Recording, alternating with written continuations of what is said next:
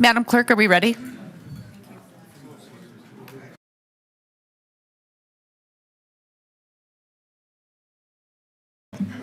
Madam Vice Mayor, we are. If you'll give me just a second, we'll get the meeting started. Okay, good morning, everyone. Thank you for being here. Welcome to the December 4th City of Reno Council meeting. We are going to start with the Pledge of Allegiance. And Mr. Gary Cecil, will you please lead us?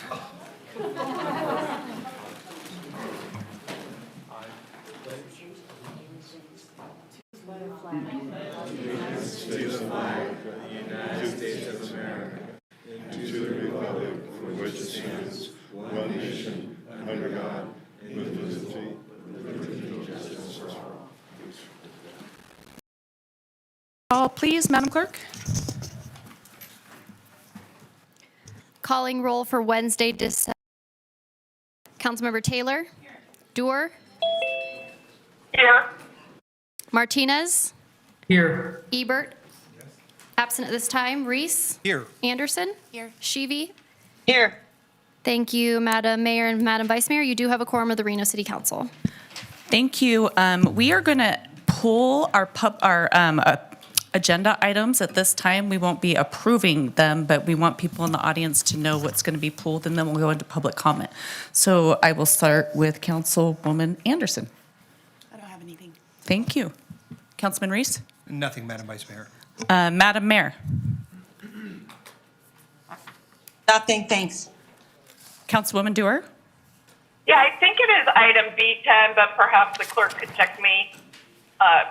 Can you confirm what that item is, Madam Clerk? Item B10 is the Wild Horse Connection. Yeah.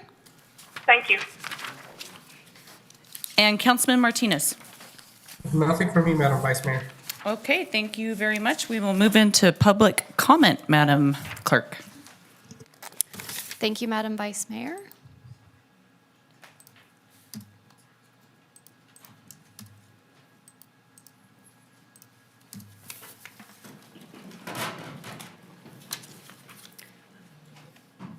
Sorry, give me just a second. My computer is still thinking.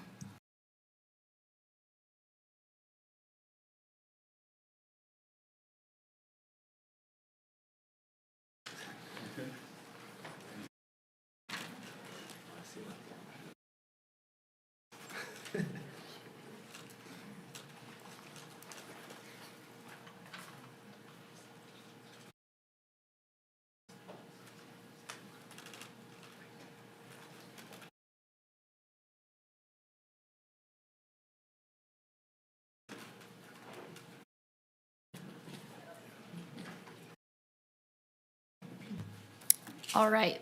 Madam Mayor, our first item today is public comment. Members of the public may hear, observe, and provide public comment virtually by registering through the following link, which can be found on reno.gov/meetings.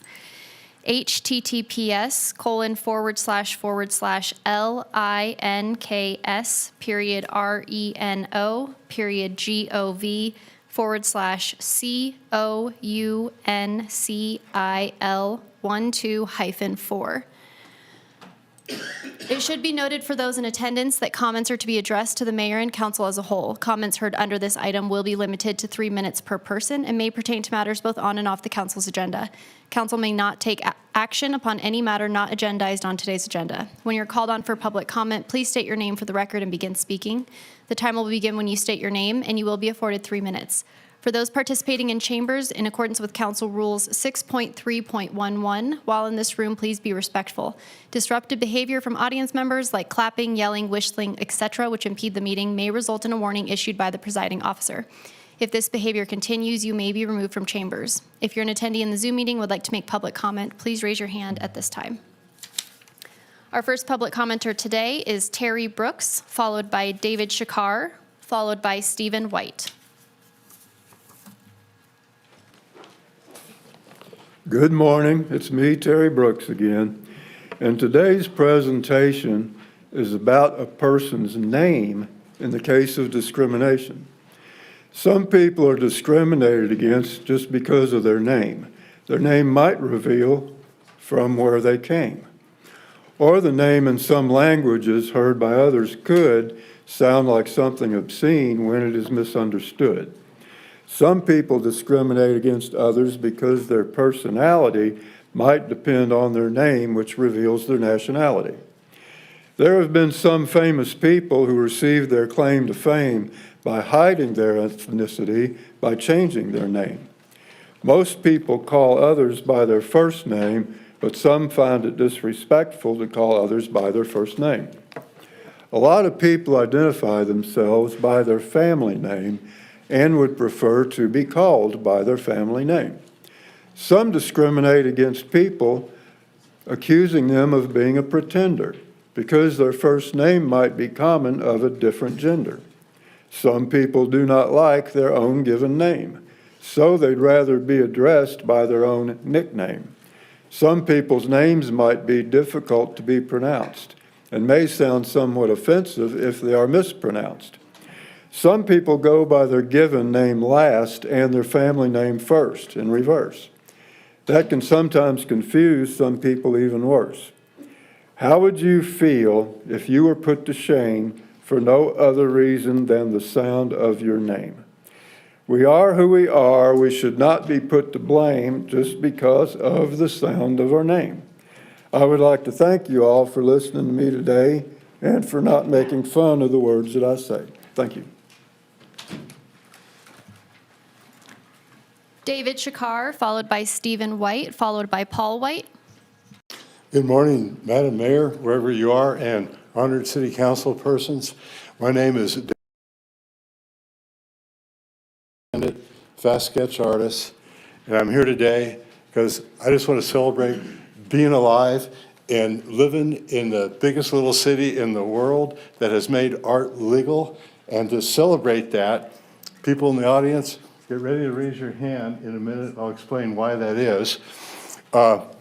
Speaking of celebrating the art, before I get into the remaining 3 minutes, go outside in the lobby and look at the art that's on the walls of Reno City employees. There's some amazing artists here. Anyway, speaking of art, what I've decided to do today is to give one brave soul a free hand-painted drawing that I'll do right now. Well, not actually right now, when I step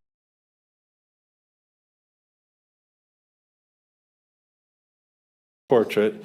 You will not miss out on seeing any of the proceedings of the city council because I'll draw you outside in the lobby, and there's a big flat screen TV where you can see the city council proceedings as you're being drawn.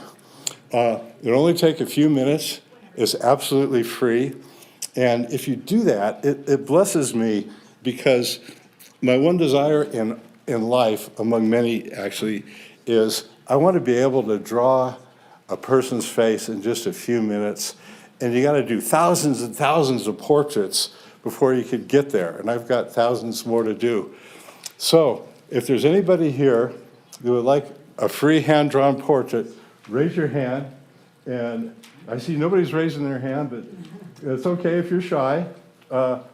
It'll only take a few minutes. You won't miss out on any of the proceedings here because you could watch the proceedings on the flat screen TV that's out here.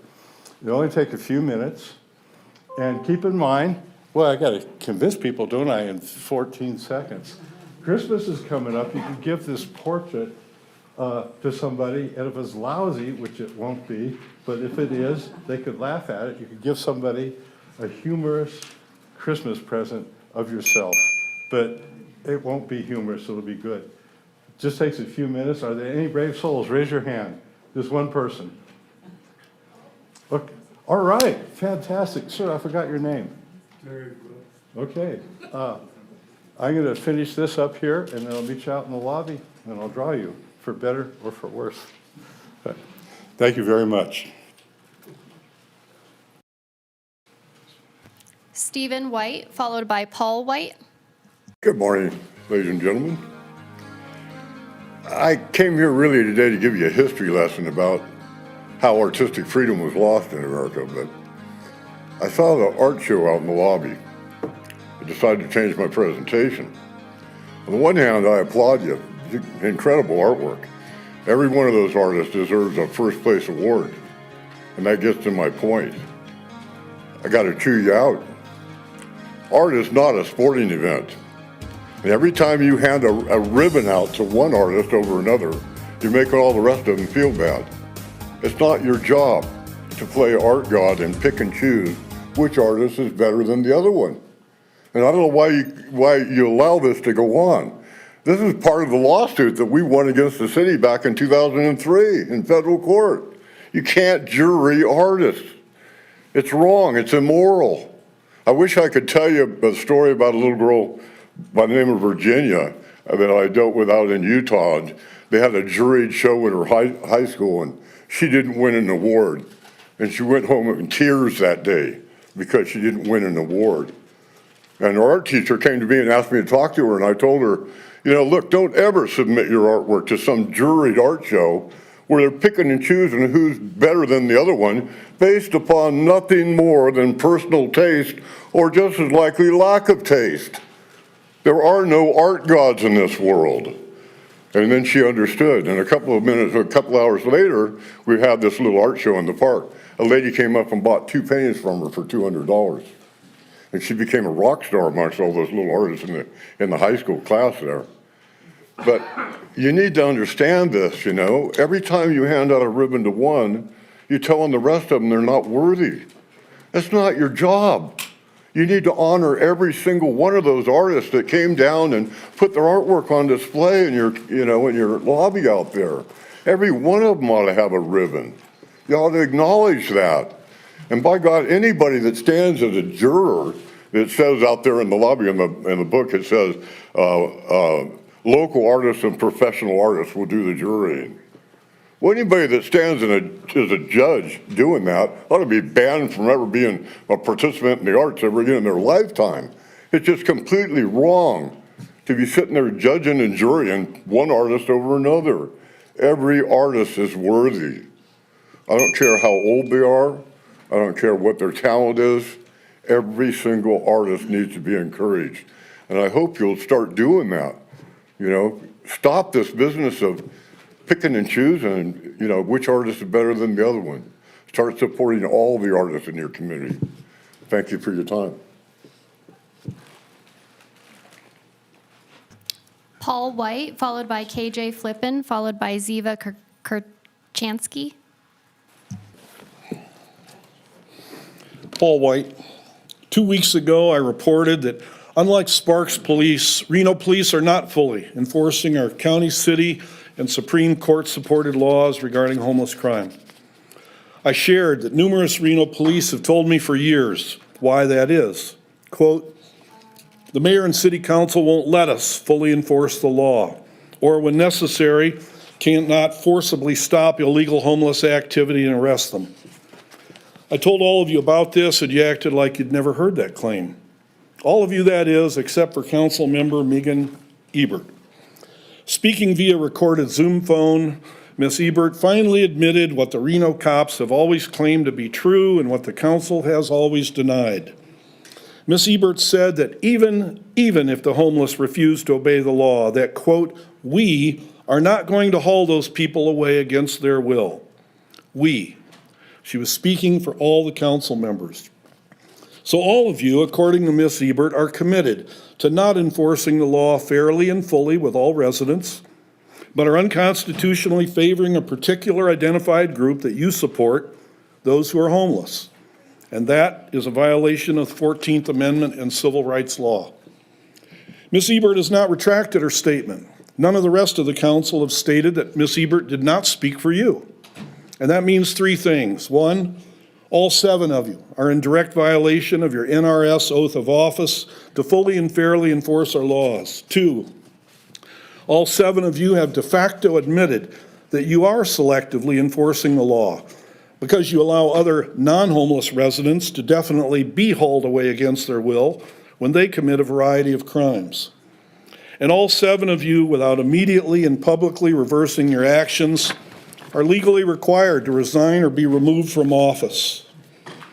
Your actions have harmed countless people, like the man who was murdered 2 weeks ago, allegedly by one of the homeless that all of you didn't want to haul away against his will. in spite of this man's many alleged prior offenses. An innocent man was murdered because all of you have made a practice of flagrantly violating civil rights law, and that's just one example of what should be a class action lawsuit by the most recent victim's family and numerous others against the city of Reno and each of you personally. Reno's being overrun by homeless crime, and all because the council has chosen arrogant personal politics in lieu of enforcing the law.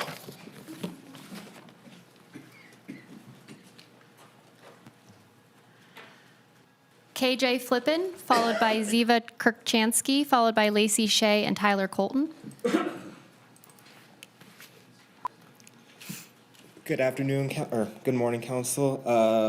We are here for the sound ordinance. I feel that it's not being clear through other businesses for outside use of music, and you guys forced us to get a outside use for music, and there's other establishments that have outside music, and I don't feel like you guys are very strict on them.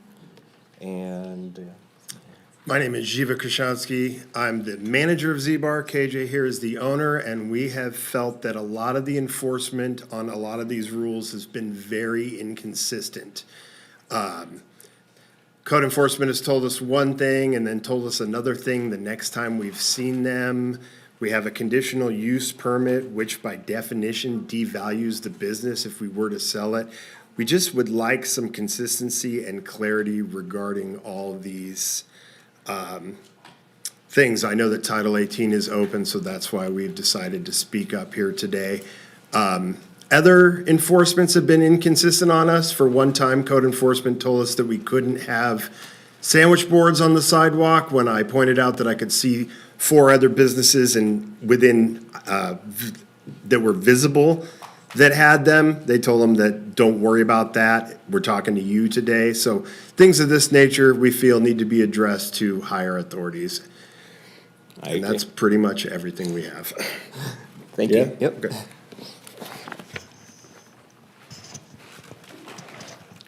Lacey Shea, followed by Tyler Colton, followed by Tim McGivney. Hi, my name is Lacey Shea. Good morning, everyone. I'm here to address the Title 18 noise ordinance. I've been behind the bar for 20 years. My family has been on the block for over 50 years doing live entertainment throughout the city. I remember my mom putting me to sleep around 9 p.m. and she'd go to work 7 days a week at 10 p.m. and go all through the night. They did live national acts at Delmar Station for over 40 years of like Whitesnake, B.B. King, Bon Jovi, anything that was coming through town they had. And they did it past, 10, 11 p.m. I understand that some residents are mad at the sound or whatnot, but we are the biggest little city that's supposed to have live entertainment going through, through the night. And as I only do DJs and, we usually only run till 2 a.m. or whatnot, but we don't have the doors open, so it's not radiating sound anywhere. But I feel like as a whole, as a community, that we need to have more entertainment, live music going throughout the night or going through the weekends. You don't want to go out on a Friday, Saturday night and be like, okay, it's 11 p.m., town's done, let's go home. But I don't know, I'm just here as a whole with our community, hoping that we can get some kind of live music entertainment zones or whatnot going. And yeah, thank you.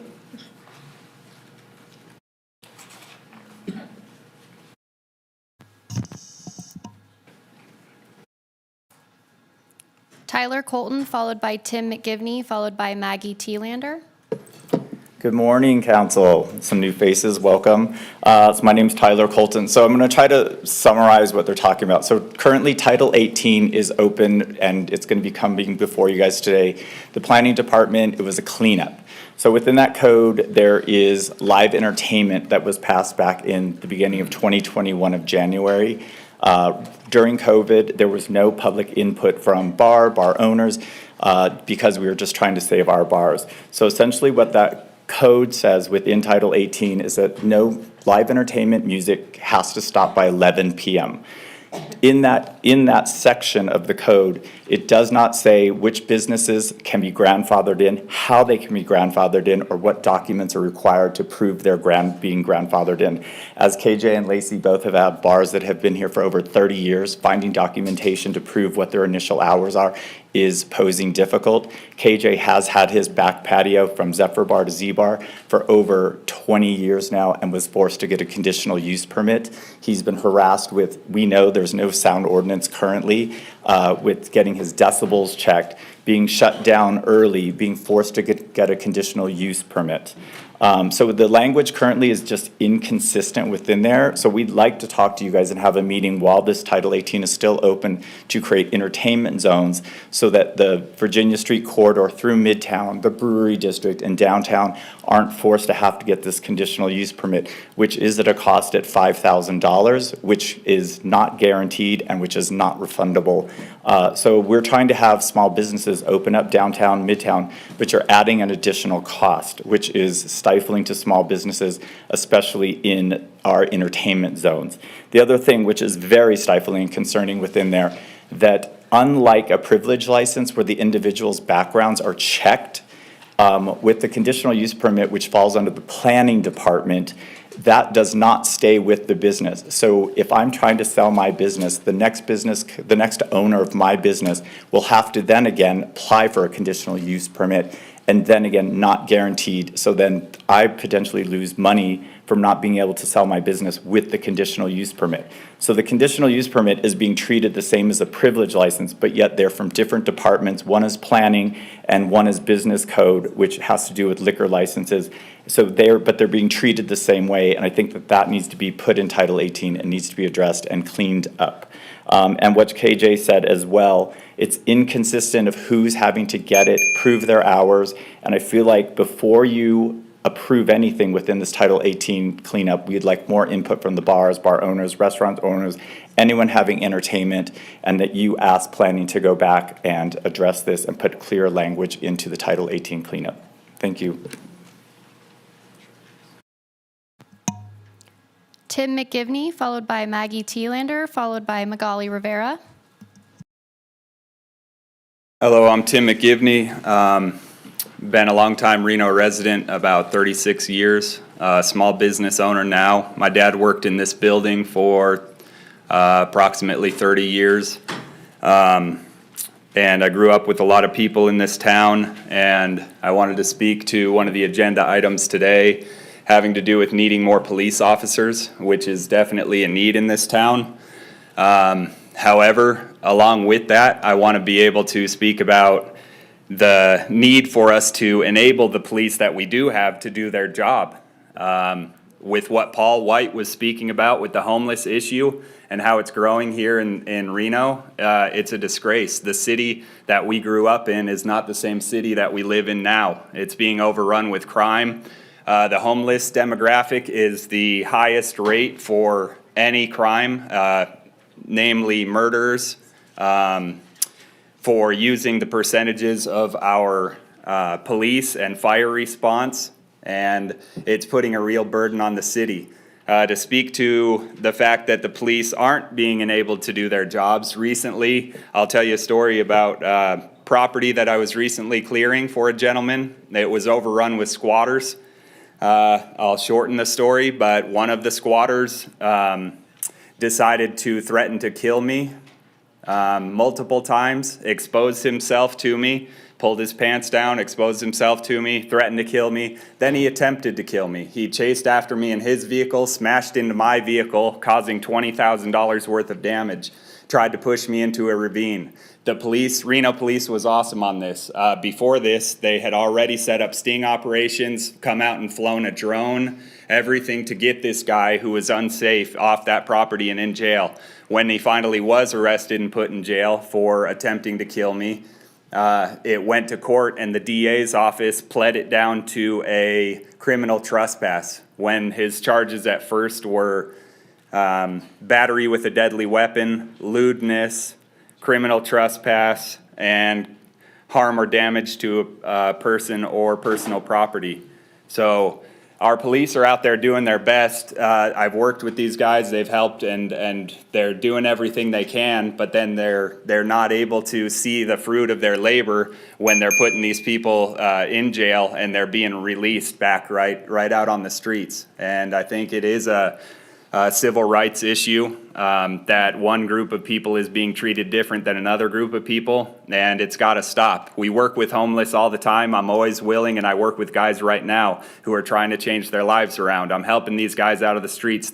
They're being put into these programs with guys who don't want to change, and it's hindering their progress and their sobriety when they're put into these shelters and they're not required to remain sober. Maggie Thielander, followed by Magali Rivera, followed by Gary Cecil. Honorable Mayor Shivi and City Council members, I am Maggie Thielander, a resident of the Montage in downtown Reno. I am here to bring attention to the ongoing issue that has become increasingly disruptive to our community, excessive noise in the downtown area. Along with my fellow residents of the Montage, Palladio, Arlington Towers, and the Belvedere, I have submitted signed petitions representing 215 concerned individuals who are deeply affected by the rising levels of noise, particularly from amplified music, large crowds, loud vehicles, including motorcycles, well into the late night and early morning hours. We respectively request the City of Reno take immediate action to address this issue by implementing more effective noise mitigation strategies. This includes ensuring regular enforcement of existing noise-related ordinances within the Reno Municipal Code. While these ordinances are in place, it is our concern they are not being consistently enforced, allowing the problem to persist and worsen. We furthermore urge the City Council to publicly acknowledge the well-documented negative impact of excessive noise has on public health and well-being. It is critical to our residents' quality of life be prioritized, as noise pollution can contribute to stress, sleep disturbances, and other health issues.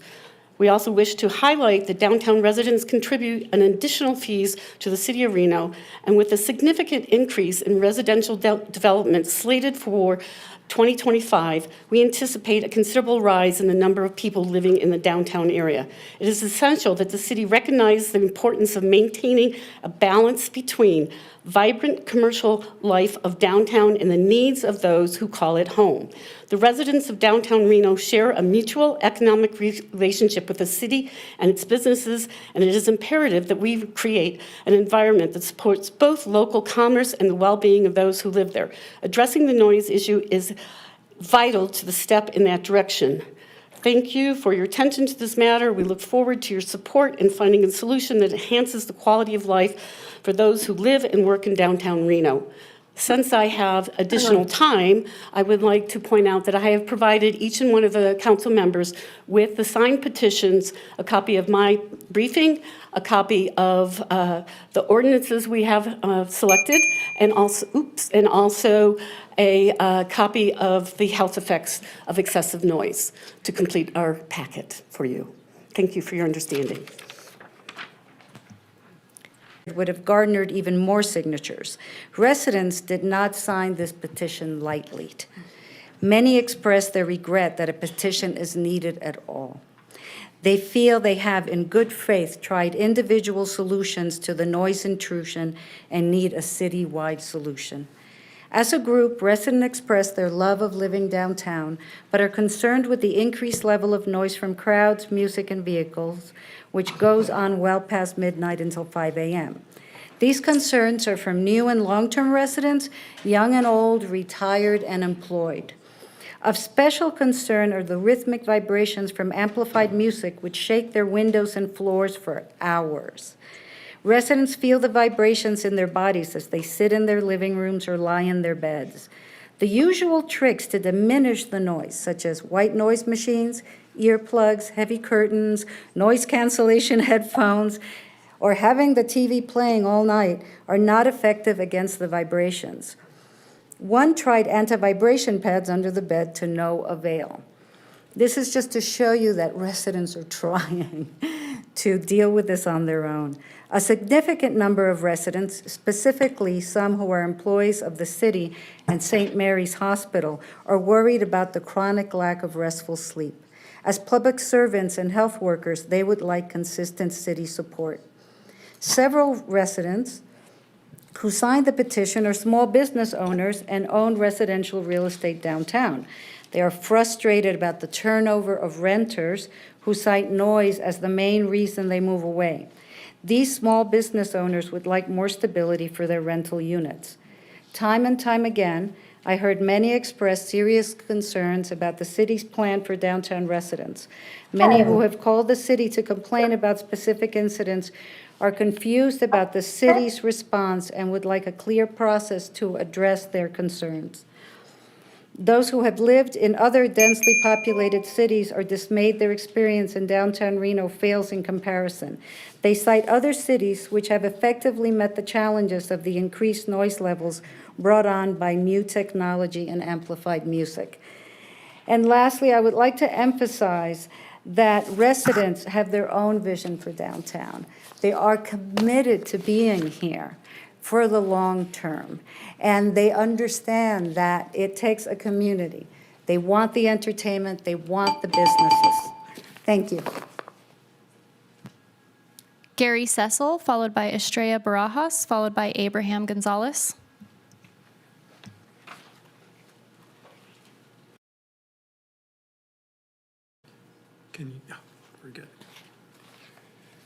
Good morning, Madam Vice Mayor, Madam Mayor, City Council members, especially Councilmember Anderson. Welcome. I hope your hectic first month is going well. For the record, my name is Gary Cecil and I'm a downtown resident.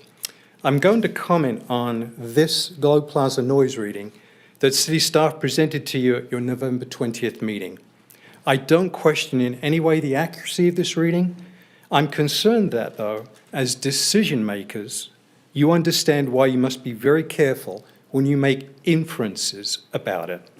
I'll use two examples to explain why you cannot use this chart to infer that the Globe Plaza is not necessarily excessively noisy. If I tell you that tomorrow's high temperature will be 30 degrees, you'd be right to infer that tomorrow's going to be cold. But if I told you it'll be 30 degrees centigrade, you'd be incorrect. That's 86 degrees Fahrenheit. Clearly, it is critically important to use the correct scale. The x-axis of this chart is labeled on what's called the A scale. Regarding excessive noise measurement, the correct scale to use is the C scale. This quotation is by a Florida law enforcement specialist referencing a paper written by a U.S. Department of Justice attorney to the International Municipal Lawyers Association. Quote, "The C-scale weighting system allows the sound meter to pick up low frequencies. These are the intrusive subwoofer type of bass sounds that can penetrate structures and result in physical sensation. This type of bass is not readable using the A scale."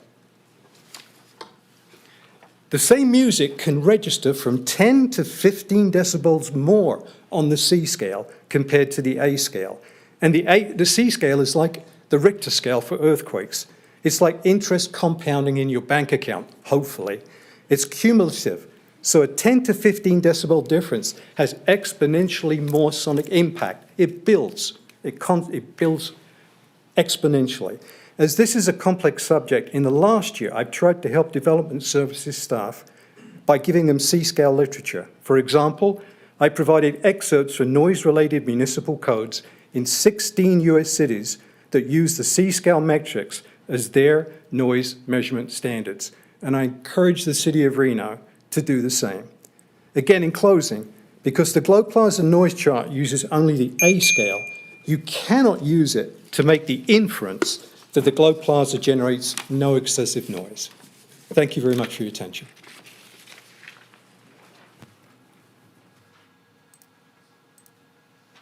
Estrella Barajas, followed by Abraham Gonzalez, followed by Deanna Kirk.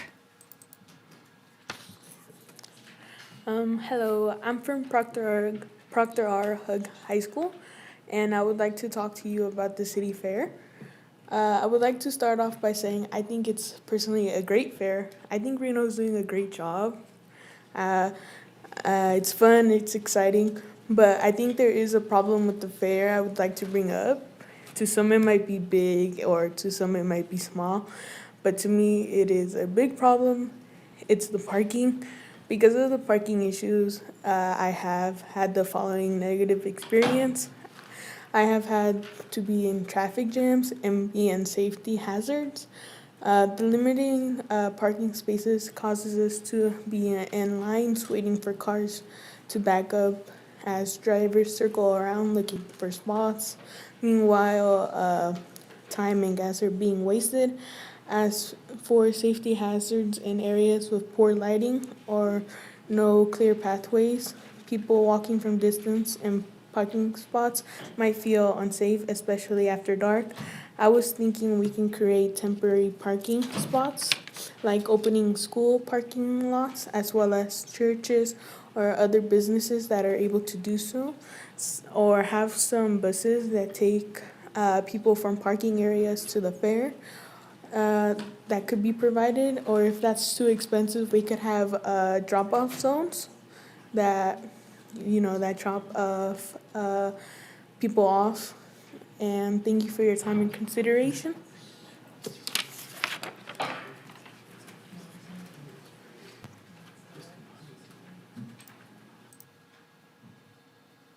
Abraham Gonzalez, followed by Deanna Kirk, followed by Bradley Carlson. Hi, my name is Abraham Gonzalez. I'm also from Proctor R. Hug, and I wanted to talk about the lack of adequate DMV services in Nevada. My issue is we need to open a second DMV or open the old DMV on Galati Way. Residents face overwhelming wait times, inefficiency, and lack of accessibility when attempting to complete necessary tasks, such as obtaining permits or renewing licenses. The issue affects countless individuals in the Reno area, creating unnecessary burdens. When I was younger, I would remember going to the DMV with my mom, and the experience was frustrating. We would arrive early and find the place packed with people, and it would take hours to get out of there. Now that I'm older, I also have to deal with that, as I had to get my driving permit. I spent 5 hours at the DMV for something as simple as a driving permit. The inefficiency of the DMV does not only affect our schedules, it affects, For many, the DMV is far away or too difficult to access. It limits people's ability to work, attend school, and handle everyday tasks such as running errands. It also delays important matters like renewing one's driver's license, which is crucial for maintaining one's right to legally drive. Furthermore, the wait times can discourage people from getting their right to drive legally and affects road safety, as we could have unsafe drivers without a license. In terms of safety, the people have to wait longer for services and are more likely to drive without valid licenses or permits. My proposal is to either open a second DMV location or reopen the one on Galati Way. Currently, the nearest DMV to many Reno residents is the Double Diamond DMV, which is located far from the city center and inconveniently located for many working families. It's more convenient for the wealthier individuals living in South Reno, which is not a solution for the broader community. Having two DMV locations, one closer to the city center, would alleviate congestion at the current site and provide greater access to the services all residents need. Thank you for your time. Deanna Kirk, followed by Bradley Carlson, followed by Edgar Estrada. Good morning. My name is Dina Kirk, and I'm the Nevada Operations Coordinator for American Wild Horse Conservation and Liaison for Wild Horse Connection. Over the last couple of months, Phase 1 of the South Reno fencing project has begun. Phase 2 is coming, we hope, very soon. But we need to close that loop, and we need to make it a complete fence. The horses need to stay out. Just yesterday, in the early dark morning hours, 2 vehicles were involved in a horse strike on Veterans Parkway. We cannot wait. We cannot leave the fence incomplete. We cannot wait to see if the NDA is someday going to be able to meet our fence, and we don't know how far into the future that might be. The project for them is not even on the NEPA register yet. Wild Horse Connection conducted a community fundraiser and will be contributing $15,000 toward the funding of the fence. There are other funding sources coming into this final stretch, but the project is still short $30,000. With all of the work, all of the funding, all of the collaboration between agencies and citizens and private landowners, please help close that $30,000 gap with ARPA funding or any other funding that you can find. Without this funding, the fence will not be complete, and we will be exactly where we were when we started, with horses on the roadways and the lives of our community members at risk. It does not matter how big of a bucket you have if there's a hole at the bottom, and you certainly cannot blame the water for leaking out. Our community is begging you to plug that hole. We are begging you to please close this fence and provide the funding that is needed for that. Thank you. Bradley Carlson, followed by Edgar Estrada, followed by Brianna Almanza. Good morning, Madam Mayor, City Council. I'm Bradley Carlson. I'm a commissioner on the City of Reno's Historical Resources Commission.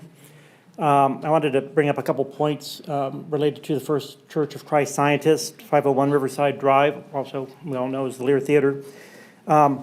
We're already aware, and it's later on the agenda today, D6, that the ARPA funds that were earmarked for security and landscaping, there were no responses to the RFP that was issued. So those funds are being reallocated on the agenda today. The Historical Resources Commission has received the historic structure report that was commissioned, and step one of that report deals with building stabilization, which is basically getting the building stabilized so we don't lose it or deteriorate any further. And then step two is public use options. I would like to request or bring to your attention today that in looking at the budget, that funding be set aside to pursue grants and look at next steps, which would be a public survey of what the community needs and what would be an effective use of the building, a venue analysis of what's available in the city and what would be an effective use of this building. We want this building to be successful, so these would be what I'm requesting or suggesting is that funds be allocated, whether they come out of the ARPA funds that were left or other city funding sources. But there's already, consider too that about $200,000 to $250,000 will need to be set aside for the building stabilization part, which is in addition to what I'm suggesting today for a public survey and venue analysis. That would be additional funds. And I'd like to see the process assure the success of the building, the work in the community, and so we can start on the next step of pursuing grants and pursuing these next steps. Thank you. Edgar Estrada, followed by Brianna Almanza. Good morning, members of the Reno City Council. My name is Edgar Estrada. I am a current student at Proctor Hug High School. Today, I would like to talk to you about infrastructure. Because of infrastructure, I have seen the following negative experience. Poorly designed or overburdened transportation system, such as roads, highways, and public transit, leading to traffic jams or longer commute times and overcrowding. My suggestions to improve infrastructure is to keep sidewalks and crosswalks visible and painted, and keeping all signs visible from objects in the way. And if there was a possible way to, in the later night, if there was a possible way to keep pedestrians visible at a later night. Thank you.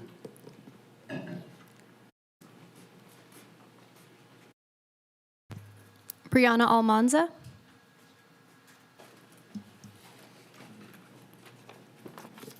Good morning, members of the City Council. My name is Brianna Almanza. Today I would like to talk to you about the homeless population. I am currently a senior at Hug High School and have spent many of my Sundays participating in the Reno Burrito Project, giving out to those in need. This has impacted me significantly. In Reno, there is over 2,000 people without shelter. Most of them had taken sanctuary all around downtown Reno by the bus stations or near the parks. A huge reason for this is the lack of affordable housing. You see multiple new buildings being built to bring in other people from different states, but nothing being done for hygiene and safety of these people and us. Many of these can be dangerous because of the drugs that they use. Due to some of this, us can enjoy our time near the parks or have uncomfortable encounters with them. Many of them also have kind hearts that want to do better for themselves. Reno should create a bigger program where they send many to rehab or create buildings that aren't being used into shelter for them instead of trying to make Reno's population bigger. For example, all the empty lots that are around Reno or like Upper Sun Valley or parts like that, those could be created into centers for them. As well as like the shelter capacity is a huge problem. They get really full and I feel like there's just not enough like space for them. And if Reno like comes together as a community to make a bigger effort to help with this being done, it will also decrease like the countless of deaths that are around and then create a safer environment and a more clean, safe space. Thank you for your time.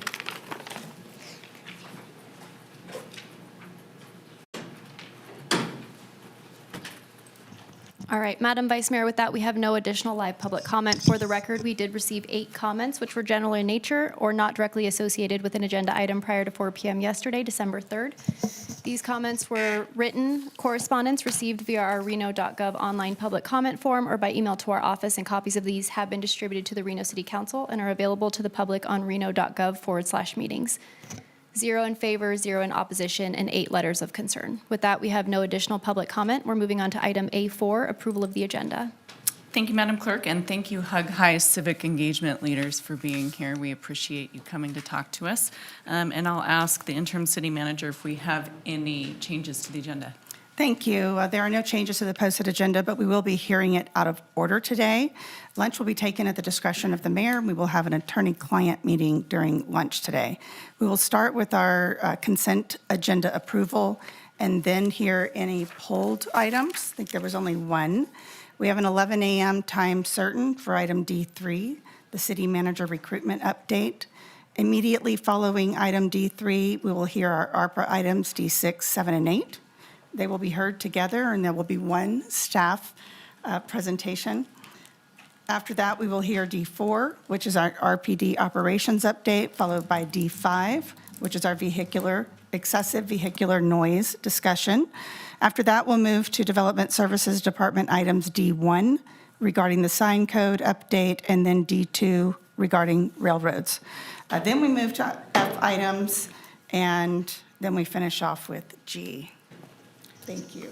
Thank you, interim city manager. And with that, I'm looking for a motion. Madam Vice Mayor, quickly before the motion, did you say the pulled consent item would be when?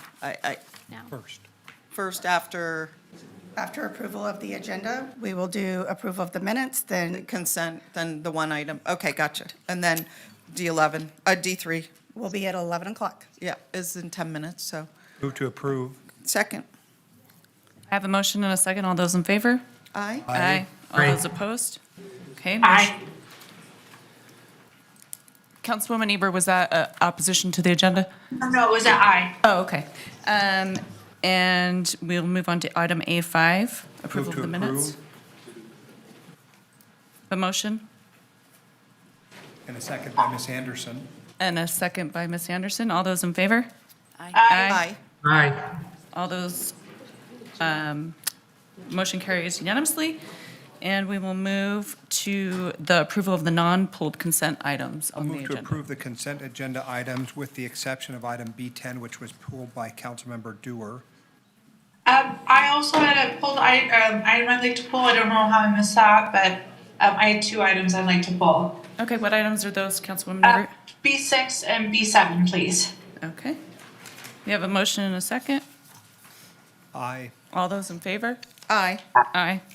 All those opposed? Motion carries, and we will start with item B6, B7, and then B10. I was just looking for a presentation on B6, and then I might have a few questions.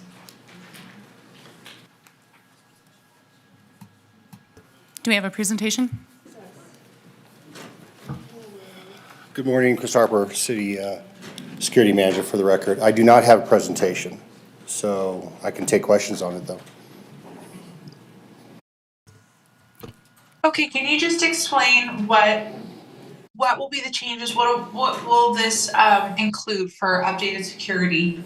Can you just kind of outline what this will include, please? Sure, absolutely. So for a period of approximately 60 days, we're going to have 2 additional security officers that are going to be on patrol 8 hours a day, 7 days a week in our Believe Plaza. Okay. And will they be coordinating with any City of Reno services, resources like DRP, RPD, and any other services available, and what will that look like? Sure. So currently, security already coordinates with the Clean and Safe team, which has all of those resources. So all of our officers are familiar with those resources and can give out referrals to all those resources. In addition, we already work very closely with RPD on all matters of city security. Okay. Will there be any kind of communication with DRP to help move people into services if needed? I don't know if I can answer that question. Okay. All right. And I don't believe we have any kind of anti-loitering laws or anything like that. So will security just be kind of patrolling the area? And what does patrol mean in that context? So they'll be on foot patrol in a 2-man team, and they will be assisting people that are in that area. They get a lot of questions from the public, so they'll be engaging the public in answering those questions, and they'll also be enforcing the Reno municipal codes. If they see violations of those, they will address those, and then if the people still do not want to adhere to our municipal codes, we contact the Reno Police Department, who then comes and addresses those individuals. Okay. So if people are not violating municipal codes, they'll just, be allowed to congregate there. But if they're violating municipal codes, they'll be contacted by the new security. Is that accurate? That's very accurate, absolutely. Okay. And since they're not exactly law enforcement, what kind of, interaction is that with people that are violating, Reno law? So most of the times, the officers will approach the subjects. If it's an open container, they'll tell them that they're not allowed to have open containers of alcohol in the park, and they'll give them the option of either throwing that beverage away, concealing that option, or leaving the park. If they do not want to put that object away or throw it away, and they refuse to leave the park, they'll contact the Reno City Police Department, and Reno City will come down and cite those individuals. Okay. So there will be enforcement of the law downtown if people are violating the law. Absolutely. Okay.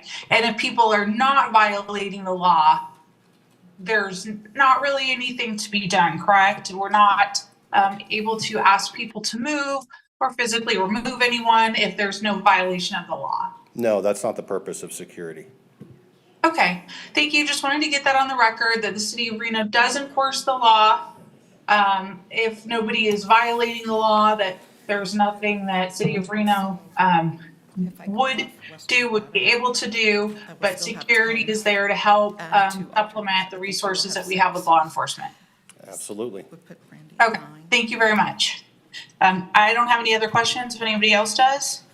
Does anybody have any questions? Madam Mayor. For pulling this item, Councilwoman Ebert. Appreciate it. Let me ask you, what is the coordination with the Reno Police Department? I was hoping that Mr. White was still here today.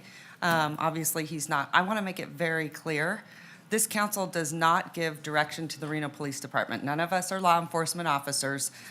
We don't do that. If you read the charter, it's very, very specific. I also would say if anyone's breaking the law, they should be held accountable to the letter of the law. So I want to know, though, the coordination between your departments and the Reno Police Department. And, how can we be supportive in any way possible? I also want to make it very clear that this council and obviously we've had turnover on council, but this council has funded our Reno Police Department every single year. We back the blue. I believe nobody's business. I think we have an incredible department. We want to be supportive. So I want to know what your coordination is with them as well, because we have had some challenges out front. So can you kind of speak to that, what that relationship looks like and how you coordinate with them? Sure, absolutely. So the security department for the city has a different mission than the Reno Police Department. Our mission is to protect city property and people that are on city property. So we do that by a myriad of different ways. We do that by vehicle patrolling. We do that by foot patrol. We see our officers out here in the lobby that are interacting with members of the public, giving them information. And we'll continue to do so now with, hopefully with the council approval, with 2 more members in our Believe Plaza. So our coordination really is dispatch to dispatch. So the Reno Security Department has its own dispatch center located here in the garage. And so our dispatchers are in contact with the dispatchers for the police department and REMSA and fire and anything else like that. For instance, we had that incident happen out here. They were able to call emergency services because we had it on videotape. So we also use the video surveillance system to maintain order in our park across the street and also in City Hall. Okay. Is there a way to coordinate? I think that you should have sort of a direct officer contact of who that, I'm not sure who that should be at the Reno Police Department. I have a direct officer contact, You yes. do? And Okay. so is my lieutenant. Okay. And then I wanna make sure. We also, Madam Mayor, we have daily contact with the officers that do, from the Reno Police Department that are on patrol. Okay. They come in and contact our security officers all the time. They're in constant contact with them. Okay, thank you. That's what I wanted to know. Yep. All right. Nothing else? Okay, are we looking for a motion? Councilwoman Ebert? I just have, one last thing real quick, if I get another minute. I just wanted to say thank you for the security guards and the coordination with law enforcement. I know it's a difficult job, and I know that there's selective quotes out there that leave out the part about, there's things that are illegal and things that are not, but when it comes to things that are illegal, there is enforcement of the law, and all of council and the mayor supports that and supports law enforcement. So thank you for taking the time to answer my questions. I appreciate it. Yeah. Absolutely. I do want to tell you, the security that we have here have been tremendous, and we have some of these officers that have been here for many, many, many years. They're kind, they're respectful to everyone that comes through the door, so you should be proud of them. They deserve kudos. Thank you very much for that. Councilwoman Ebert, okay. Motion to approve? I'll second. Motion and a second. Any discussion? All those in favor? Aye. Aye. All those opposed? Motion carries unanimously. We have an 11 o'clock time certain, but Councilwoman Ebert, you pulled B7. Yeah, I just wanted a quick presentation and just a couple questions probably. I don't think it'll be long. Okay. We have Chief Nance for questions and presentation. Chief Nance for item number B7. For the record, I do not have a presentation on this item, but I'm happy to answer any questions you may have. Okay. One sec here. Hold on, let me get my notes. So can you just kind of go over what this grant is, how it gets distributed to the other agencies, and what's the difference between how City of Reno gets the funds and how County and Sparks gets it? Like, what's the difference there? And, why is the City of Reno receiving the funds and distributing it? If you can just kind of give me a high level review of how that works. Yes, I absolutely can. This is the JAG grant. It's a regularly reoccurring grant that we are offered federally. It is applied throughout our region. So the 3 agencies, ourselves, Reno PD, Sparks, and Washoe County, each are participants in the grant. Reno PD manages that grant. And then we distribute the funds to the other agencies. This year, Reno PD will be using the funds to support our law enforcement training, electric assist bicycles for our downtown team, and supplies and software for the real-time information center. And that's what our portion of the grant is used for. Each of the other agencies have all applied for their own pieces of this grant. We will then give them their part, and we are the grant managers. Okay, so does City of Reno Police Department have somebody on staff that applies for this grant, or is this something that just gets distributed annually to municipalities, law enforcement, or is there a reason why it comes to us and then we distribute it? Yes, we have a grant manager that applies for and manages the grant. Okay, does Washoe County or Sparks contribute any funding for that type of work effort that gets put into applying for this kind of grant? No.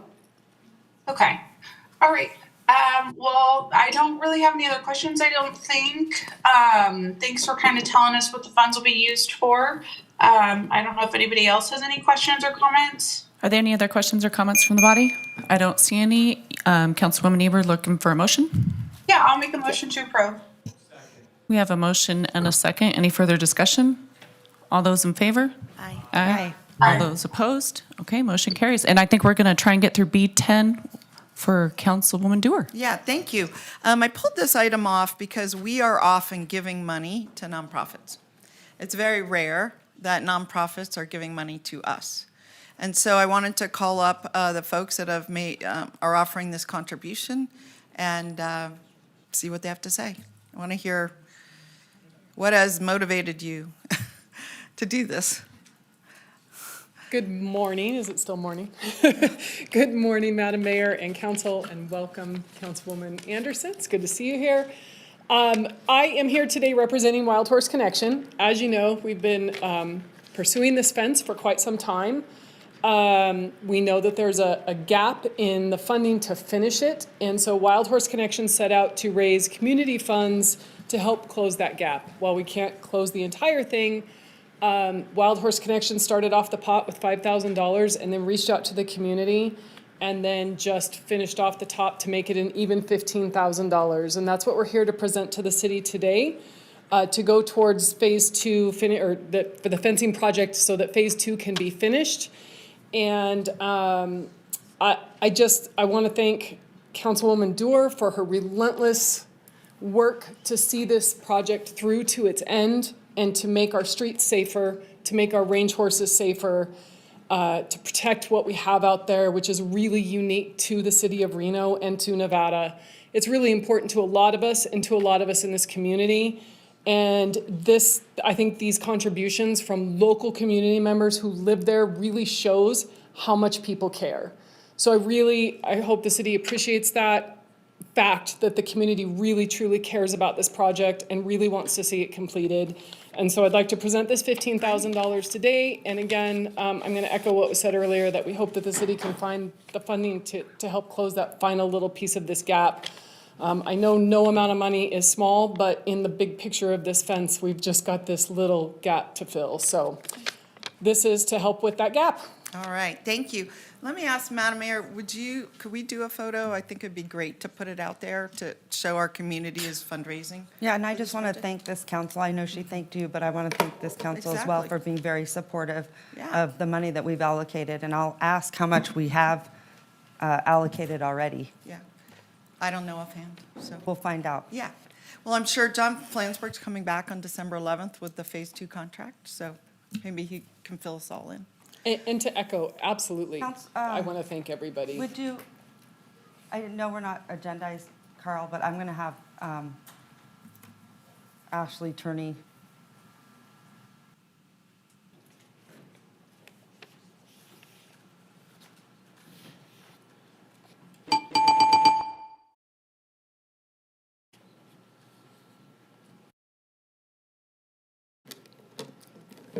Microphone. Hi, Madam Mayor. Ashley Turney, Assistant City Manager for the record. My understanding is the fence cost is estimated to come in at about $1.225 million. 1.2, okay. Correct, All yes. right. At this time, All right. do you want Thank to know you. other allocations? No, I just want to say thank you to Tracy and Wild Horse Connection for your advocacy and for your contribution of, how much was it? Thank you. I appreciate it because I know it's hard to get it all together. Thank In the you. community, I mean, I'm out there every day with them. Unfortunately, the majority of the community doesn't come to city council. They're not involved.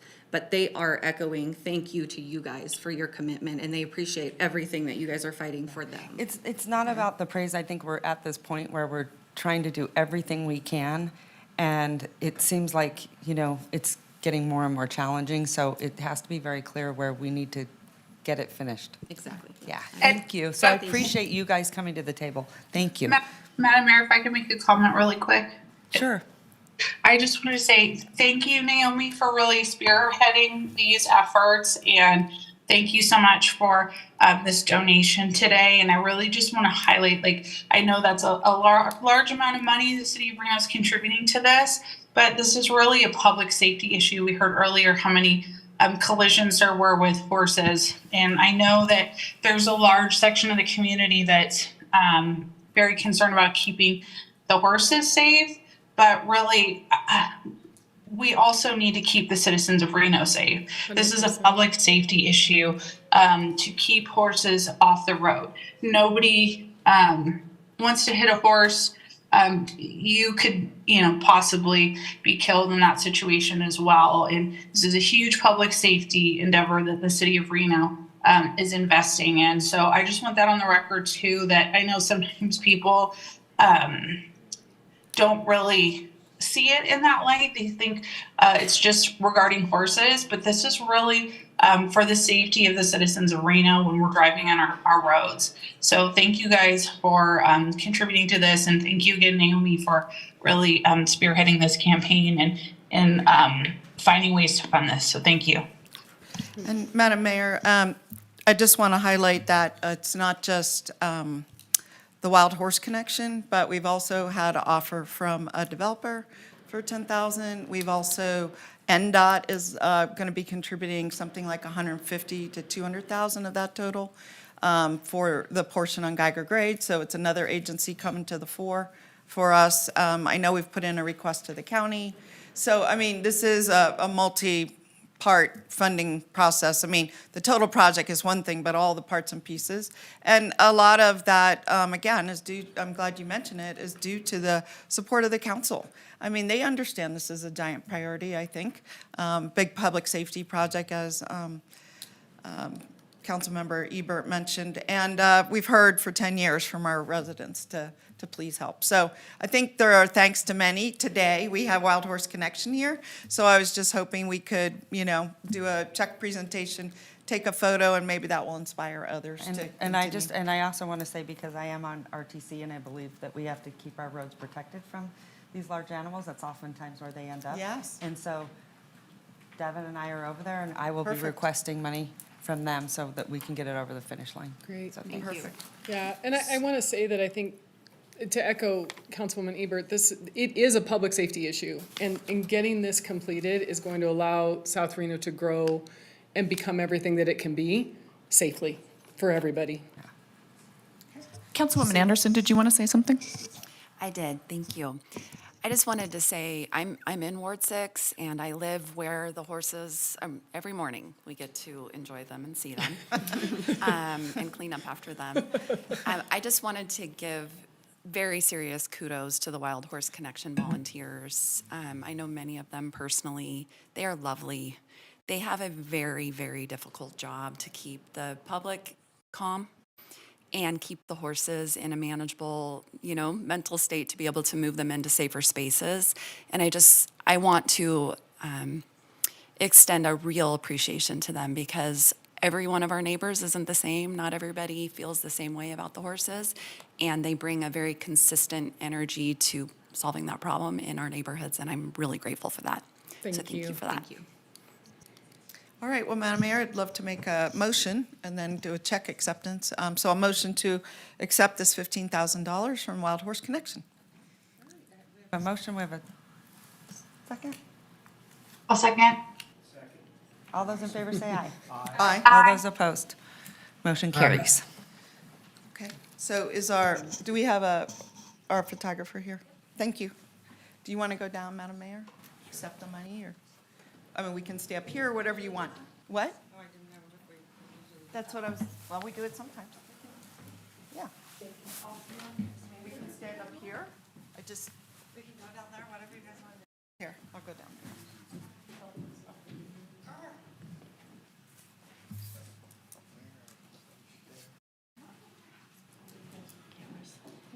Just directing.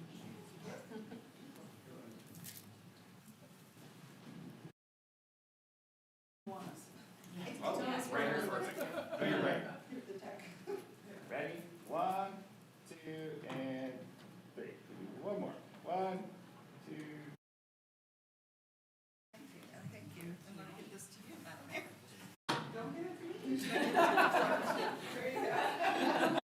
Thank you.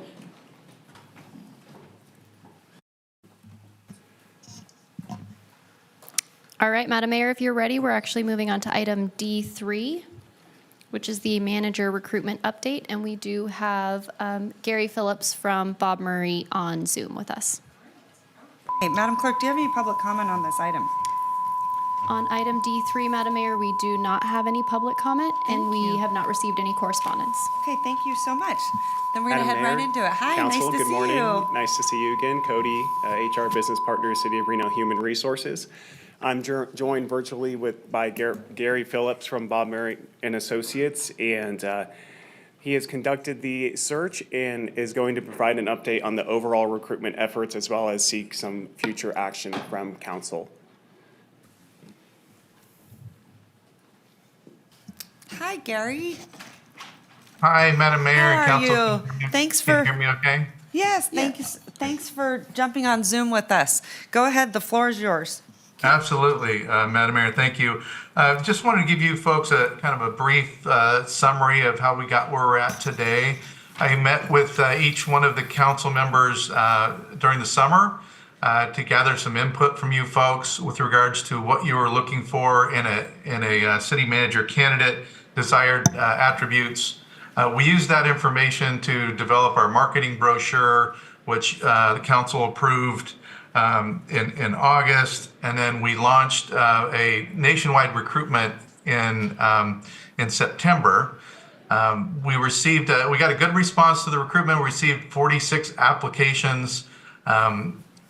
Of those, there were 10 folks that met minimum qualifications, and I did preliminary interviews with those 10.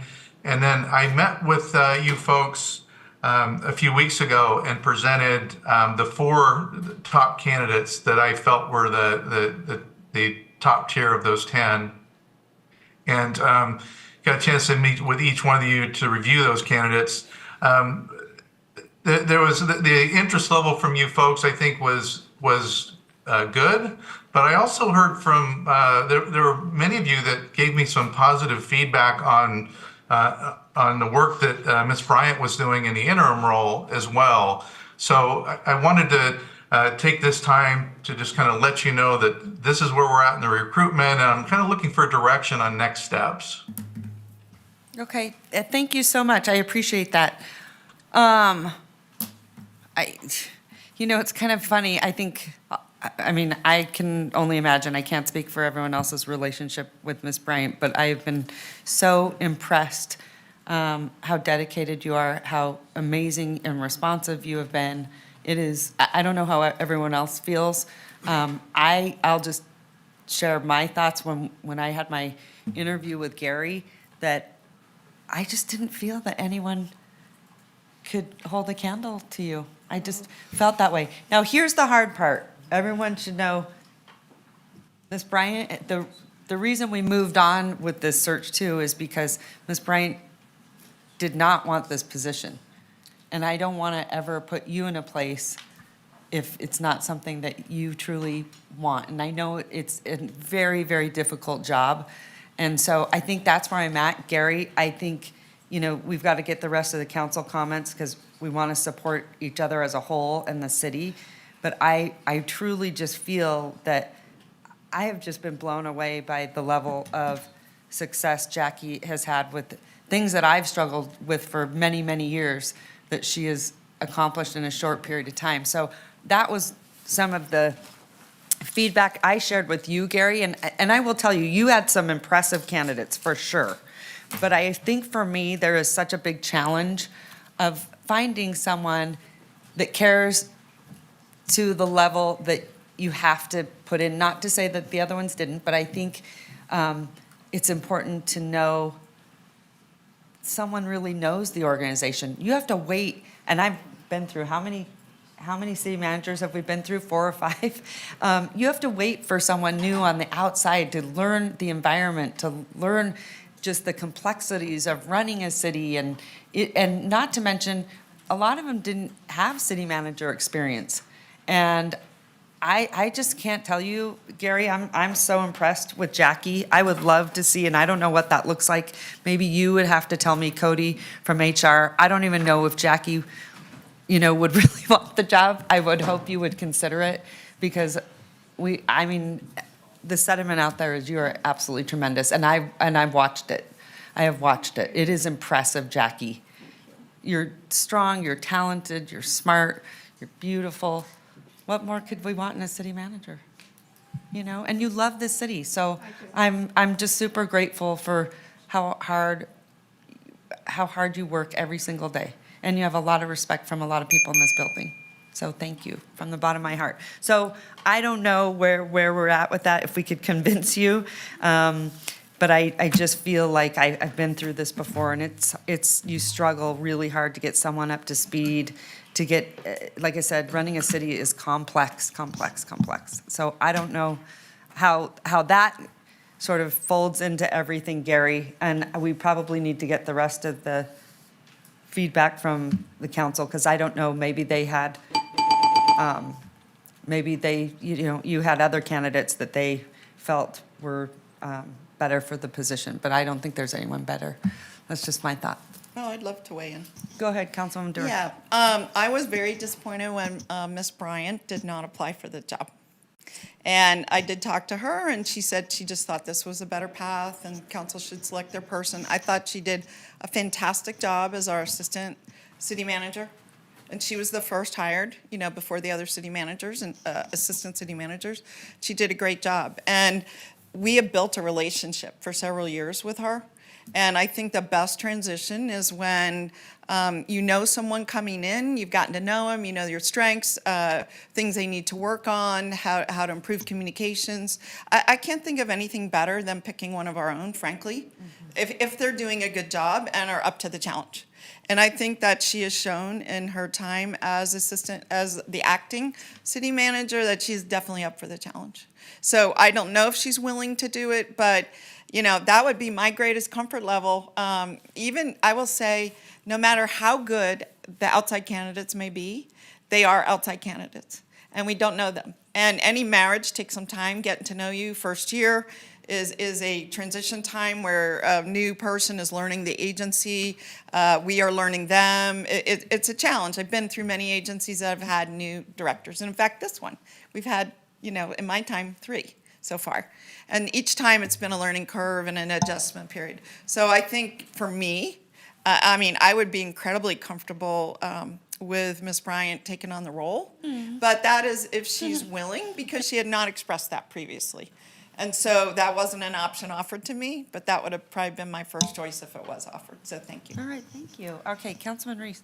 Madam Mayor, thank you so much. I echo many of both of your sentiments, and of course, because we operate in this public sphere and we're having to react in real time, I suppose for me, what I would say is a couple of things. One is, I think Bob Murray and Associates did an outstanding recruitment. That's sort of the first thing I would say, meaning they really got to know what we were looking for. They put in the work. And there were some impressive candidates in the pool. And I really want to commend the work that was done in the recruitment process to get us to where we are today. Where we go from here now is another question. The second thing is I often think in life that sometimes the person who does not come right out and say, I want it, and in fact I don't, may be the sleeper candidate in life. Meaning, I suppose what I would say we do going forward is take a pause in the recruitment process for however long we have, which is not very long, and perhaps you will have the opportunity to sit with Ms. Bryant and see what the interest level is there, because I of course, think all of our employees are really talented, but in particular, Ms. Bryant has been a gem and a star since day one at starting at this the city. Came over from a different kind of entity when coming over from the courts, a different kind of staff and a different model, but has really helped this organization in many ways in different areas. I think, too, that any manager is successful when they also surround themselves with other strong and capable managers. And so we've got some really good people in key parts of the city that are helping to make the organization successful writ large. And I know that Ms. Bryant is very quick to always give others credit and never takes credit for her own stamp. So I'll just say I am, of course, very interested and believe, given where we are in this process of recruitment, that taking a moment to pause and ask ourselves if we really do have the right person already here would be great for me. That is my preference to do. Yeah. And so, interested to see where the conversation might go. Thank you, I appreciate it. And I'm glad you actually, I was really impressed with Gary because he, a lot of recruiters, they sort of, they have their candidates and they have their reasons why that is. And he said after a lot of feedback, he goes, there's a lot of high praise and respect for Miss Bryant. And I was blown away with his level of,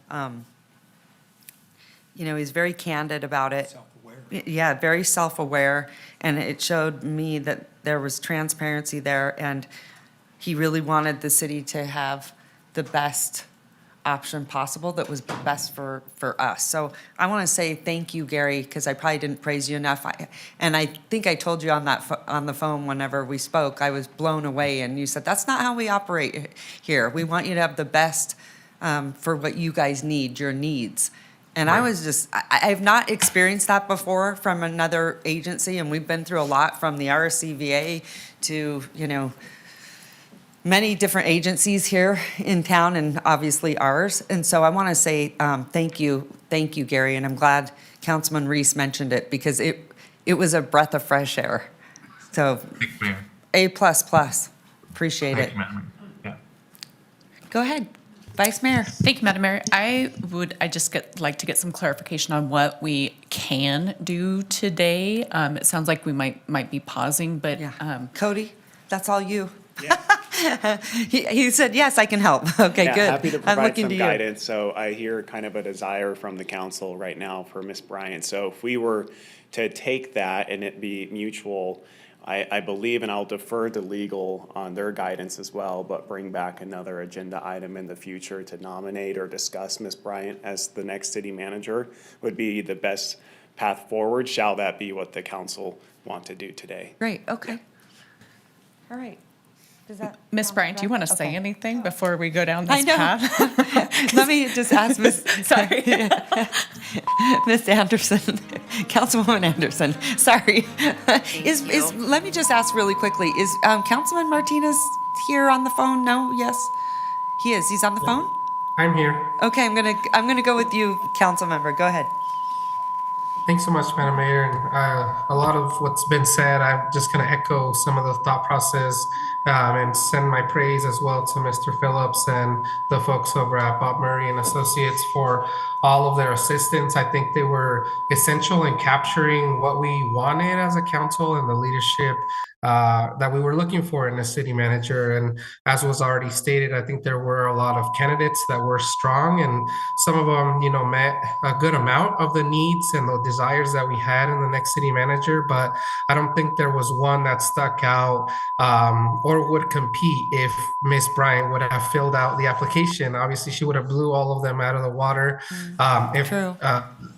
Miss Bryant, if she would have been in the process. And so I agree that she has done a great job being the interim city manager. And if she's willing to consider stepping into this role in a full-time permanent position, then be happy to consider that moving forward. And so just appreciative of the council sharing their thoughts and for all of the assistance that the interim city manager, Bryant, has given me in this time and the assistance that she's provided me throughout the way in her leadership. So I think, Mr. Phillips, you've done a great job again of capturing that and making sure that you brought us some candidates. But looking at the organization overall, I do think that, if Mrs. Bryan or Jackie Bryan were to interim city manager, Brian, were to consider the option, then I'd love to continue that conversation. But since I haven't had that with her directly, I'd love to hear her thoughts on that. Thank you so much for the time. Thank you so much. Okay, Councilwoman Anderson, go ahead. And then I'll go, I'm going this way, and then we'll go back around. I think Ms. Ebert was. Okay. Yes, she'll go next. All right, Go so ahead. this was my very first city meeting that I took was with you, Gary, on a Saturday. And I wanted to just point out how specifically you listened to what this council requested in the request, not only about items that are unique in Nevada, items that are unique with our property tax structure and the industries that really drive us here. I'm not going to waste everybody's time by repeating most of the things that you have all shared. Jackie, I don't have the same background with you to be able to sing your praises. All I can say is that the way that you have handled onboarding me, I think has been brilliant. And if that is how you operate at the city level, managing the rest of us and what it takes to, drive the city, I am full support of whatever you consider. And I'm looking forward to hearing those thoughts. All right, Councilwoman Ebert. Yeah, again, broken record. Interim manager Bryant has done an incredible job. I mean, she's really built a great relationship with me. She's been incredibly responsive to issues that have come up in my ward and really worked hard to find solutions. Just incredibly responsive. Great communication style with me. So I would love to see her stay in that position. Again, this is, we can't make her. She's going to do it or want to do it. But there was one candidate that had some experience with university expansion, I believe. I was curious if there's a way to add someone to our team but keep Jackie as the manager. Like, would it be possible to add an assistant manager to kind of help with some other goals the city has, like with redevelopment and things like that? We're trying to explore that and expand that. Would it be possible to bring someone on, under Manager Bryant? Is that even an option? Maybe that's a question for HR. But I think that Jackie does have an incredible relationship, at least with me. Can't speak for other council members, but it sounds like it's going great, and with staff. And she's been just an incredible guide for me and resource for me. So I think she's absolutely wonderful. But I'm just curious if we can actually add to this team, if that's an option, or if any other council members have that kind of desire, just because we are, like I said, kind of dipping our toe into redevelopment issues or processes. So I just wanted to kind of throw that out there as a possibility. But I'm also really hoping that Jackie will decide to do this. If she doesn't, I also want the candidates to know that they're awesome too. Please don't think that we don't think your experience is incredible. If Jackie says, no, thank you, I don't want this, you guys are also really awesome candidates. But we just, have a great relationship with interim manager Bryant. So it's not to say that this is anything against anybody that's applied. If Jackie is not interested and we appoint someone else, I don't want them to feel like they're stepping into a position where they won't be appreciated. So those are my comments. Thank you. All right, thank you. I think there's a good point there. Jackie, you're probably a little surprised. Honestly, I don't think that we ever thought we would be here, because we had heard you loud and clear that you didn't want to, move into that role.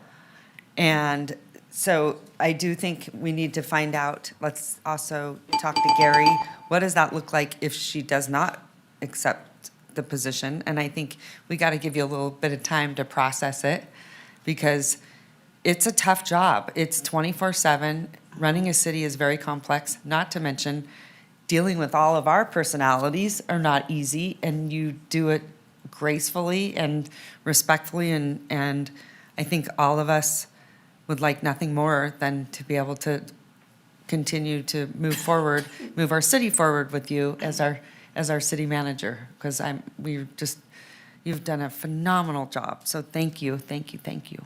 Madam Mayor? So how do we thread that in case, because we don't know how she feels. No pressure. Do you feel some pressure? Yes. Why don't you do that? Or is it better to put it on the agenda, give you time to think about it, but in the event she doesn't want to accept the role, I think we have to continue with Gary. And I do want to bring this up too. The one thing is, the timing for us was also a little bit challenging, okay? Anytime before an election, people are it doesn't matter whether it's spending money or trying to find a new job or whatever, it's a tough time. And so, that makes things, if we have to go back out, what that sort of looks like. So I don't know, maybe you have some ideas, Cody? Yeah, happy to provide some guidance on that as well. And so if the desire is to move forward and discuss Ms. Bryant for the next city manager, that would be something we can agendize at a future city council meeting. Shall that not be something that takes place, then we would work closely with Gary and Bob Murray Associates on the next steps, likely be back in front of you again saying, hey, here's a plan. What do you think? Can we get your feedback? Let's take that feedback and perform, whether that's another recruitment or whatnot, but I'll leave that to Gary to kind of talk about that process. The one item that I know will happen for sure is I'll be back in front of you no matter what direction we go, whether that is presenting an item for a nomination for city manager or an update to the recruitment process and where to go from there. Okay, perfect. That's a great answer. So we have options. We have options. Okay. Yeah. Timing is always something to be considered with it as well. And so I know we have a timing component as well, but we can get stuff done, shall we need to. Okay. All right, great. Gary, is there anything you want to say? You want to weigh in there? I don't think so, other than, the city and the council has been a pleasure to work with. Madam Mayor, you've got an amazing staff there, Cody and everyone else in the HR team. I've really enjoyed working with everyone there. And so I'm here to support the city in whatever direction you folks wind up going, and I look forward to hearing back from you. Thank you. Thank you so much. And you've been great. Thank you, Gary. Thanks. Best firm I've ever worked with. Oh, thank you. That's neat. Thanks, everyone. Councilwoman. Yeah, I just wanted to say that when we met with Gary, each of us individually, I assume that we each spoke to him about what we'd be looking for in our new city manager. And if Ms. Bryant's interested, I hope that she will connect with Gary and get his aggregated wisdom, because she didn't participate in that. Get his aggregated wisdom about what we were looking for and what was important to us going forward. And I'll just share one for me. One for me was I wanted to continue developing our relationship with our residents and just continue to build trust there. And, the city manager's job is a lot outward looking to the community, to the various agencies in the community, to the businesses in the community. And a lot of times the deputies are more internal looking. And the second thing I wanted to say is if Ms. Bryan decides that this is in her career path and she's interested, then I'm making an assumption, maybe wrong, but I'm making an assumption that we would backfill her position. It's very clear we need an assistant city manager to cover all the things she was doing, from city parks to all of the infrastructure groups and so on and so forth, all the things that were in your bailiwick, those still need to be addressed. And there is a position there. And how you define it, if you're interested, if you're selected, how you align the roles, how you would use the deputies would be up to you. But I would assume that we would backfill, that we would have a third deputy, and that work needs to get done. So, thank you. Okay, so now that we've all spoken, we should actually let Jackie speak. Okay. Well, that was So there you go. pleasant surprise. Thank you. I'm thrilled that my service to date has been appreciated and welcome, and so that's super exciting for me. It is a hard job. It's been fun the last 6 months, I shall say. I love how you describe I it. know, I might have an issue, Tough. but Tough. I would love to discuss that with you, Madam Mayor. All right. Thank you so much. Thank you, thank you. I hope that you will consider it. So I will try to make a motion. I'm going to make a motion that we put it on, I don't know, what's the time frame? How do we figure that out? I don't know if we For need the a motion. possible selection of Ms. Bryant as this, Yeah, ideally, you want to do it for the next meeting because of the charter provision that talks about the that's right. 6-month vacancy. so I want to make that clear. Everyone knows that we, under the charter provision, you have to do it within 6 months. Okay, so Real quick, sorry, I have a question. Does that mean she needs to go through the whole process also with the recruiter, like application and interview, or like, what does that mean? Does she have to do anything? Is there any time crunch before the next meeting? Because that's next week. It's I don't next know, week. legals or any.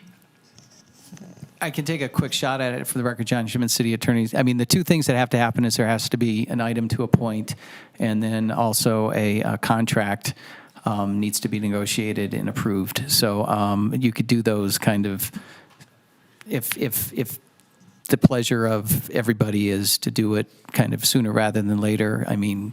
Okay, so there's no additional steps with the recruiter or anything that we No. need to take? No. Okay, that was my question. Thank you so much for the time. Thank you. Do we need a motion? I don't think so. If we could just put on the, from what I understand, if this is the motion, it's to pause the process until this potential alternative process is resolved. Okay. Yeah. I'll second. Well, Mr. Shipman, sorry, just for clarity, we don't need a motion to direct staff to create a staff report for December 11th to bring back the consideration of ACM Bryant, because that's what I would understand the motion needed to be. Well, that's not a motion per se for this item, but that can be done just administratively, and if that's the direction of the body. I mean, again, I think Ms. Bryant needs to take a minute, and then. I do too.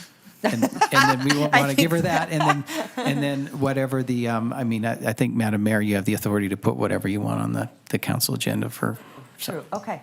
Then we'll do that. So then, Cody, I'm going to leave it up to you. We won't need to take a motion On that piece, no, on that But we piece. should pause we've the made a process. motion Yes. to pause. We're going to make a motion to pause the search, the process, and resume later if we should need to. Okay, noted. Okay? Thank you. All right, thank you so much. How are you feeling? Madam So I Clerk, need a Mine, I motion. think it was moved by Ms. Sheevy and seconded by Ms. Anderson. And is that what I'm seeing on the screen? Yes. Yes. I have a motion and a second. All those in favor say aye. Aye. All those opposed? Motion carries. All right. Okay, Madam Clerk, back at you. What do you need from us? Madam Mayor, we're going to move on to items D6, D7, and D8. Okay. Do we have any public comment on this item, Madam Clerk? Madam Mayor, we do have comments on these items. We do not have any live public comment for item D6. We received one letter of opposition. For item D7, we received one letter of opposition. And D8, we received one letter of opposition. Okay, thank you so much. Okay, presentation. Thank you, Madam Mayor. ACM Turney. Thank you. Ashley Turney, Assistant City Manager for the record. As the clerk noted, these are 3 separate items. However, we'll be taking them open altogether as they do intertwine. The items that we will be discussing today align with 4 of your strategic priorities: fiscal sustainability, economic development, governance effectiveness, and then environmental sustainability. Council may recall that we initially allocated $1 million of ARPA funding for projects at the Lear. The remaining funds that we have at this time are what are in front of you today for reallocation. This council gave direction to staff to go out to do repairs on the Lear. We opened bids, and however, we were unsuccessful getting anybody to respond to those bids. We have now no time left on the clock in order to rebid those. So what's in front of you today is the reallocation of those remaining funds. As a reminder, all funds must be contracted and allocated by the end of this calendar year per Treasury guidelines. There's currently $827,373 remaining on this item after the monies for a historic structures report and a landscape designer have been allocated and spent. Recommendations that are in front of you today. Staff is recommending $250,000 be allocated for a payroll consultant. As council is aware of, you've seen it multiple times, we have conducted a payroll audit. Our system is now decades old and is no longer being supported by the software company. We're requesting someone to come in to help identify process and procedure and then identify what the best payroll process would be for the city of Reno. The next item is $90,000 for smart technology.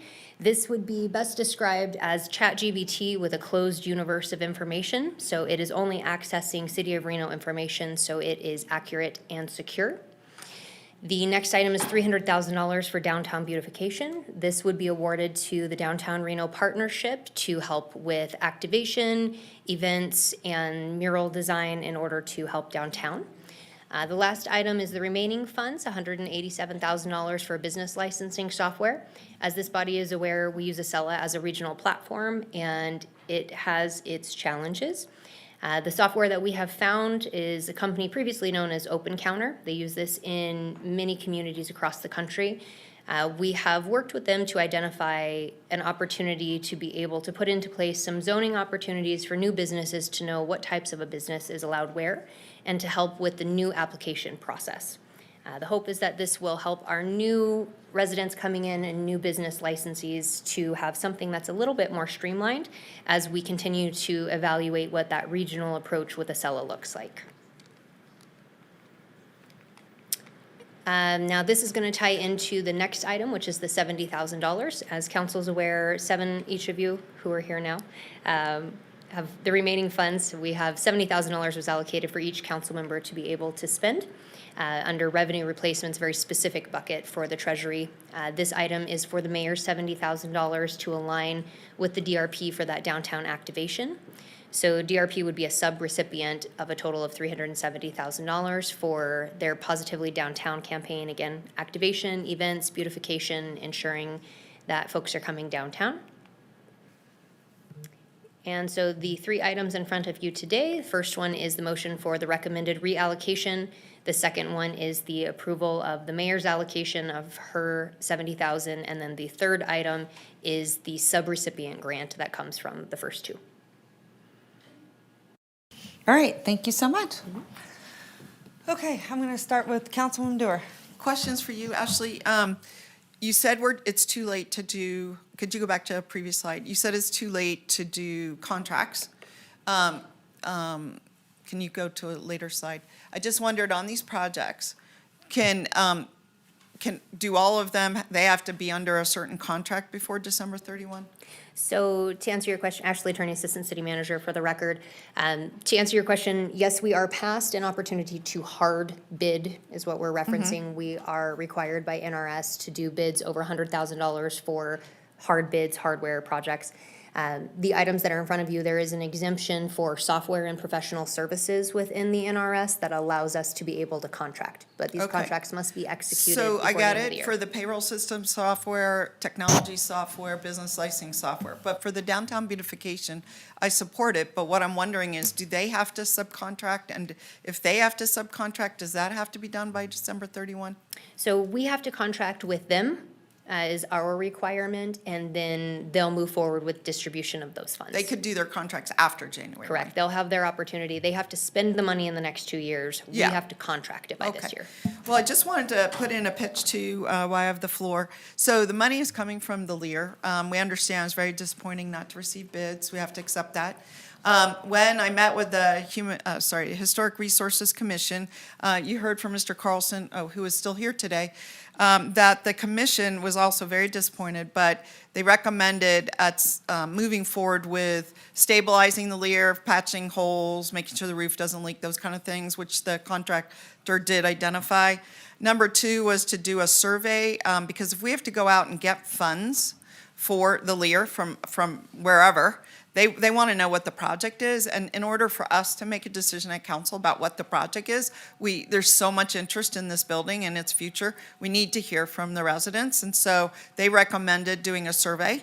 Thirdly, assessing what venues are available to, whether it's a Pioneer or a GSR or a community room or this room, what rooms are available to do things in, how much do they cost, and are they available?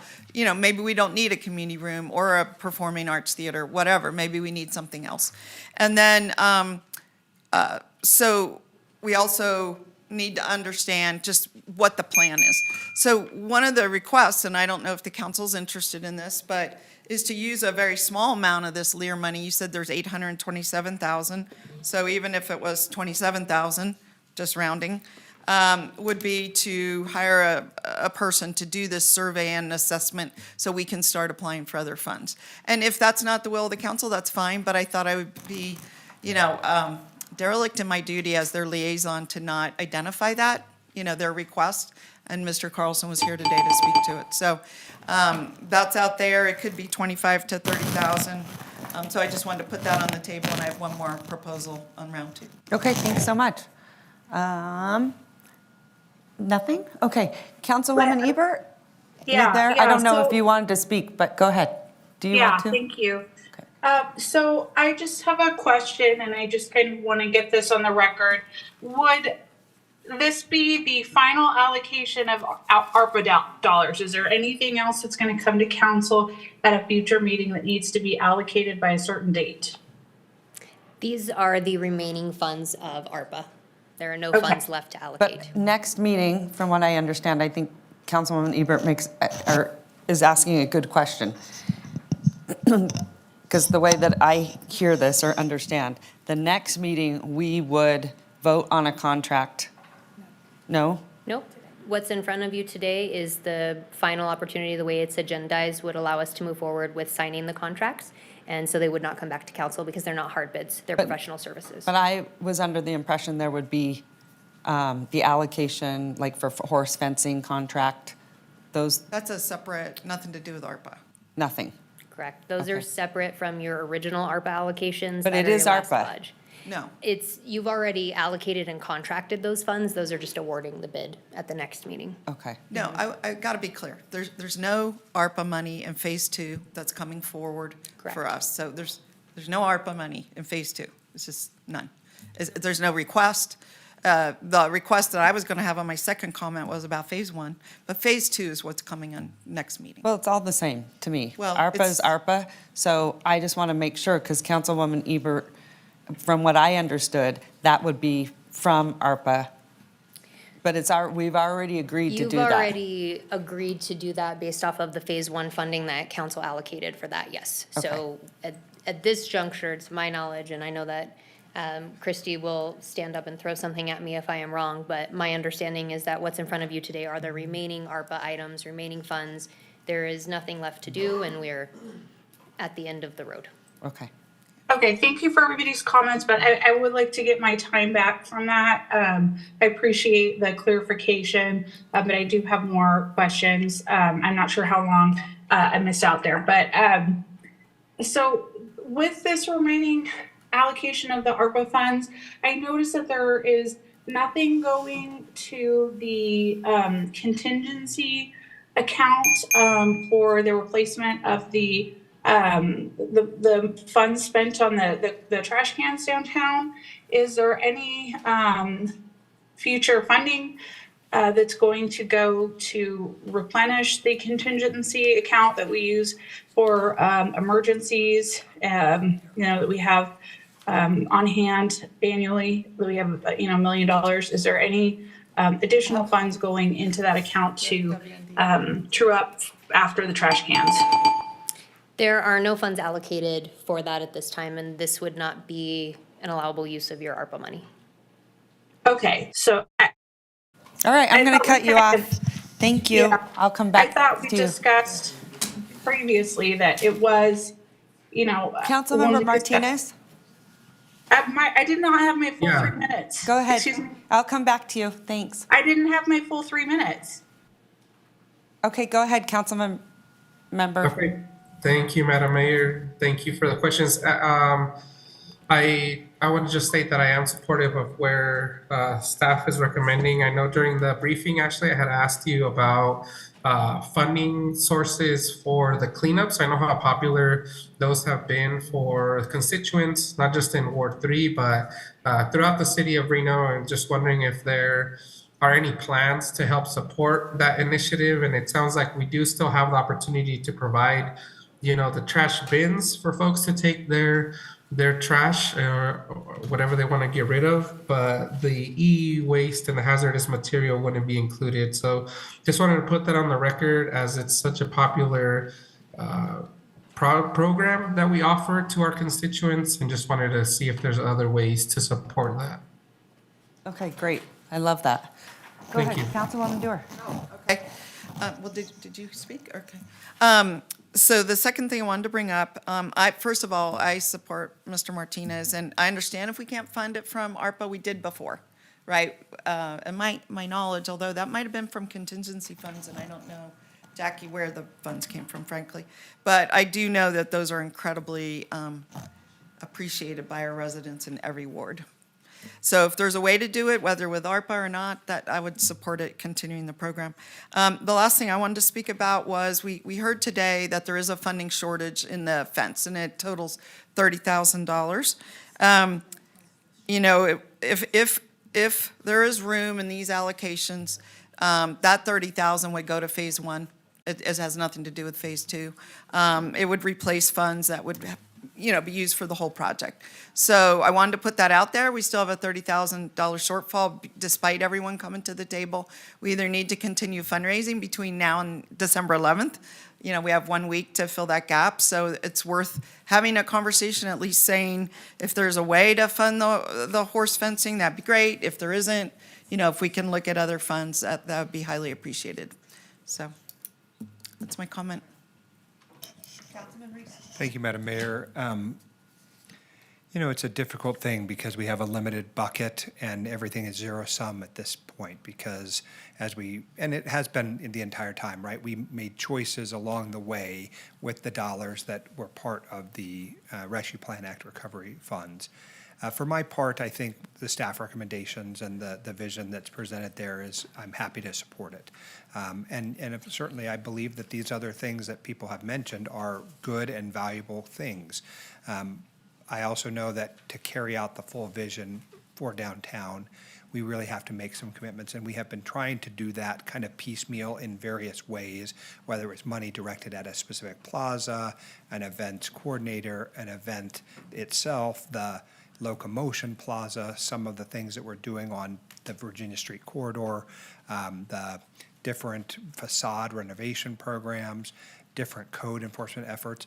And I think part of what gets lost in the conversation, and I even saw someone who I just fundamentally disagree with in a blog post say something about why do we care about downtown? Well, I think there are a million reasons to care about downtown, but chief among those is that it is its own community as well. But in that community, we have created the conditions over time where they bear the brunt of many of the social service related issues in this community, meaning the fact that we have a downtown as vibrant as it is not to be belied by the fact that we also do not have some consistent issues with law enforcement issues down there. We have issues, we have located our shelter in the downtown environs. It's a little further now to the east than it has been previously. But as a result of those things and the historical nature of downtown casinos being located here, we have, it really is a unique neighborhood, right? It is its own neighborhood, an environment, ecosystem, and it requires some additional support at times. And that's why we are constantly making inroads into how do we revitalize, how do we energize, how do we create the conditions under which it gets to thrive as a community.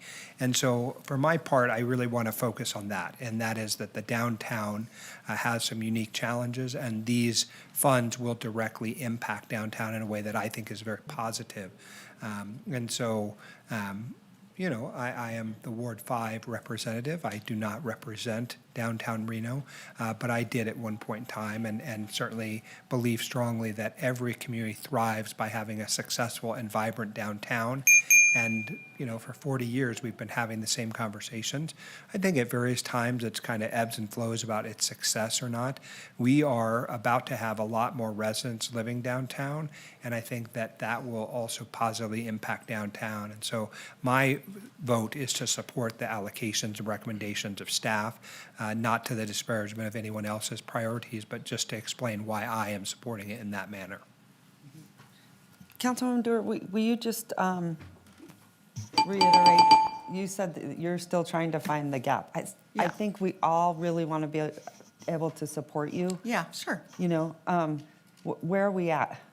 We're $30,000 short. Okay. You know, So whether it comes from here or somewhere I would be else. happy to go to RTC. Great. Connection with Vision Zero, Yeah. something to that It'd retrospect. be fantastic. So That'd be I just want to let you know, to give you my word. That would be fantastic. And maybe since you and Councilmember Reese are on RTC, maybe you could reach out to them and get them to put it on an agenda so it could happen sooner rather than later. Promise. And then we'll be able to, with confidence, you know, move forward. promise. That would be fantastic. And, Thank you so much. I will request it for the next agenda. That'd be fantastic. Okay. Councilwoman Ebert, go ahead. Or I just want to make sure. Madam Clerk? Yeah, Are we I'd good? like to have my full 3 minutes this time, please. Thank you. You're always getting your 3 minutes. Go ahead, Councilwoman Ebert. No, there was a full discussion with you and Councilmember Dewar during my previous Go 3 ahead. minutes. Go ahead. So I have concerns about the timing of this. I also support downtown. We had an application, I think it was last council meeting or 2 meetings ago, where there was a request for abandonment of a street so developer could redo the parking and put in trees and trash cans, and there was not an appetite from the rest of council to approve that. So there's been partnerships or could have been partnerships for private developments to make a lot of improvements. So I don't really, it's inconsistent to me to say no to things like that and then to use our contingency account for downtown revitalization and trash cans and things like that. So I just want to say that first. It just feels inconsistent. And also the timing on this. If we wanted to do this the end of the fiscal year, I would be fine with it. But we have winter coming. There could be flooding in the North Valleys. There could be flooding downtown with the river. And we have fire season, and we get reimbursed sometimes for emergency funds, but in the meantime, we need that money. And there's a difference between wants and needs, and I think it's important to have money in case we have needs. So I just don't think it's financially prudent to do this for the downtown at this time. And again, it's not that I don't approve it completely. I just don't think it's really good timing on this. I think we should wait till the end of the fiscal year and make sure we don't actually have a need for the contingency account. And I recall in the meeting with the approval for the garbage cans that staff said that we could use the ARPA funds for revenue replacement and put that into the contingency account. So I'm just really concerned about putting $300,000 into downtown when we should be replenishing our contingency account.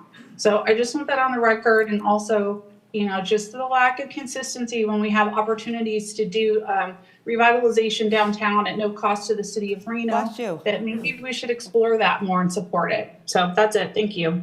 All right, you have 32 seconds. Anything else you want to include? Okay, did you Sorry, want to, I did would, you I want to would say say, anything? no, Go ahead, Ashley. that's it. Thank you. Madam Mayor, just a thing to note for the record. Bless you. Transferring money. All that of you, can are you be- sick over here? If you're sick, go home, please. Okay, go staff ahead. would- That's when I'm online. Are you, He's staying home. there you go, Miguel. You guys can all do Zoom. Come back. Or else, if not, then we'll get you some airborne. There you go. I'm going to bring everyone airborne next meeting. Okay, go ahead.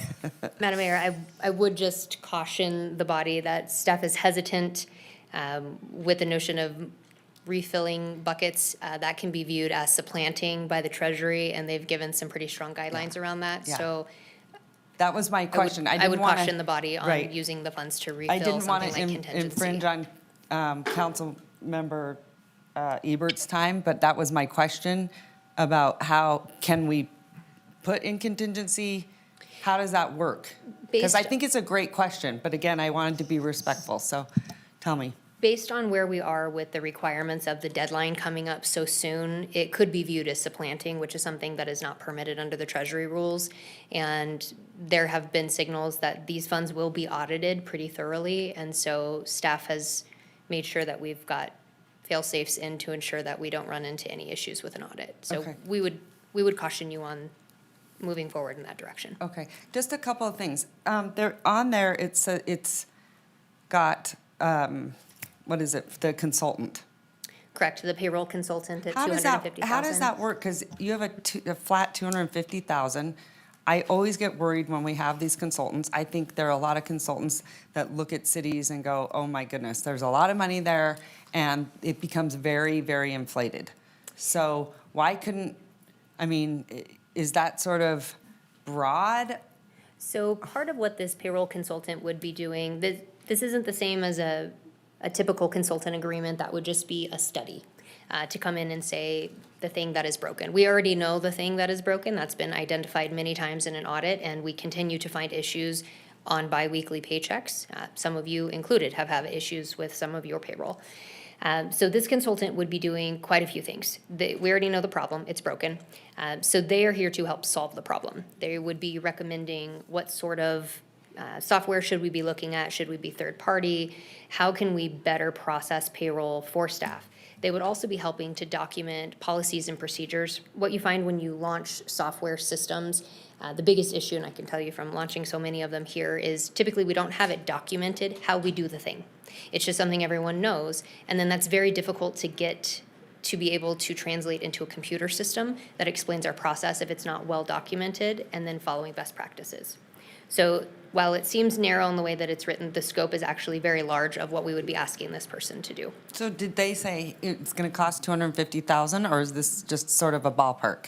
This is a ballpark based off of estimation of the scope of work that we've seen in working. I believe HR has put feelers out with the consultants in the industry, and so this is the estimated price that they've gotten from people. Yes, getting confirmation from HR that I am correct in that statement. So these are based off of preliminary scope of work and cost estimates that we've received. Okay, got it. All right, I just was curious how that happened. The one thing I did want to say, you know, especially with downtown, we were at the tree lighting, it was magnificent. I want people to know it goes to show you that people will come down when you activate a space. I want to just sing your praises, Rachel's praises, everyone that was there. They did a phenomenal job. There's a lot of people that were responsible. Can you give me some of their names? Yes, so as you mentioned, Rachel McIntyre is our activation coordinator, and this is really something that with this body's approval of creating that position only about a year ago, she's been able to really transform a lot of our underutilized city plazas and parks. This was something that I know Councilman Reese had a vision of a Christmas bazaar, and so Rachel put that into action, working closely with Great American Craft Fairs. So they were a wonderful partner to help us pull that off. Additionally, we had a video, as you saw, there was a movie screening on Virginia Street Bridge. We also worked with the Reno Philharmonic, so they were involved and had multiple shows during the day. We're very excited with that outcome based off of the data that we've received. nearly 2,000 people came down to the plaza on Friday. And then Saturday, we saw over another 1,000 people downtown shopping with the local merchants, with the local craft fair. We were very pleased with that. So we appreciate the positive support that we've gotten from council to be able to support something like that. Yeah, it was fantastic. So I want you to just know that we're super appreciative. It was awesome. There were only 2 concerns. So one was the trash. Now we're addressing that. So I appreciate that because people really were complaining about the overflow of the trash. Because obviously those trash cans are important and they don't hold what the other ones would hold. So, but the other big one was the lighting. It was incredibly dark. And I think public safety, particularly in downtown cities, or I always say there's cities inside cities downtown, that's what I hope this is accomplishing when it comes to public safety. The lighting is super, super critical. So that's where I really would like to, advocate when we look at downtown particularly with this money, it's got to be in the lighting on Believe. So anyway, I appreciate it. I just noticed how dark it was. And then it took 3 times to light the Christmas tree, but we got it. We It like was to make cold. sure that our counting and our Colby's Washoe County fault, but educations are he was so up to cute. par. But no, it was great. It was So Feisty Mike's fault. Feisty Mike, that's right. Where is AJ? Is AJ in the house? Is he here? Oh, you Madam know what? Mayor, I'm prepared to make a I just realized motion. we have a special guest in the house. Hold on Definite a special second. guest. He hates this because he's so humble. But Chris Giglio, the one and OG, they call him the OG. He does all of our federal work, and we love having Chris. How long have you been with the city? 20 years? 25. I was, trying to cut it short because, and you still look, what, 30? I love it. But thank you. I just realized Chris is here, so it's nice to see you, and thank you for all the work that you do for us on the federal level. You have accomplished an incredible amount of initiatives in Washington for us. But I just noticed you're right there in the gallery. Hi. Anyway. Madam Mayor, I'm Go ahead. prepared to make motions if I could get the requisite motions back up on the screen. The first motion is as to item D6. And I move to approve the reallocation of $827,373 in SLURF funds from the repairs and improvements to landscaping and security at the First Church of Christ to one, a payroll system consultant, 2, smart technology applications, 3, downtown Reno partnership beautification and activation activities, and 4, business licensing software, and authorize the interim city manager execute the contracts. Second. So I have a motion and a second. All those in favor say aye. Aye. Discussion. Go ahead. Okay, I just want to say that, during the council meeting where we discussed the approval of the contingency account for the garbage cans, council was advised by staff that we could use ARPA funds for contingency account. So I feel like this is a bit of a bait and switch. As I've also stated my concerns about what that account is to be used for and potential needs for that in the community in the city of Reno, both specifically downtown with the river and also the lakes in Ward 4 and fires and in the entire community. I'm not going to support this, so thank you. Okay, great. Thank you. All right, all those in favor say aye. Aye. All those opposed? Aye. Motion carries. Madam Mayor, I move to approve the allocation of maybe perhaps, Madam Mayor, you would like to make this motion. The second one is for the council allocation funds. of your directed funds. Yes, I move to approve the allocation of $70,000 in the SLURF. Sounds so weird. To the DRP for activation, beautification, to support public safety in downtown Reno. It's a specific council allocated funds, or my specific council allocated funds. I'll second that. Okay, so I have a motion, I have a second. All those in favor say aye. Aye. All those opposed? Motion carries. Madam Mayor, I move to approve the subrecipient agreement between the City of Reno and DRP to award SLURF to support activation beautification efforts downtown Reno in a not-to-exceed amount of $370,000. All right, I have Second. a motion, I have a second. Discussion, please. Go ahead. So the previous motion with the ARPA funds, I just want to clarify that I would have been a yes if we had gone through and made a motion on the individual items. I do support the payroll and some other things. This is the specific item that I did not support from that vote. So I just want that to be clear for staff that I am sympathetic to the payroll. I do support the majority of the things on that previous vote, but it's this item specifically that I'm in opposition to, but we did not have the opportunity to vote on the items individually. So just want to clear that up. All right, all those in favor? Aye. Aye. All those opposed? Opposed. Motion carries. Thank you. All right, thank you, Ms. Turney. Okay, heading it back to you, Madam Clerk, go ahead. Madam Clerk, do we have attorney-client? Yes, so Assistant City Manager, Interim City Manager Bryant, do you want to take item D4, or would we like to go into your lunch break? If council is amenable to it, we would like to do D4 and D5 because we think we might have some other competing appointments later today, and then we'll do a lunch after D5. If we can get through those, that would be ideal. Great. And then we'll do attorney-client at lunch. So item D4. Okay, item D4. Madam Clerk, do we have any public comment on this item? Madam Mayor, on item D4, we do not have any registered public comment, but we did receive 2 letters of correspondence in favor of this item. Okay, thank you. I believe we have Chief Nance here. Take it away. The floor is yours. All right, Chief Nance for the record, and I just realized I have way too many pieces of paper I'm holding on to for no good reason. Let's move that. Okay, so I just want to start off talking, this is a RPD update, current focus in downtown, and some future opportunities that I wanted to present before you.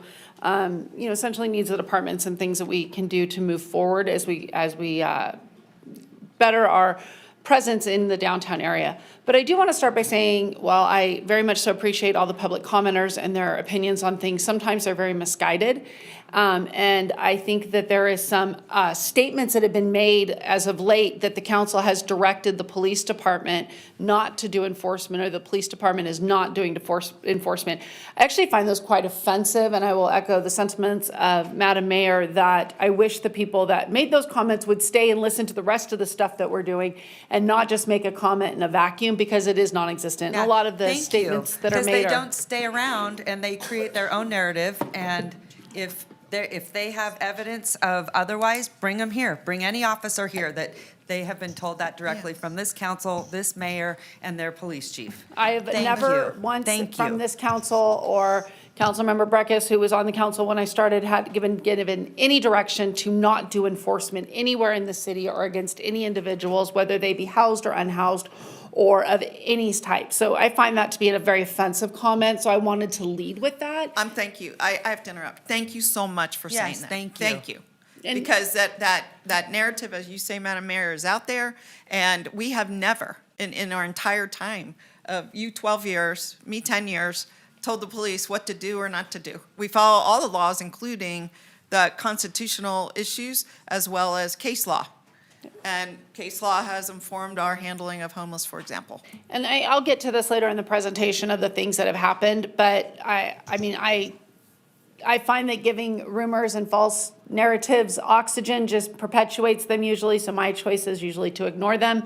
But it's becoming to the point that I felt I needed to stand up and say, you are not directing my actions, you are providing me a lot of opportunities, and that is all that I think that the council should do, and I think that the council is doing that very well. So I appreciate you for that support and allowing me to direct the police department as needed with your input of what is important for you to see at that time, which is very relevant, and also the support for funding and for other ordinances. So with that being said, let's talk a little bit about what we've done since, we're going to do a little bit of fun stuff since what I've been here. So strategic plan alignment is with public safety. And I do think that there is a nexus to a lot of other things, but that's the primary focus for us that we're going to focus on today. So just a historical snapshot of what our staffing looks like. And I think it's really important to know this. In fiscal year 2010, where sworn personnel authorized was 383. We all know there was a lot of economic downturn and things that changed, and that staffing level has changed. We are on the process of building and growing with additional full-time employee positions that we've been granted every year since I have been here, which we're at 361 sworn personnel right now, and we have a total of 452 full-time employees. It should be important to note that out of that sworn personnel, that is everybody from my recruits that are getting ready to go to the academy to me. So every layer in that is 361 total. So that's how we're calculating it. People that are going to be police, that's our sworn personnel number. They might be at different levels where they're not, carrying a gun and a badge right yet, but they are going to get there. We have 32 officers currently right now in some form of training. That's either they've gotten out of the academy and they're in our field training program, or they're getting ready to go into the academy. So keep in mind that this 361 number includes 32 that are still in training, and it includes 16 vacancies, which is about 4%. I recently was at IACP in Boston talking to a lot of different police chiefs, and on the average, I would say they average about a 25% vacancy rate. Somewhere up to 50%, we are at 4%. We are going to put at least 20 officers into the next academy. Remember that we deal with attrition, retirements for either medical purposes or time in service, so we are always combating that number, but we have been very successful with an early hire program, getting them trained. Our last academy graduated 18. Amazing, they're great, 18 bright, new, shiny faces that I'm so excited to get into the training program. Great group, we won 3 awards. Some of you were there, I really appreciate that. And also, what you didn't see yesterday is 3 lateral hires. So people that have police experience already. One from Washoe County School District, one from LA Sheriff's Office with a tremendous amount of experience, and we were very lucky to bring back a prior retiree who wanted to come back and work and made it within that 3-year mark. So those are our 3 laterals. So 21 new people hitting the streets any day now. And they're going to be in training until about April. So you're not going to see them by themselves. They're going to be with their training officers until April. So don't get excited. We can't place them anywhere yet. They got to get through their training. And then when we move on to our April bid, we can talk a little bit about filling some vacancies I'm going to address here in a minute.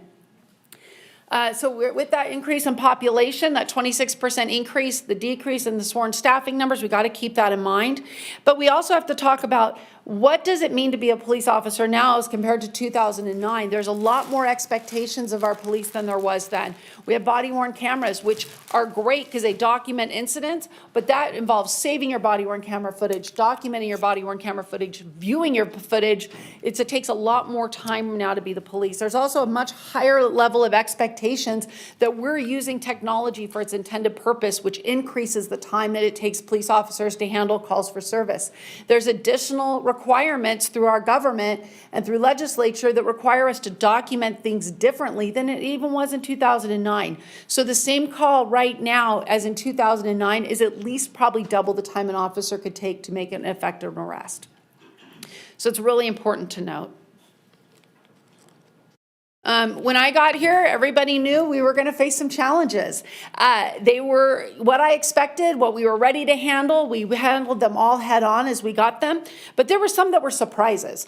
Not that we didn't know what to do with them. They just were things that I didn't even know were going to exist. You didn't know were going to exist. So we had little surprises along the way. We had a lot of outdated policies. What happens when we have outdated policies? It means that our officers don't really have clear direction on what to do. They're not 100% sure. Just got my glasses tangled in my hair. It's going to be fun. And so when we create new policies, we say, okay, now you know what is expected of you because there's a policy that dictates their performance. So we had to get some of these policies updated right away. We're working on our next step of that policy update, which is a revamp of every single Reno Police Department policy and procedure. Already started rolling out, and it really does give our staff clear direction on what we expect from them. We did not have a policing model. Nobody really knew what to do. They went out and policed in amazing ways, but where was our priority? Where were we putting our resources and why? And what was the expectation of them? Once we start developing that policing model, everybody knows what's expected and they start policing in a different way. And we'll talk about how that's improved some of our responses to different things. Obviously, staffing shortages, especially in our professional staff level. Some of those positions hadn't been prioritized or actualized in years, and we had vacancies for no good reason. So we began prioritizing our professional staff, filling those vacancies. Very few professional staff vacancies right now, which is great. I think we have about 5 or 6. So, and we have 2 new hires starting right away. So that's great, and 1 getting ready to enter background. So we are filling those vacancies to make sure that our professional staff is doing their jobs to help our officers on the street, alleviate them from having to do jobs that should be in other places. And then significant outdated technology, which we've been working on, which thanks to council, we've been able to secure a lot of funding for to move forward with that. And I'll talk about some of that a little bit later in this. I said there were surprises. The biggest surprise I had was I had a meeting, been here a few months, and I was told that every one of our SWAT helmets was expired by 2 years. That is an abomination. I have SWAT team members that are doing one of the most dangerous jobs in the police department. I don't want to take away from the officers on the street that don't know what they're getting into. Usually the SWAT team does know what they get into. But they had helmets that were expired. So I was asking these officers to make entry into houses with violent felons in very dangerous situations with expired equipment. And the only reason that these were expired is because they hadn't been purchased. They were funded every single year in the budget, but for some reason, we didn't purchase them. That was corrected within a month, brand new helmets, everybody's up to speed, and now we're saving and working towards how we can never be in that position again. We had an outdated SWAT vehicle. This council approved us for funding for a new SWAT vehicle using asset forfeiture. We're expecting to get that here in August. I'm very excited when that comes. And something I found out only maybe 6 months ago, we don't have a mobile command post. Every police department in the world that I know of has a mobile command post, and we do not have one. I won't tell you the story publicly how I found out, but I was not happy when I found out we did not have one. So I am looking for funding for that right now through grants or forfeiture or other mechanisms that we can use that, because they're very, very much so needed in our profession, but we don't have one. So those are the challenges that we talk about that we had to overcome. So in addition to a lot of this deployment stuff, we really had to figure out how we were going to operate as a police department, and we've done a great job of it. So our achievements, I talked about the updated policies, enhanced leadership training, really making sure that my sergeants are meeting on a regular basis, that they're getting leadership training that they need, and they understand the expectations of when they manage and supervise our officers of how to direct them in the best way possible. We did a big reorganization of our structure. You've all had the revised organizational chart. We have assistant chiefs and we have captains that are responsible for their own divisions. They're making decisions, they're budgeting items, and they're ensuring that those things like expired SWAT helmets don't happen. Improved records management, thanks to the city clerk's office and looking at how our records department was working. We have improved that process and we are really moving forward in what it is. And then the most important part here to everybody is that expanded downtown teams. So with these things that we've done, we've given clear direction, clear expectations, and everybody knows where we're moving and what direction. Yeah, there's hiccups and bumps along the way. There's things we have to deal with, but really that clear direction is there.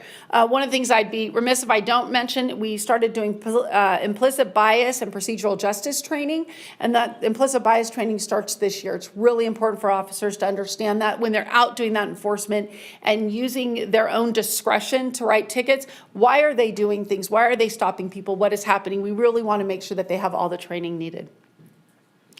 Some of the innovative policing methods that has been funded mostly by this council is the 4 things that we see up here. Matrix Consulting Group came out and did a patrol deployment study, and they looked at how are we deploying our resources? What does that look like? It says that and through that study, we already started with our last shift bid in October, changing our deployment methods. So we've changed the beats, we've changed the districts, and we've changed some of our shift schedules to make sure we're more present in where we need to be. Axon, we have a lot of Axon products. They're very helpful in what we're doing. Flock Safety was the one that we just did before last council meeting, I believe, with the shot spotter downtown and cameras. And then Fusus is our ability to access camera systems and work with city cameras and private business cameras to make sure that we are seeing what's happening as we move into that real-time information center. I'm going to talk way too much here. Okay. The next step I want to talk about here is downtown staffing. What does this look like in action? So on October 18th with the shift bid, we were able to fully deploy the downtown walking team, 5 officers, 1 sergeant. So now we have our full accoutrement of people that are working in the downtown area. So the next step was, how do we deploy them in the most effective manner? So we have our community action and outreach officers, 4 officers and 1 sergeant that work Monday through Thursday day shift hours. They primarily deal with issues involving unhoused individuals. They're dealing with our homeless population mostly. They deal with encampments, they deal with trespassing, they deal with issues that we're seeing arise from that. That's primarily what they do. They do a lot of other things too that I don't want to detract from, but that's a lot of their focus. And that's their focus in the downtown area right now. Our mobile engagement teams. Oh, I need to move my slide forward. I moved forward and I didn't move the slide. There we go. Our mobile engagement teams are two different teams. One team of the walking upbeat officers that we just talked about. They're working Monday through Thursday day shift hours, 5 officers and 1 sergeant, and they are deployed in the entire area, but have responsibilities that are very specific, which I'm going to talk about a little bit when we dive a little deeper into that.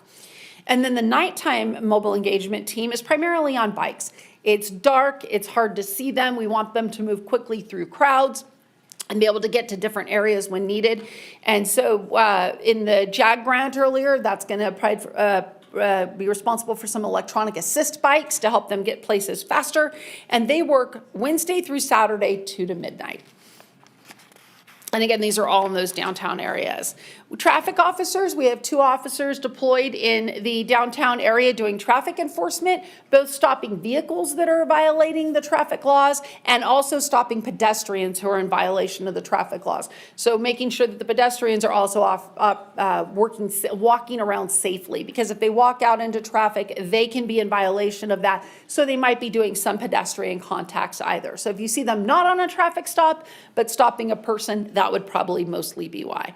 We have our Central Patrol officers that work 24/7. We've changed their schedules up to better ensure that we have overlap coverage, and also that they're coming out at the right times, that we're not missing opportunities based on our matrix study.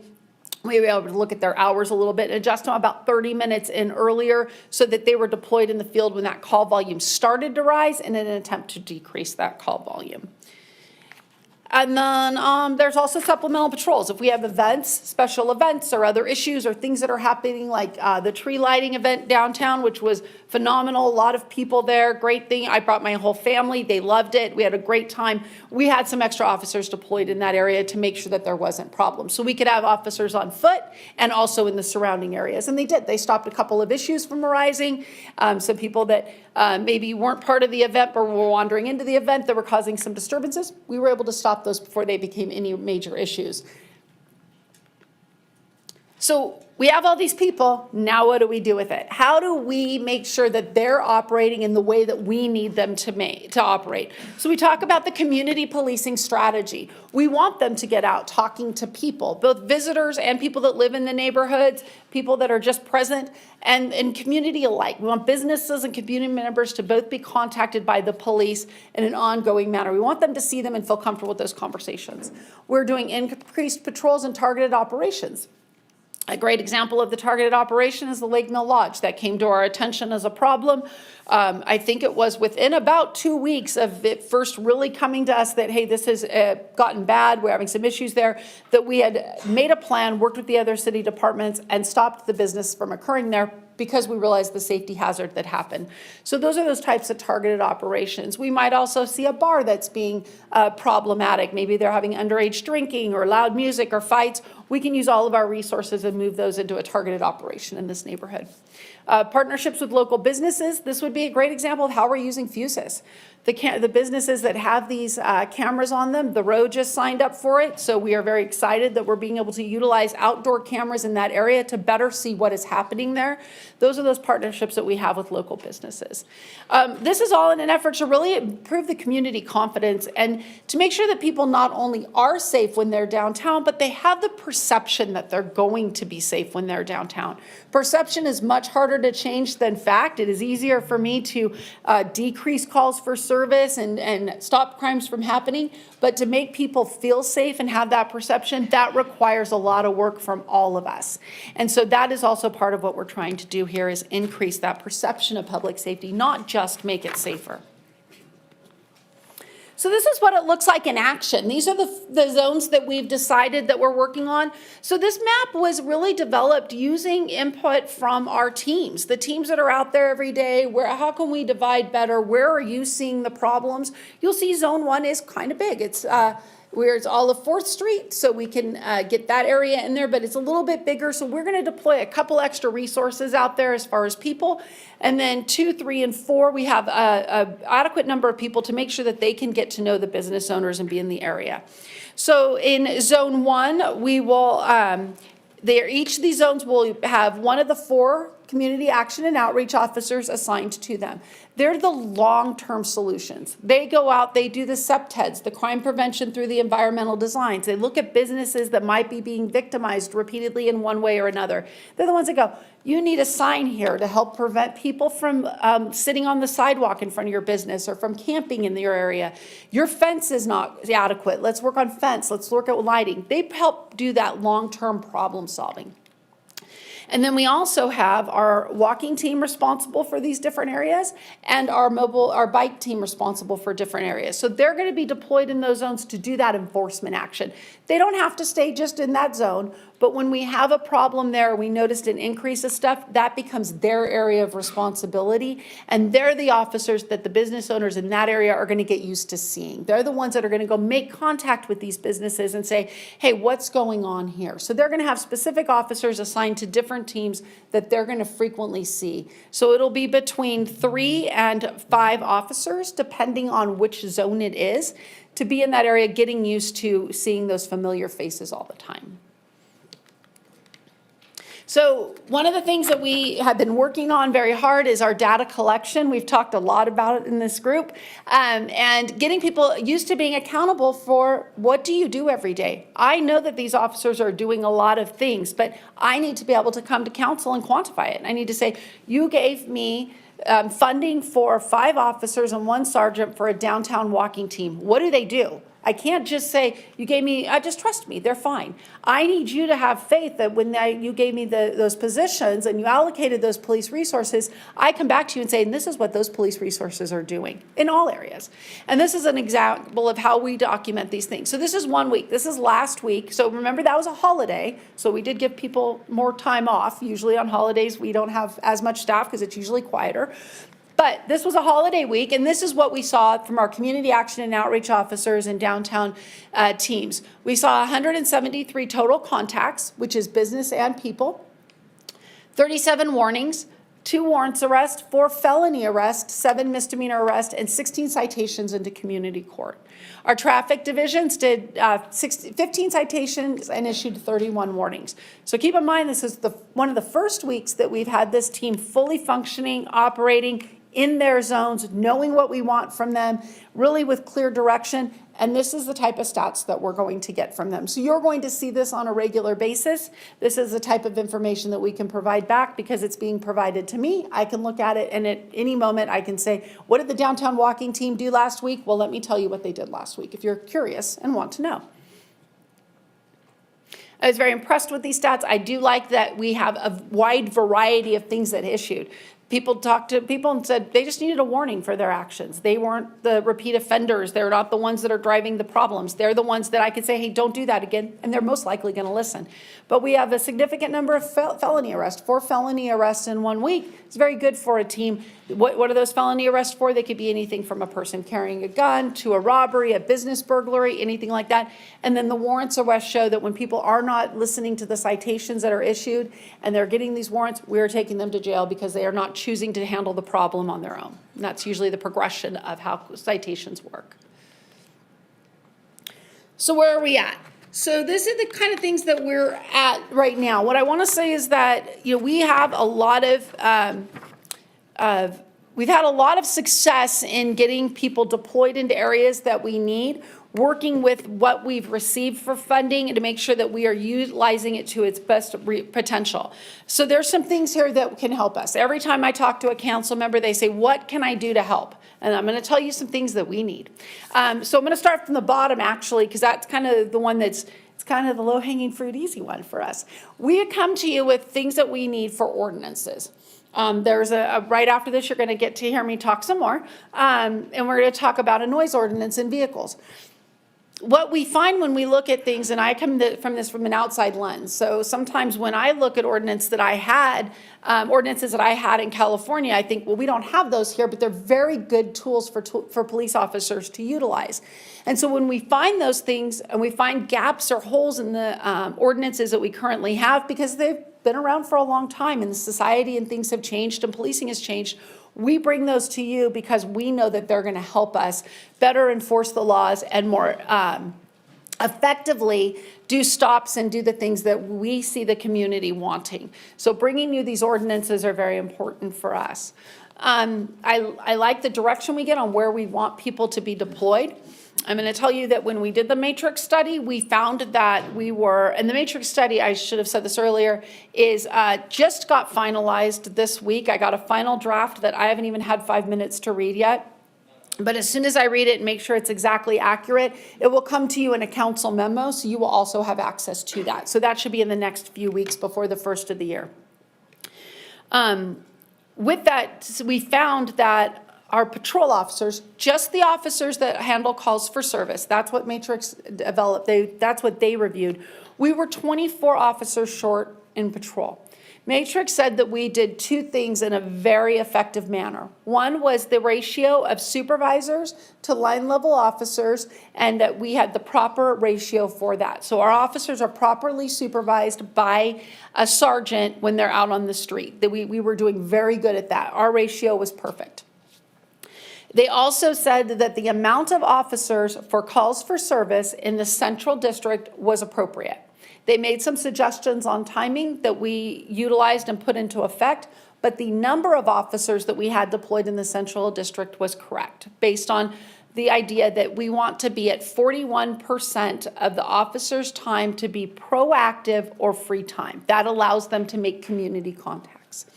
So they said that we had the proper number of officers in the Central District. We did not have the proper number of officers in either South or North to achieve that 41% of proactive time. So what that means is officers are call to call to call to call. They're not having time to stop and write their reports. They're not having time to do proactive activities.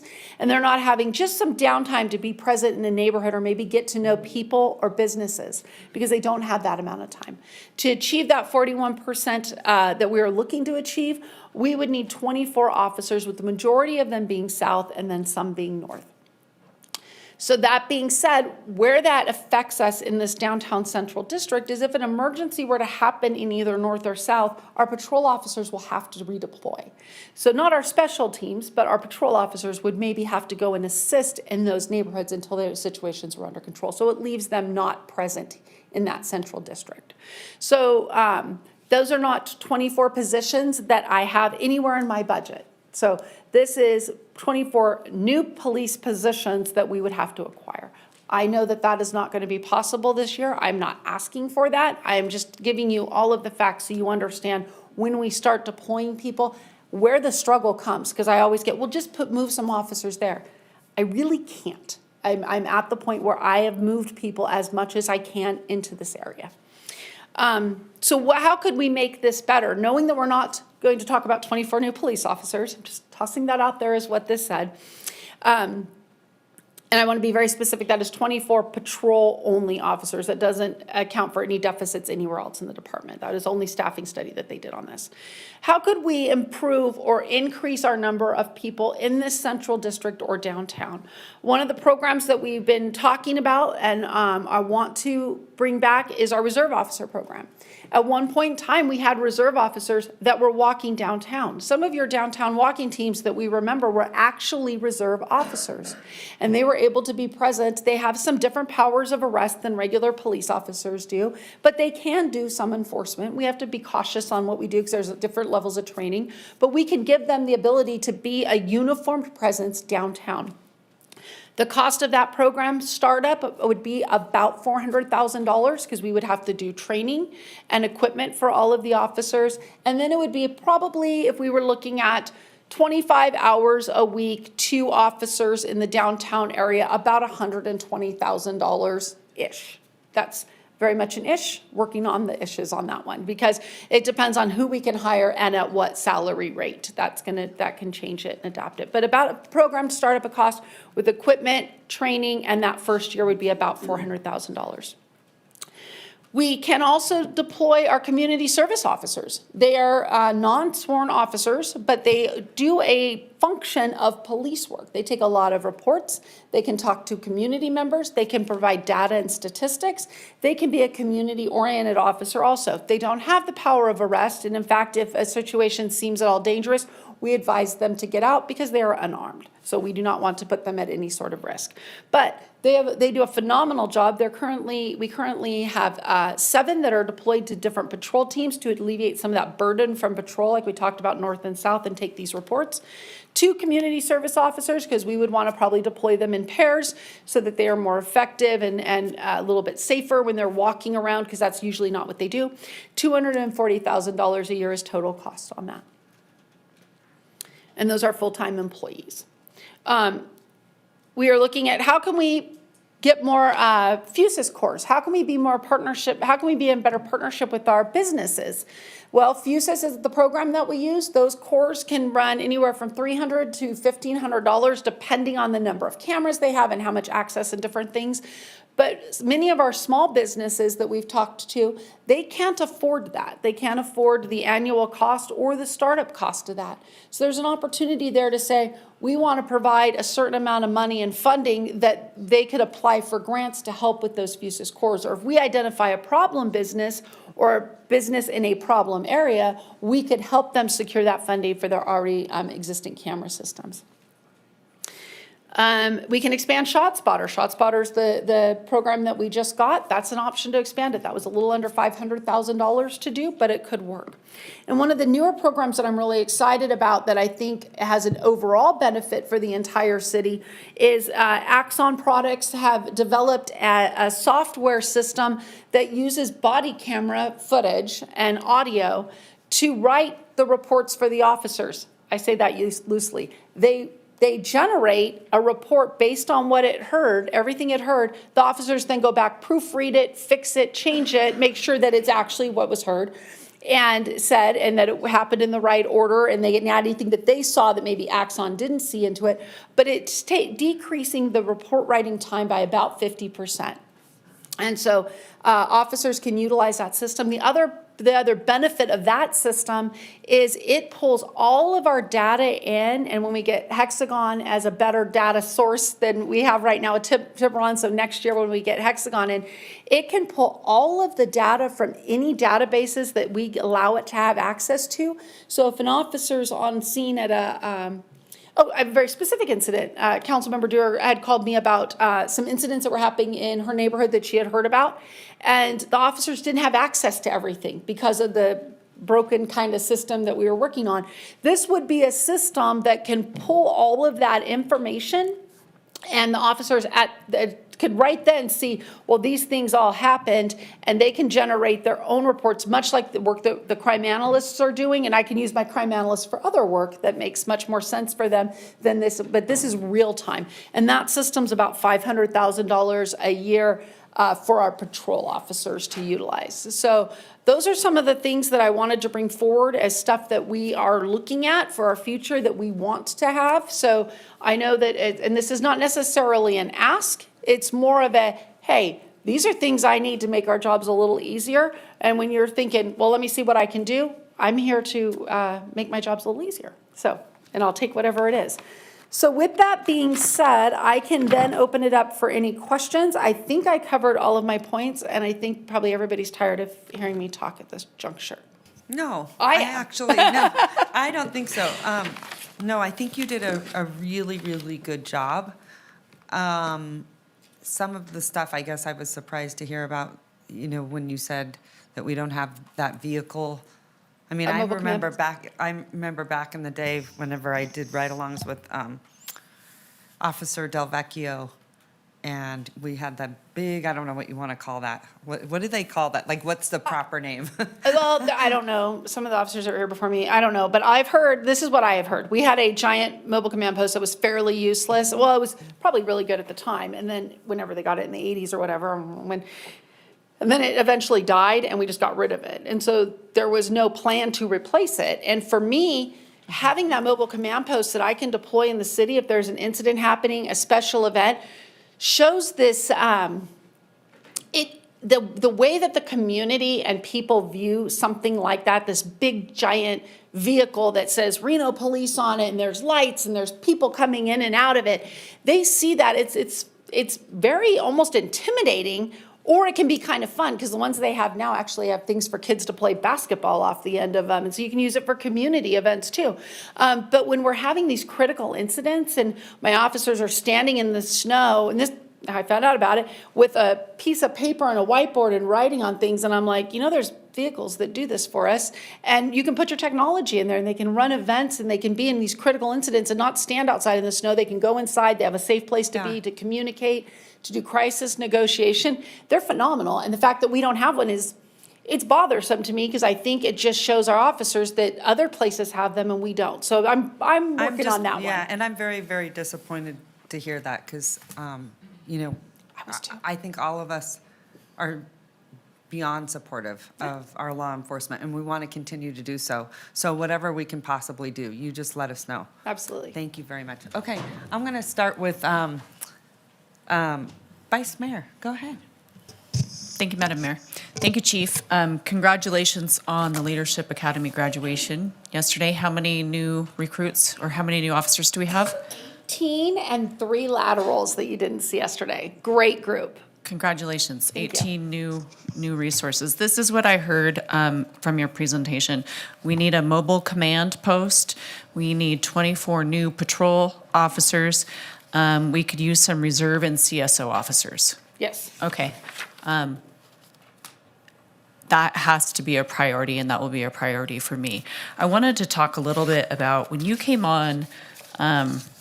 I've had the privilege of working with you and only you, but it sounds like there were some extreme data challenges, and I love that you are working from the data. So what was it like, and where have we gone from, where are we now? I heard that we were tracking stuff in Excel sheets and stuff like that, so Maybe.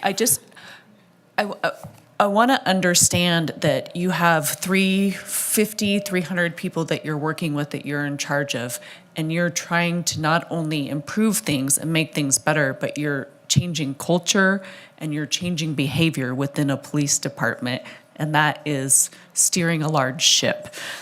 And so the data, when you came in, I never saw that we were working from this place before. Yeah. I was appalled at the lack of data because I was very fortunate because when it was in Stockton, I had 12 crime analysts at my disposal at any given moment. So if the mayor called and said, I need to know how many blah, blah, blah, blah, blahs happened at this address, I'm like, I don't know. So I just send a message and I would have that information back. I had 1 when I got hired.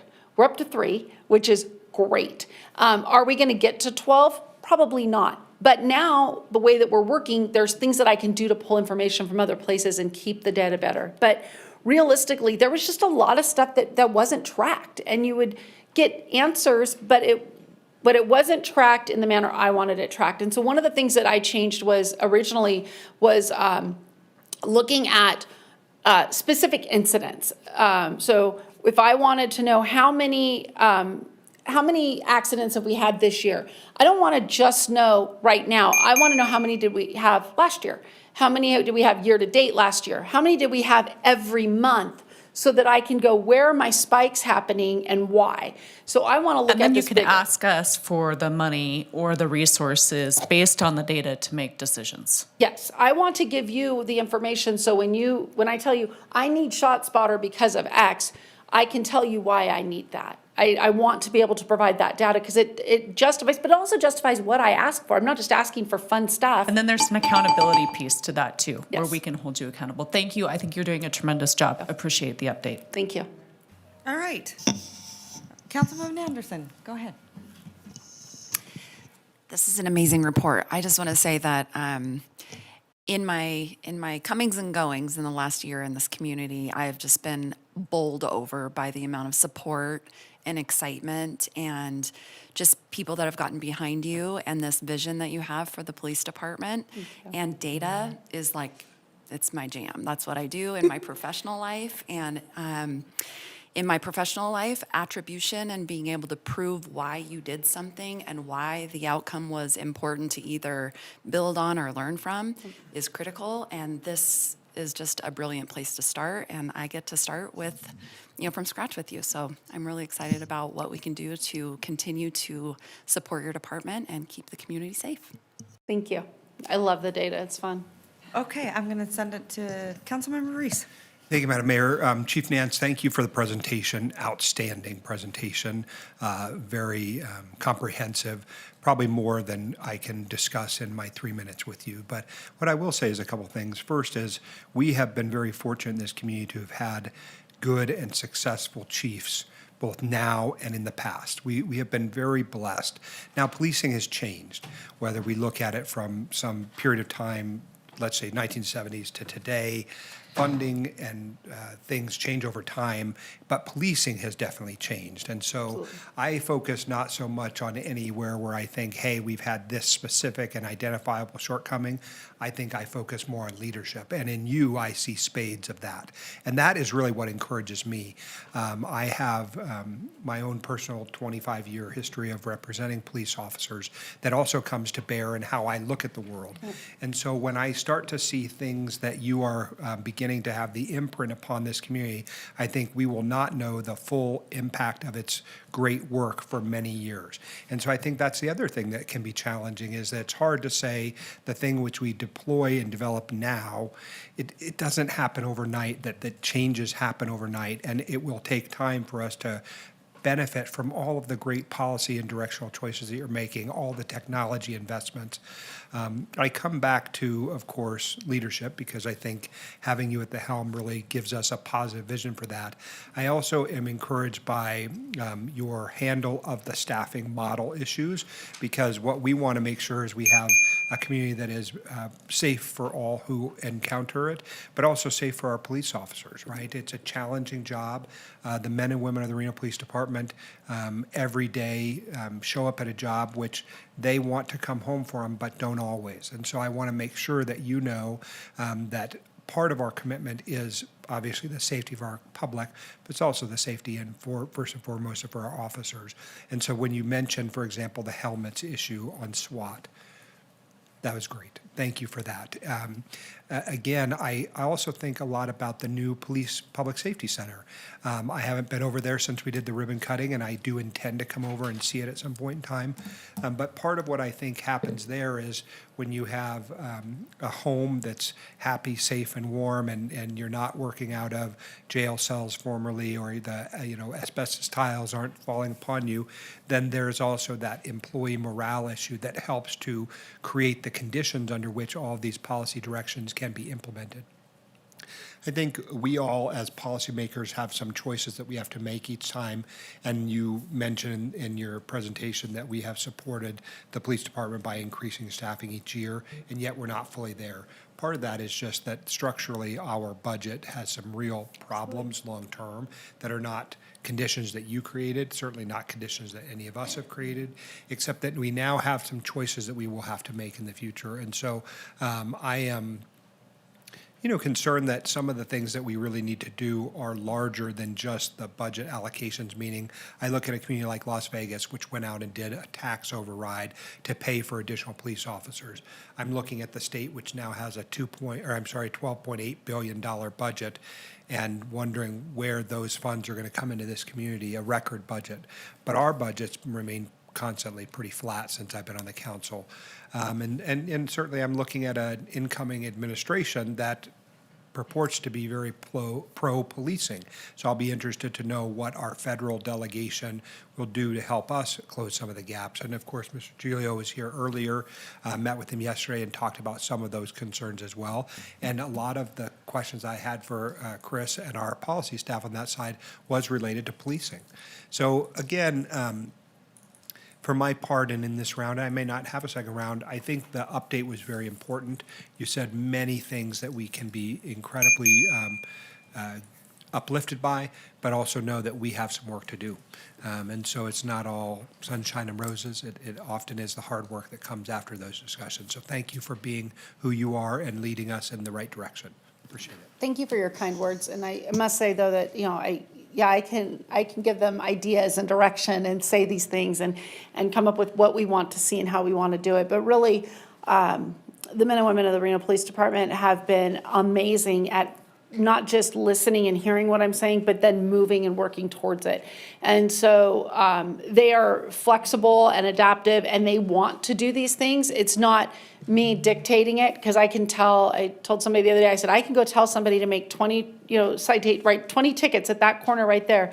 They will write 20 tickets. They will not write 19 or 21, but they will write 20 tickets because I told them to. But if I go out and say, hey, go do enforcement in this area, I'm going to see a much better response, because they're going to know how to do that enforcement. And the support that they've given me has made all of this possible. So thank you for your kind words, but really it is an acknowledgement of everybody in that organization wanting to be different. All right, Councilwoman Dewar. Thank you. Yes, I have heard tremendous support for your leadership. And it is throughout, whether it's a resident or a police officer themselves. There's a tremendous amount, and I think that is because, for several reasons. One, you are very respectful to your staff. You ask them for their input, which I don't know that they've had those kind of opportunities before to have a meaningful impact on the direction that's selected. You also bring obviously a very strong organizational background, so this has given you the ability to reassess and redeploy people where you think best. But at the end of the day, to your point, it is a zero-sum game. If there's an incident in South Reno, you're having to divert a police officer down to South Reno and leaving uncovered. And so the perception may be that we need more police officers downtown, but the real issue traces back to where the crime is happening or where the need is. And your point was both north and south continue to expand, need police resources as well as downtown. So I think that's well said. You've also taken on this task of looking at the policies and making them real. A lot of people think it's make work, it's paperwork, it's not relevant. But having a unified set of procedures that everyone follows and everyone's held accountable to is sort of a key to being a good administrator and being perceived as fair. And then I also have noticed that you made a point, and I want to reemphasize this, that you have selected to delegate and give your staffing that are below you the opportunities to take something and run with it. And that is very empowering in a job, and so I really appreciate that you have done.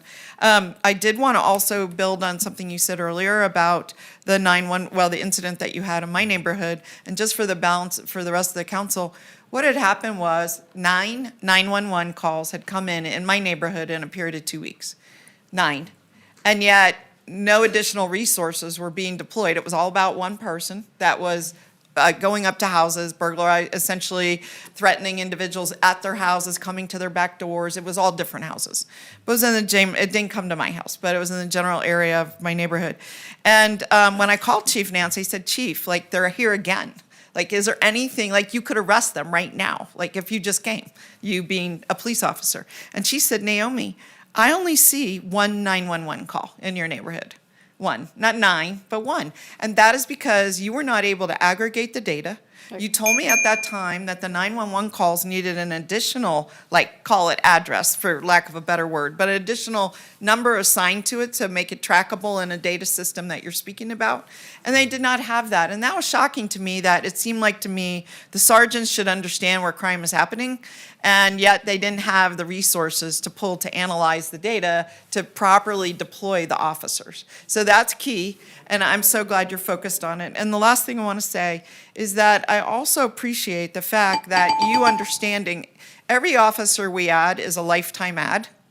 I mean, it's them, it's their benefits, it's the forever world. And what I really like about what you presented today was you presented some alternate ways to approach some problems that don't require long-term officers in those roles. It might be a short-term way to fix a problem, but at least it is trying to address the problem without just saying, give me 10 more people. I can't do anything without 10 more people. I really appreciate that about your presentation today. Thank you. So thank you. I understand the budget concepts. That's not my strong suit. I know some of you are very good at budgets. I understand the concepts of it. And yes, we need more police officers. We need more staff at the police Right. department. But there's a limited pot of money, so we have to work with what we have and know that when the council has an opportunity, I trust that you will help us grow, and whether it's through some other mechanism besides our budget or something else. I trust that you're going to help us grow and continue that process. Because we're all together focused on this issue. Public safety is our number one. It always has been. Thank you. With no constraints on who I can and cannot arrest. I appreciate you for that. Contrary to some belief. Okay. Councilwoman Ebert. Yes, thank you. So I also want to just say thank you for all the work that you've done. I'm sure just taking over a position like this anywhere is complicated, and I know Reno has very unique problems. So I want to thank you for all the work that you're doing here. I did want to touch on a couple things that you mentioned regarding data, and that's something that I've been asking for since I got on council, and specifically the Lake Mill Motel. You mentioned that, once you were informed about the situation there, it took 2 weeks to get a task force over to address the situation.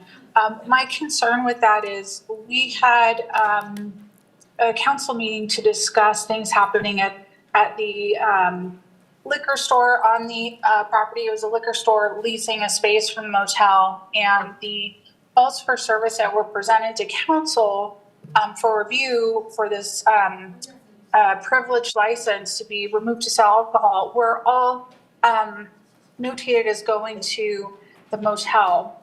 And I believe it was over 700 calls, and the examples that we were given were for things like stolen vehicles and human trafficking and things like that. It was pretty significant issues. So I feel like there has been some type of data tracking about significant issues at that location for at least 2 years that I'm aware of. So I'm a little concerned that, we might have the data, but how is it being reviewed?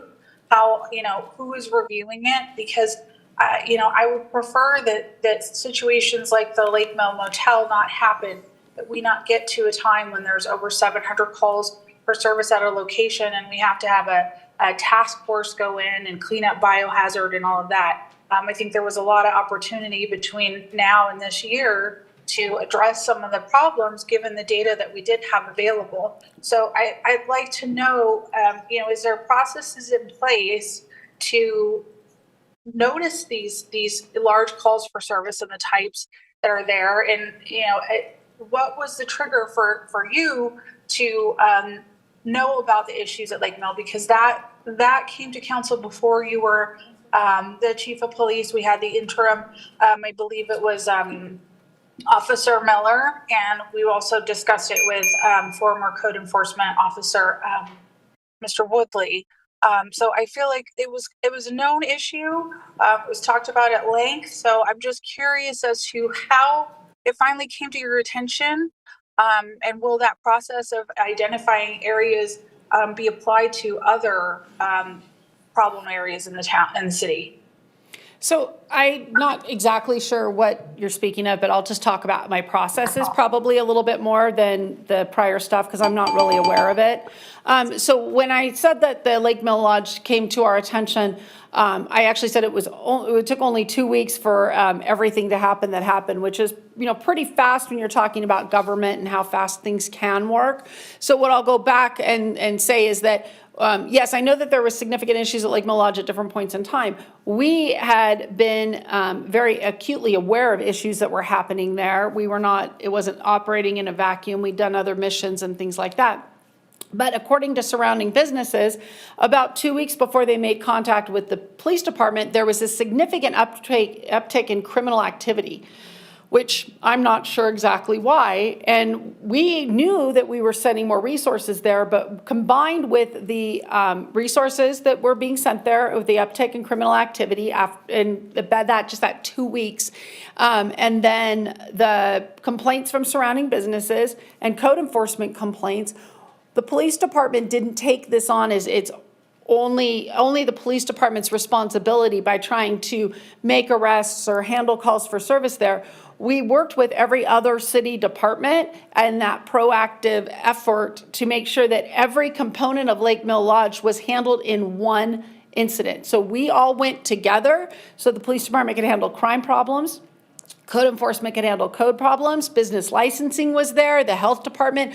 We made a plan, so all of us went over there and handled the problem together. So it was a strategic enforcement or a targeted enforcement action that wasn't just involving the police department, but was involving every city department to ensure we had a comprehensive response model to the incidents that were happening there. Yes, the police departments were making arrests, checking residents, doing other kinds of missions, and handling issues that arose, but really, it was us saying, how are we going to solve this problem in one fell swoop, make sure that everybody's involved and we handle every single problem that exists there in its totality and not just a police-related function, which usually handles, 2, 3, or 4 people that are driving the problem, but we wouldn't have gotten to the issues that actually made the problem stop. Yeah, I do All right. appreciate that, Thank and you. I do understand the response. I think that's great. I think my question is really or kind of a statement and a question, that it was pretty well known to council and law enforcement and code enforcement that there was significant issues at that location. And I'm curious as to why it took so long for action to happen. I appreciate the joint efforts to address it, but my concern is really why it took until now to have that task force come, and maybe perhaps there was an opportunity to intervene prior to them needing such a large task force and an undertaking. Okay, thank you. I'm going to move on to Councilman Martinez. Go ahead. Thanks so much, Madam Mayor and Chief Nance. Thank you for the presentation. It's so great to see, your handling of the leadership role over this last year and your ability to portray not just the changes that you've envisioned at the beginning implementing for the department, but also seeing them in action and how data-driven you have been with the decisions that you've implemented, the strategies that you've presented, whether it's deeds or working with other partners to make sure that we make informed decisions on the council has been very informative and appreciative from my part. I'll also mention that your presentation was great. It was easy to follow along, and I love the suggestions that you provided and how you're giving us sort of a menu of things that are able to contribute to the success of the police department, along with multiple avenues to do that. I think from my perspective and hearing from constituents, maybe the increased patrol officers is something that I would rise to the priority list for me, just because of those deficiencies that you talked about in the north and the south, for having the adequate number of patrol officers there. But I know it requires not just those staff members, but the support staff above and on the sides to be able to continue enforcing all that. So really appreciative of your presentation and your time today with all the data that you provided for us. Thank you. Thank you. Okay. Councilwoman Anderson? No? Councilwoman Taylor? Councilman Reese? Madam Mayor, just ever so briefly, because when we get you, Chief Nance, we sort of load up on what our questions are. But the mayor and I have had a 6 or 10-year inquiry about our cold cases. Yes. And so we've asked and allocated certain funds and resources to make sure those are being pursued. How is that going? How is that department going? Because it wasn't part of the presentation, and I don't mean for it to be off topic. I think it's just a state of presentation. So how are we doing in that area? Absolutely. So we received an additional funding allocation for the cold case investigator. We were able to hire a part-time employee who was working as a volunteer on cold cases before, which is kind of challenging when, you know, we really want to pay people for the work that they're doing. So he came in and he was already up to speed and working very well. And not to give any specifics, but I receive monthly updates about what he has done. And so he got hired, I believe, in September, like end of August, 1st of September, by the time we did all the processes of that. And he's working a significant number of hours a week and working on making sure that we've got some upcoming exciting news in those things and some developments that he is working on. So I'm very supportive of his efforts and excited that we will continue to move forward with that. Yeah. Thank you. Thank you for asking that. I'm really grateful because I want to keep our eye on the ball on that because I think there are so many families that deserve our time and attention. Absolutely. And I don't know what the budget's going to look like. It's going to be a tough one, but that is an area where I really want to see, you know, some much heavier focus because it's just a sliver of, I know, all the other things that you have to take care of. Did you see Councilwoman Dewar back there? Okay. So I think you have one more round. Yeah. Go ahead. So you mentioned earlier that there was funds allocated for the SWAT team helmets, but they weren't being purchased. Do you know where the funds were going? Were they just kind of being set aside or were they being used for other things? They were being used for other things. Okay. Do we know what it was? I couldn't tell you specifically because, you know, certain line item budget items might get moved around for different things. So what it was used for exactly, I don't know. And frankly, I didn't care to look into what it was because it was not the right important thing. to me. What was important Yeah. to me is finding funding in that moment to make sure that our SWAT team was safe. Okay. And I also just want to reiterate, I do appreciate the task force and everything that you did for the Lake Mel. I'm just really interested in making sure that we can improve our response times to situations that maybe need a lot of attention. So the other thing I wanted to talk about was the traffic, I don't know what you call them, traffic patrol, the kind of deficiency we have in the north and the south. I know we've spoken a lot about my constituents are frequently asking for more patrols, especially in our school crosswalk areas. And also there's a lot of concern about accessing the North Valleys during an emergency because of the restricted access, frankly. We have the 395 under construction right now, and Virginia has only one lane getting up, and that's going to be under construction shortly. So I didn't know if you were involved in any talks with anybody to have maybe a substation in the North Valleys area, because the area that you guys patrol is all the way up to Cold Springs. That's a huge area for you, and I know that you take it very seriously. You are concerned about public safety everywhere, but I'm concerned about accessibility all the way up to the North Valleys, especially if maybe we're a little behind on the traffic officers that we have in the area. So just curious if there's any talks or any thoughts on that. So the deficiencies in the patrol officers I spoke about is not about traffic officers. That's about our officers that respond to calls for service. Okay. Our motor officer staff is a different group. The way that the traffic unit and the motor officers respond for traffic-specific enforcement, they do four things. They, one, respond to where areas that we are directing them based on our directed enforcement strategy and areas that we have chosen based on high calls for service. So that's one area that they go to. Another area that they go to is areas where there's a higher frequent number of accidents. So if a intersection or area shows increase or spike of accidents, they would redeploy into that area predominantly. They go based on Reno direct complaints in areas that they're asked to do special patrols in. They go out there within 48 hours. They have responded to that area, or depending on what that complaint is, like if it's a school zone and the complaint comes in the day before Christmas break, they'll hold it until after Christmas break and they'll go at the time identified for when the complaints happen. And then the last place they go is wherever they want. They get to go somewhere and write whatever tickets they want because that's what they do. They write tickets. So we let them kind of spend that fourth amount of time doing traffic enforcement wherever they see the biggest and greatest need, because they're the ones that are out there doing those enforcement opportunities. So if you are seeing high levels of speeders or issues like that, the best, most effective way to get enforcement during that time when you're seeing it is through Reno Direct, because we will get those and we will send our traffic officers out there. So there isn't a deficiency in our traffic officers. Yes, like everything else in the department, it could build so that we have more doing more effective work, but right now they are able to deploy effectively. As far as the construction and things like that, that would be through traffic engineering. It would not be something that I would be able to even speak on. And for a substation, substations are not places that officers deploy out of. They're places where they can go to write reports and to be able to take meal breaks and things like that, to try and keep them more frequently in that area if possible. We are working on a couple different options for substations in the north, and both of those hopefully will have an update in the next year or so. Great, thank you. Yeah. Councilman Dorr.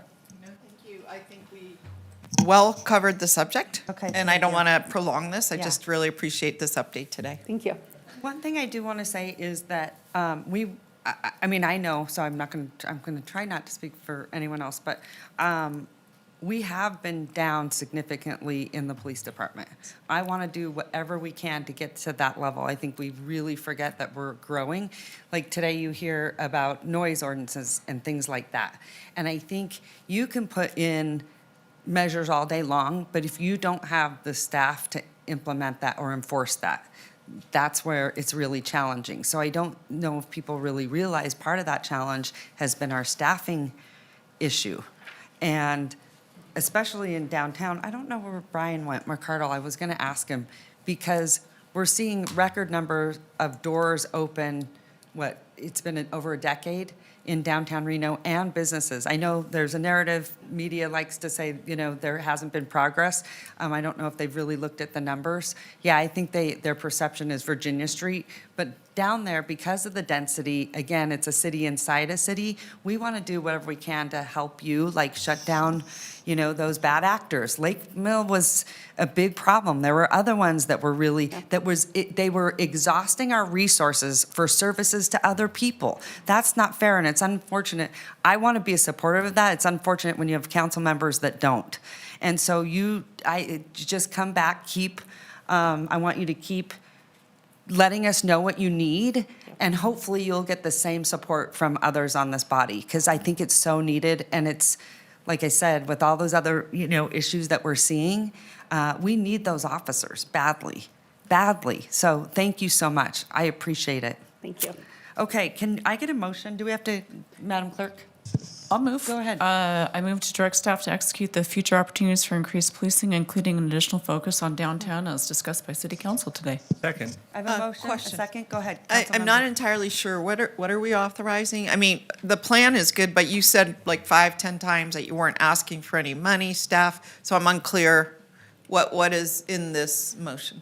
This is essentially just accepting the policy, the presentation as it is. Okay. No money or dollar values or any of the things that we asked for, just understanding that that there's an additional focus on Gotcha. downtown, and some asks that are more global in the sense of when those opportunities arise, the needs. Because one of the things, if I had had more time, I wanted to better understand like the reserve officers, and I don't even really know who qualifies as a reserve officer. Are they volunteers? Do we pay them? Are they paid at a differential rate? Are they permanent employees, temporary employees? Like, I love the concept. I just don't know much about the details or what we would actually, do to help you. I can answer those limited questions. If you want to. I think I can go, right? Go ahead. I'm trying to Yes. remember where we were at in the whole thing. So a reserve officer would be essentially a part-time or hourly rate police officer. So they would work at a lower hourly rate. They could have some limited functions of what they could do, but they would have training that gives them the power to act in enforcement status. They don't carry guns. They do carry a gun. They do carry, can so they're carry full guns. officers. Yes, so they get trained, they have a training, they have the full equipment, and then but they're operating in a limited space or resource. They don't have the same power as the police officers to go everywhere in Gotcha. the whole Washoe County and do any sort of enforcement or investigations, they're limited in what they can do. And we do that on purpose because we want their skill set to match what they're doing. We don't want to overextend And or you use said it them. would be 400,000, but was that like a certain number of reserve officers? So that is the startup cost for the program, the training that it would require, any certifications that they would need. We would get all of that. So then the program would be fully established, and that cost includes having 2 reserve officers for about 25 to 30 hours a week and focusing in the downtown area. So the for 1 year. 120 you said for that, 120,000 is a subset of the 400,000? Yes, a subset of that. So for $400,000, I can guarantee that I will have 2 reserve officers, 25 hours a week downtown, and the program fully funded. Depending on some of those costs with equipment and things like that, based on what we already have or what their needs exactly were, it might actually be more hours. But just to be clear, what we're doing today is saying, go work on it, Yes. but we're not authorizing $400,000 for the Unless research. you want to, no. Gotcha. Okay, I got it. Thank I'm not you. saying no. All right. Okay. Believe, where were we at? That was We're discussion. voting. Okay. It was a All those in question on favor the say aye. motion. Aye. All those opposed? Motion carries. Okay, thank you so much, and we'll invite you back. Okay. Because I want to continue to stay on these Love that. updates, because I really want the council to understand and the public to understand how we can support you and what we need to do and your initiatives. Thank you. Because I don't think that people know all the great work that you're getting done. I would Right? agree with that. We're very bad at promoting ourselves. Well, sometimes we can all be like that, so I appreciate it. Thank you. Thanks so much. Am I back on D5? Yeah. Oh, you're back on D5, You guys did sorry. it again. All right. If you weren't tired of my voice, you get me No, twice. great. And Chief, before you do that, we do have public comment on this item. Okay. Oh, sorry. Madam Clerk, any public comment?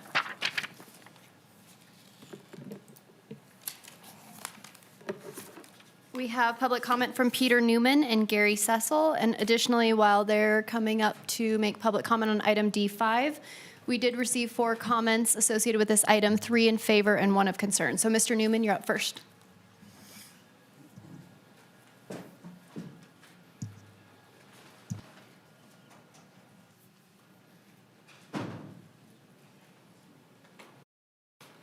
Good afternoon, I'm Peter Newman, Reno, Nevada.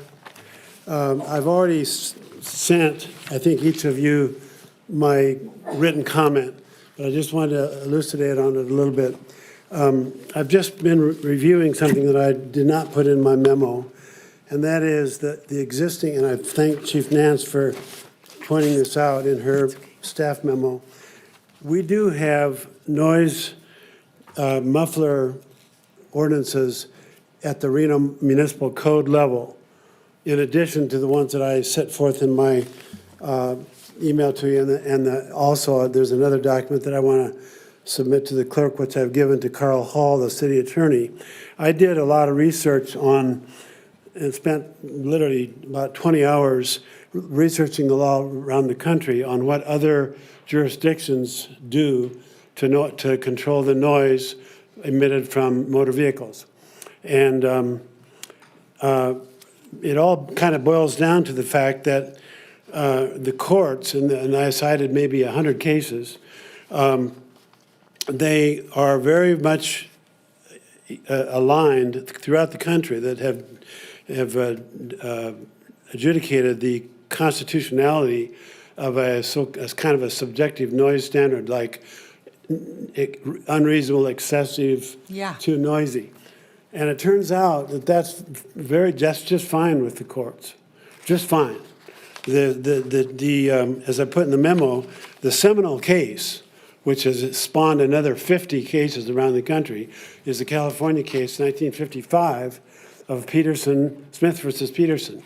And basically, the standard in that case that the court enforced against the Smith Muffler Company, which was charged by the commissioner of the Highway Patrol of California at the time, with making these muffler systems that bypassed the usual systems.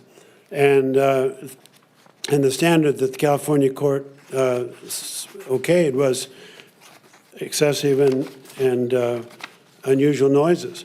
And I think that our statutes, our Reno NRS statutes include that kind of language. But I've just noticed that the 2 statutes that, the Reno Code statutes, I think need to be amended, and that is the 606.785 and A and B, which they sort of use that language. They say the muffler has to be good and sufficient, but I believe that we should consider going to the California statute, which is also included in NRS, of excessive or unusual noise. And my research indicates that the courts will approve that. It's not unconstitutional. Okay. And also, I want to point out that I've given the I book. saw. That's cool. Yeah, which I encourage you to look at. It's a very well thought out book by a 31-year veteran of the Houston Police Department, whose whole task was noise control, vehicle emission noise control. All right. Thank you, Peter. Thank you. Thanks for this. I didn't know this existed. Gary Cecil? Gary. It's our Londoner, right? Long time It's our ago. favorite. Much too long ago. It's our favorite Reno Londoner. Renoite. I shouldn't say that because we do have other people from London that live here. Do? We do. But you're right here. You're the top. So go ahead, Gary. Good take it away. afternoon, Madam Mayor, council members, and city manager. I'm afraid it's me again. There's so many topics on today's agenda. I could have come up here 5 times, but I'll spare you that. But this one is important to me. I just have a few short comments about item D5 regarding potential solutions to address excessive vehicular noise. And while this topic obviously covers all of Reno, Ward 4, Ward 2, etc., from a downtown resident's perspective, it's very germane to my everyday experience. In particular, I hear very loud mufflers and boombox heavy bass noise on a frequent basis, and unfortunately, very often in the after midnight hours. And after midnight, Chief, is the key. As such, I'm certainly in support of actions to mitigate such excessive noise.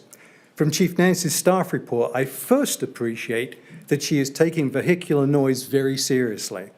As with all noise sources, when it reaches an excessive degree, noise can be much, much more than just a nuisance. Countless refereed journals agree it is harmful to health.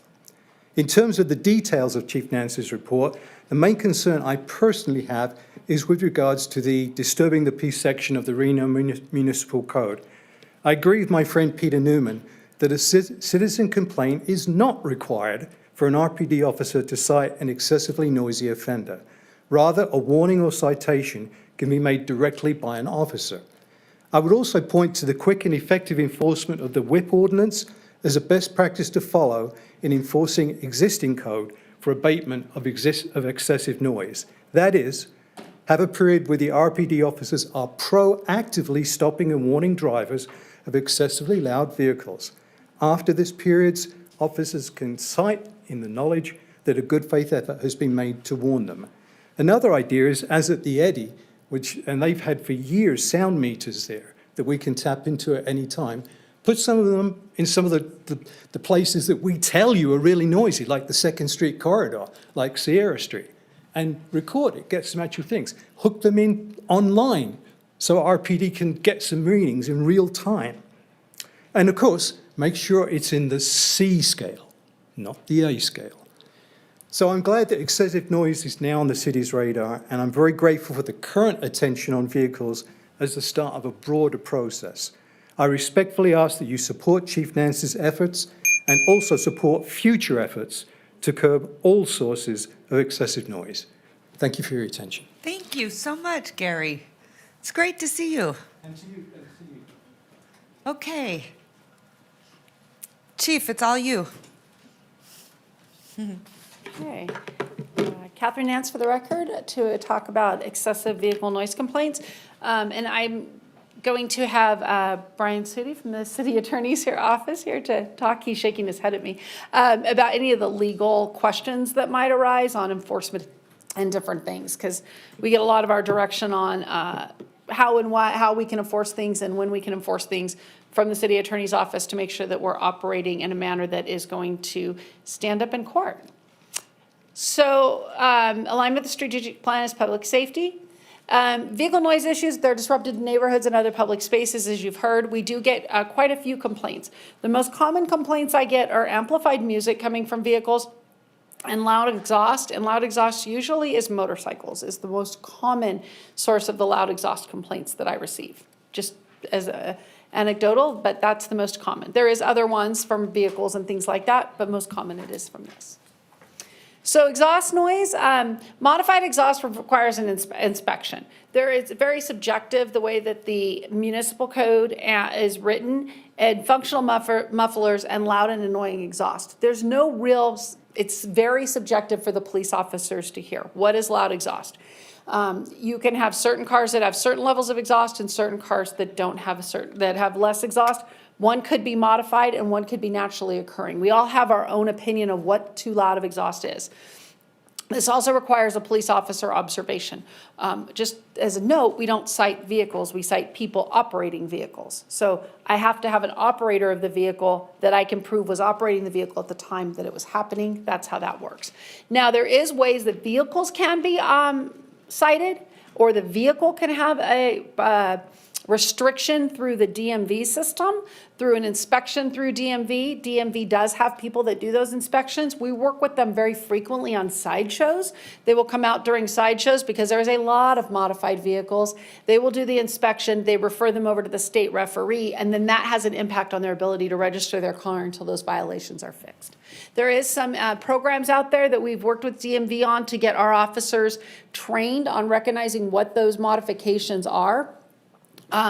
DMV in the state doesn't work very fast, and they don't have a lot of inspectors that are readily available. So we are continuously working on how do we train our officers during that time to do that enforcement or to identify what those are in the time.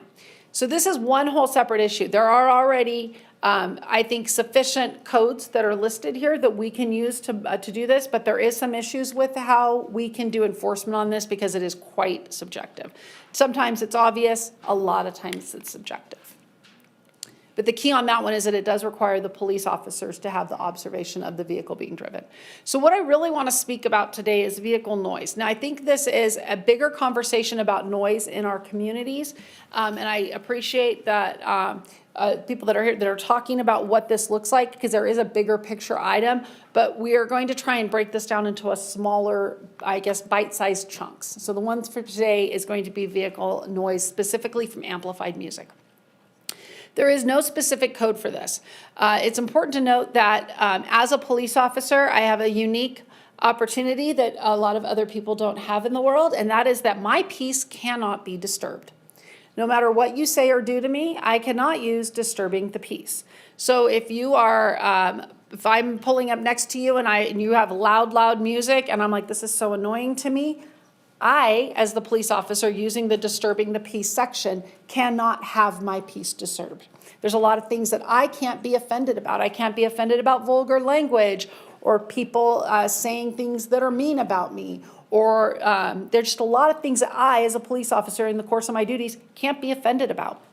Public nudity is one of them. If there's not a public nudity law, I can't be offended by pornography because I've been exposed to this in my job as the police.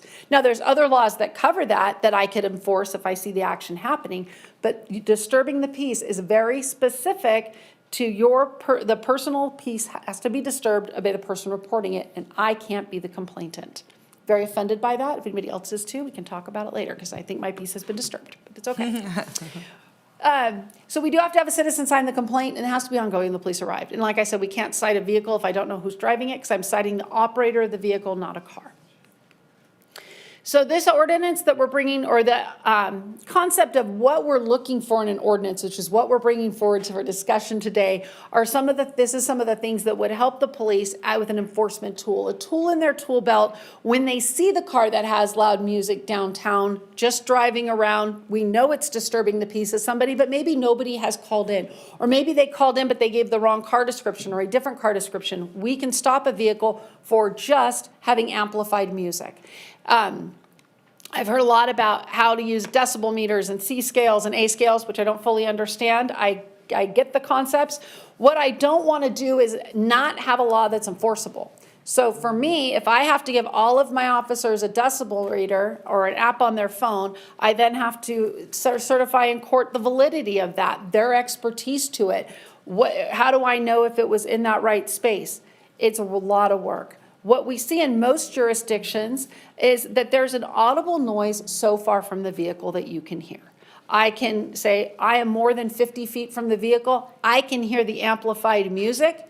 That is a violation. I can stop the vehicle and make a decision how we're going to do that enforcement. This is not going, I'll be very honest, a noise ordinance from the vehicle is not going to stop downtown noise problems. It's not. It is one additional tool that my officers have. So when you talk about being able to give them opportunities to do additional enforcement, this is a tool that they can say, this car is sitting here anywhere in the city, playing loud music. We know that's a violation. I can stop them, find out what they're doing. Maybe they didn't know, and I can say, hey, can you please turn your radio down because it's too loud in this neighborhood because I can hear you from more than 50 feet away. Or maybe they're engaged in criminal activity and we can use that as a tool to effect a traffic stop to determine what is happening in that area. Very effective. This law is very effective when we're stopping and preventing sideshows. It's very effective for complaints in neighborhoods where cars are parked there, or in apartment complexes where somebody's waiting to go in and we get calls for service. A lot of people don't want to give their name. They don't want to sign a citizen's complaint. They don't want to be involved. They just really want the problem to stop. And this allows us to make the problem stop. So what we're looking for is direction from council on what you guys want to see in an ordinance, so we can then craft an ordinance that is specific to vehicles, or that is specific to noise or audible noise or amplified music coming from a vehicle. There is a drawback in the way that this has been presented to you that I just want to make sure that everybody's clear about. If we put this as an ordinance that is specific to vehicles based on the state legislature, it will only be a civil infractions, which means people will get a ticket that has a fine attached to it, but it does not have a criminal punishment or ongoing other issues. So there's no progressiveness to it. So if they don't show up to court, if it was a misdemeanor and it was a different type of noise ordinance, it could be a misdemeanor, which changes our ability to do enforcement, but this is definitely going to be a civil infraction specific to vehicles. I feel that giving you guys the most information I can so that you can give me direction on what you want to see to help prevent this issue is important here. But I think what's really important to note is that this is one additional tool that the police can utilize when they're in an area that has either a complaint or report of a problem or something they observe on their own to stop that problem from occurring. And that is where we are. So I can answer questions and then get some direction to come back. Madam Clerk, I don't see anyone with their light on. I'm going to try to get more in the habit of lights on. I apologize. This light here on Okay. No, request Councilman to Reese, speak. go Yep. ahead. Thank you so much, Chief Nance. First of all, an issue I'm not entirely familiar with, so I admit that.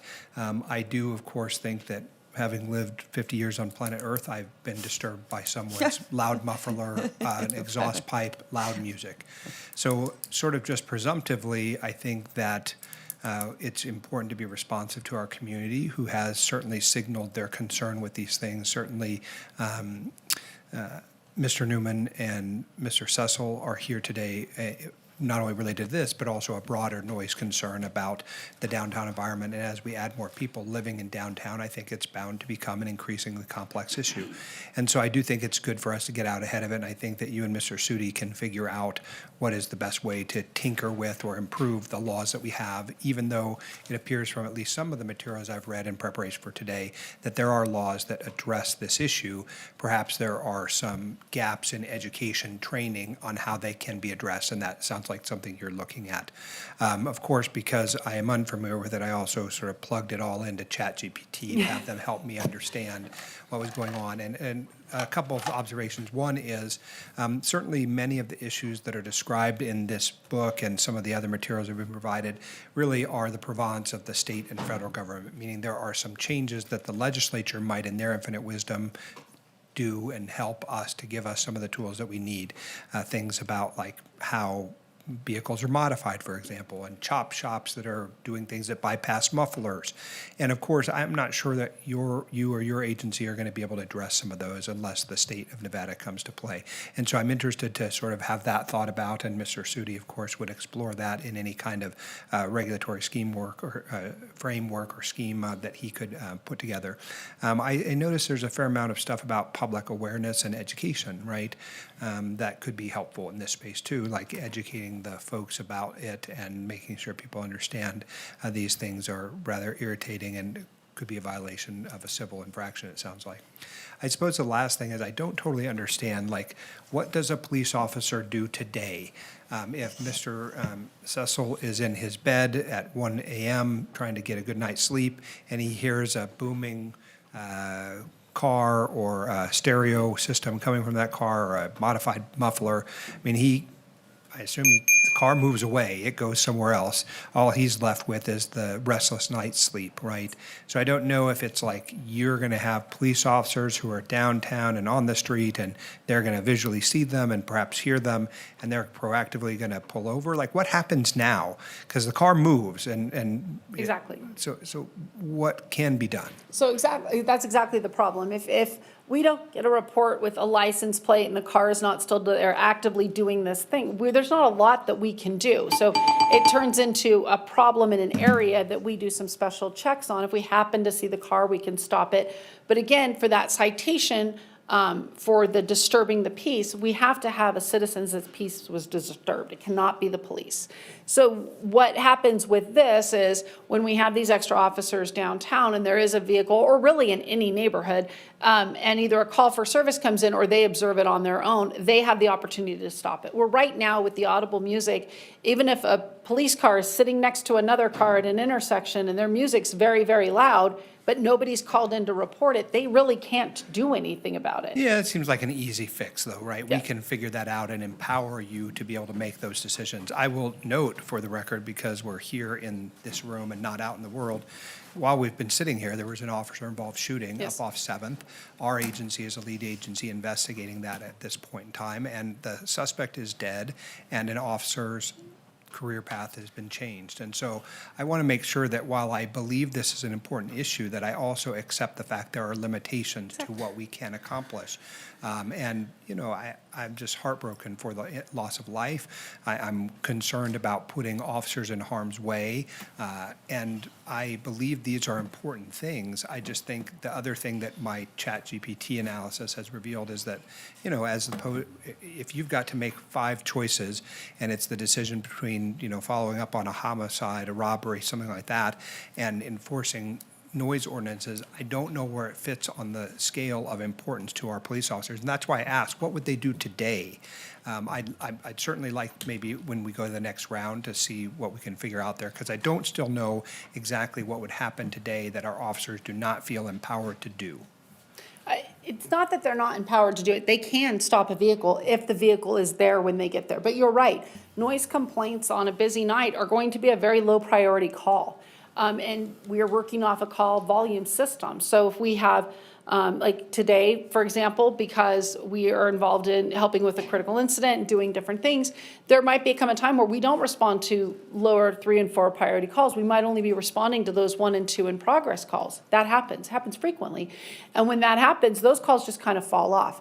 So I agree with you. This is not a solution to the problems. This is an additional tool that we can utilize when we're either looking for a problem in an area or when we have the time to address it.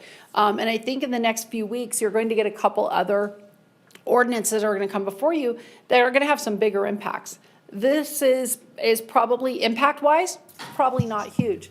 But what I want to stress is that this type of ability to do this type of enforcement gives my officers one additional tool if we know that there's a problem area. So if we know that there's an area where cars are going to congregate, play loud music, and do stuff, if there's no other violations and nobody's reported it to us, this allows us to do the enforcement on our own if we can. But again, I'm not going to have a team of amplified sound police next week that I'm going to deploy out to look for people playing loud music or respond just to those calls for service. One additional tool is really all it is. And I used a similar law like this in California a lot. I mean, I've written, not in the recent past, don't get excited, I've written tickets for this. I pulled cars over for this. And a lot of other police do too. So it's a really good ordinance for a city to have that allows for that enforcement if needed. It's a tool. Okay. Councilwoman Dewar. Yeah, thank you. So I care about noise. And it's not just me. So when I very first got elected, the very first issues I heard from residents, they weren't even necessarily mine. I remember one over near 7th Street said, Naomi, please, if you do nothing else, address this noise from the cars. This was his greatest complaint. He was a happy Reno citizen, but this drove him insane.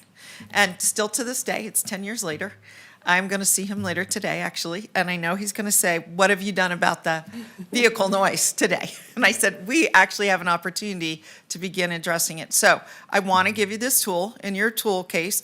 As you know, I've been very active in the intersection takeover, the street racing, and this seems very helpful to you. Even in that, you're there, you're analyzing the situation, you're assessing, and here's a whole bunch of noise. And if nothing else, if it wasn't endangerment or whatever else, this is another thing. And even if it's just a ticket, and it's a one and done, and then they have to get another ticket and it's a one and done, at least we have a tool to address the situation. So I want to see us move forward, and I don't think that we should prioritize that if it's not life and death or someone shooting themselves or being shot, that somehow it doesn't matter. To the health and enjoyment of our citizens, they are expecting us to not just deal with the total tragedies and emergencies, but the everyday policing, the keeping our community safe and our people happy. So I think it fits there, but I don't think it's an all or none, zero-sum game, and that if we do this, pass this ordinance, somehow we're not addressing big ticket items, big issues. So I think it's complementary and not a this or that. So I'm glad you're on it. Thank you. Okay. I want to go to Councilwoman Ebert, but I just want to clarify, Madam Clerk, it doesn't show up here. And I know if I skip her, then I'm in trouble. Well, I think the issue is we were trying to use this system, but maybe we aren't all using it. No, that's why I'm asking. Why doesn't, she's got her light on, but it doesn't show up. Why is that? You have to indicate on your screen that you'd like to request to speak. Oh, there she is now. But she had her light on. Maybe she had her microphone light on, but not her computer light on. So you have to do both. Okay, I didn't realize that. I Okay. have both on now. Okay. Sorry, my apologies. Go right ahead. And how do you turn it off? Because I've already requested, I've already spoken, it's still. I'll remove it. Oh, okay. It's a very confusing system. So if I forget you, then you just got to kind of wave me down, because I don't know what's this and that, and go ahead. Thank you. So it mentions in the staff report that the 50-foot distance for noise from a car for music, similar to other ordinances. What location has this ordinance? Like where are we pulling this from? I appreciate your questions because Mr. Sudi would like to answer that. Great. By the way, I'm so glad to see you. Thank you. We never get to see you. I do a good job at hiding. Well, it's great that you're here, Brian. Thank you. Brian Sudi, Deputy City Attorney for the record. So I already kind of did a little research on this and basically went to my favorite spot, which is Southern Nevada, with a population of about 3 million people, and they have a noise ordinance, a whole section of code on noise. And the 50 feet, well, Clark County has the same audible noise from a vehicle, and it's 100 feet. Clark did 100 feet, and then North Las Vegas, Henderson, and Las Vegas all have identical noise ordinance codes. The only difference between all of them is the 50 feet. So it looks like the cities did the 50 feet and the county did 100 feet, but they all have identical ordinances, and it's noise. The vehicle portions the idea of it's being pulled from their ordinances down south. Okay, so how different is our current law regarding noise from other areas, let's say California or just other states? The city of Reno does not have a noise ordinance. Yeah. So the only thing that is enforceable regarding audible noise is really disturbing the peace. Okay. And that is a citizen complaint thing. It is based on a reasonable, prudent person standard. So I will tell you that if someone hearing noise, let's say, for example, in the residential area of Collin Ranch, that standard of proof in court will be different than someone hearing noise within the downtown corridor. So the court applies a reasonable, prudent person. So if you live in the downtown, it's obviously you're assumed that you're going to be subjected to more noise than if you would like in Collin Ranch or down south Reno in the residential areas. So it differentiates, but the court applies that reasonable, prudent person and puts them in that particular place. Hence why when Chief Nance said that a police officer's peace cannot be disturbed, there's case law that says that, because the peace officer is subjected to all of this. So they are not a reasonable, prudent person, so that standard of disturbing the peace does not apply to them. That's why it's a citizen's law and it's driven that way legally. But can't they note, like, observance of disturbing the peace for other people? Yes, that happens all the time. If there's like let's say a loud house party, music being played, and the police are called out, they go to the complaining party, they get there, they can hear it, and so they will confirm it. And you know, I prosecuted cases for 12 years. Disturbing the peace was always one of the cases that was 50-50 shot. As a prosecutor, you never like going in because you didn't really know how the court would go with those facts. But if the officers heard the noise while they were there, then it made it much more easily to prove because now you have a second party. But the complaining party is the citizen. That all the officer is saying is, yeah, I hear the noise from the citizen's house. But the officer can't say, I was disturbed by that noise in the citizen's house, because that's not the officer's. Yeah, that's fine. They're confirming the complaint of the person. So in these areas where they have the distance ordinance, does the officer take out a tape measure and say, I'm 50 feet away and I can hear this? And what decibel scale do they use? Does it need to be silent at 50 feet or 100 feet? How is that enforceable? I would fall over if I ever saw a peace officer taking out a measuring tape and actually measuring something. It's usually based on sight distance. And we have other laws, criminal laws, that actually base officers to enforce on certain feet distances. So they just make an observation. This law of 50 feet, as Chief Nance said, if she pulled up next to a car playing very loud music, that's the tool that they can use, because obviously they're within that 50 feet, they're right next to her. Whereas today, if you saw a peace officer pull up to a car blasting, really loud music, you would see them drive off, and, the citizen's probably like, why didn't they do something? Well, they can't, because their peace cannot be disturbed. But they can't observe that the peace is disturbed for the community. That's not applicable? That's not how this works. So their peace can never be disturbed. They are not the community. They are an individual working, and the courts I understand that. I understand that aspect. I'm talking about them protecting the peace around them, observing what's happening around them. Just like, if they see some other type of somebody breaking any other law around them. If they're not being robbed or burgled or whatever the correct term is, they can still act, right? Because it's not a crime against them. But if it's something that's happening that's not legal, the expectation is that they would enforce the law, correct? With disturbing the peace, this is noise. We're talking about noise. If a peace officer sees someone getting into a fight, they obviously, that's a battery. They can interject on that. But when we talk about noise, the courts have always said a peace officer can never be disturbed. Never be disturbed. So you have to have a complaining party say, my peace is being disturbed.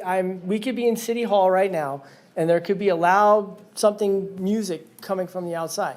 We would all tell Chief Nance, our peace are being disturbed here, and that gives her the authority to go out there and enforce that. So it's a reasonable, prudent person standard, and peace officers are never going to be classified as reasonable, prudent person, no offense to the police. Okay.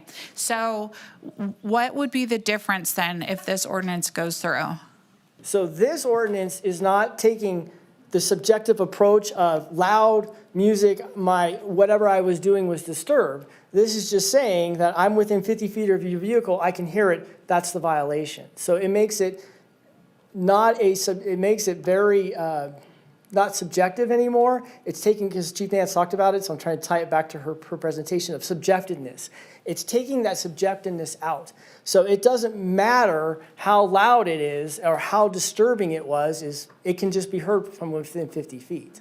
Okay, so if my car's the only car on the street and you can hear my engine from 50 feet away, am I disturbing the peace? Okay, engines are a whole different story. We are just talking about really amplified music from vehicles. When we get into engine sounds, which are usually perpetrated through the muffler, is usually how you hear your engines, unless they're supercharged engines and you can hear a whine. No love about cars. But the problem you have with that is that the federal government has already created emission standards for vehicles. California has even a much more stricter establishment for motor vehicles. So most of all the manufacturers of motor vehicles build their cars to the California emission standards. We could go down to probably the Ford dealership right now. We could go pick up a Cobra Mustang. I can't afford one, but maybe someone in here can. And we could pull up in front of City Hall and gun it. And it would probably rattle this building. But federally and Californially, meets all emission standards. This is why when we look at our muffler laws, like how loud the actual sounds are coming from, they're all regulated by the state.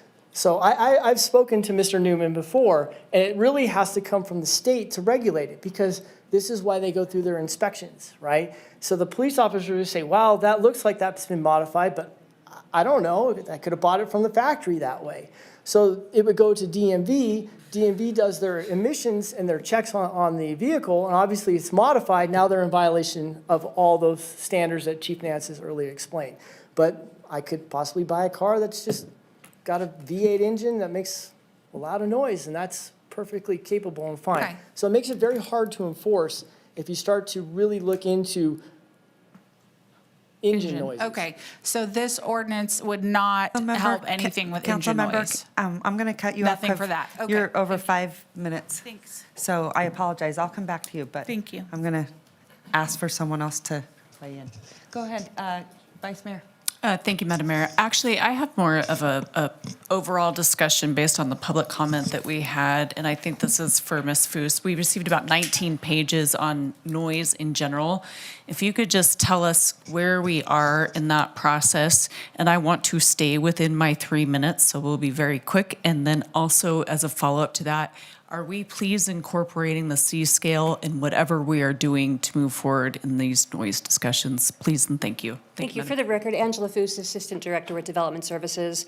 We are kind of taking a different approach, not addressing noise per se. We're letting Chief Nance address noise on the stereo level.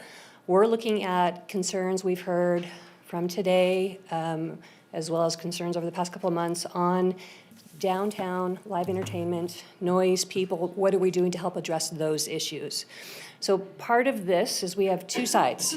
We heard from Tyler from the Emerson, and he's spoken to us before. Why aren't we doing more to create an entertainment district where we can allow live entertainment and noise?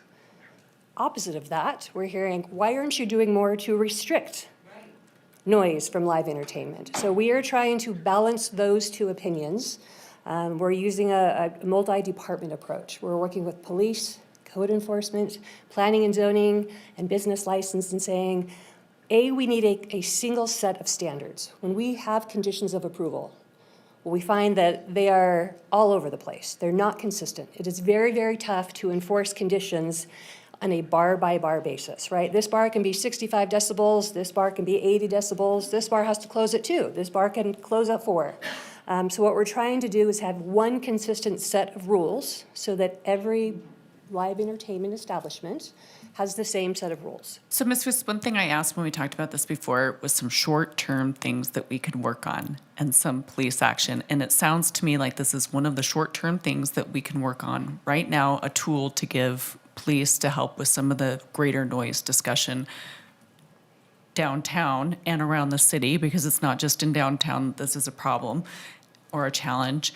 And then we're going to have some more discussions with both sides on other noise challenges. It is. One of the other key things is security plans. I will say we typically have not been good about having a template for what we want to see from the businesses in a security plan. So again, it's these unenforceable documents that nobody enforces. We have worked with police, code enforcement, again, a business license, and said, what do we all want to see in each individual security plan from each bar that does live entertainment?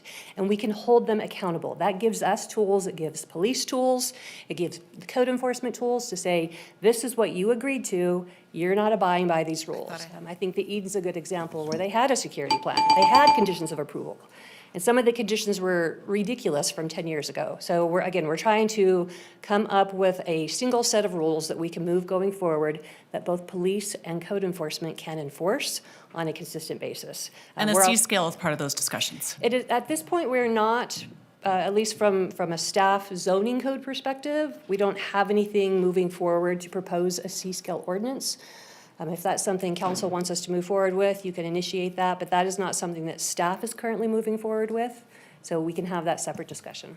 Okay, I think that is something that we need to discuss because that's where I'm hearing most of the concerns. Thank you, Madam Mayor. Okay, thank you so much. Madam Clerk, I still see Councilwoman Ebert up here. Is that current, or does that need to go away? And Councilwoman Anderson, do you want to weigh in? I just have one She's not question up for here Chief. either, Madam Clerk. So go ahead. Councilmember Anderson I'll is the come back should to be you. the first one I'll come on the back. list, and I believe everybody that's on there has re-raised their hand, so the list should Okay. be current. Got it. Go ahead, Councilwoman Anderson. Chief, I just have one question about Mr. Cecil. Is it Cecil or Cecil? Cecil, okay, thank you.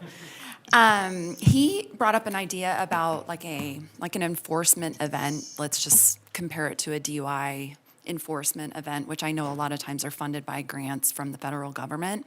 Is there a way to, after we have this ordinance in place, fund an event, if you will, if event isn't the right term for it, let me know, where we do, like in South Reno on Veterans Parkway. I hear all of the time, I have many residents in South Reno that are here from California that they had different tools in their communities.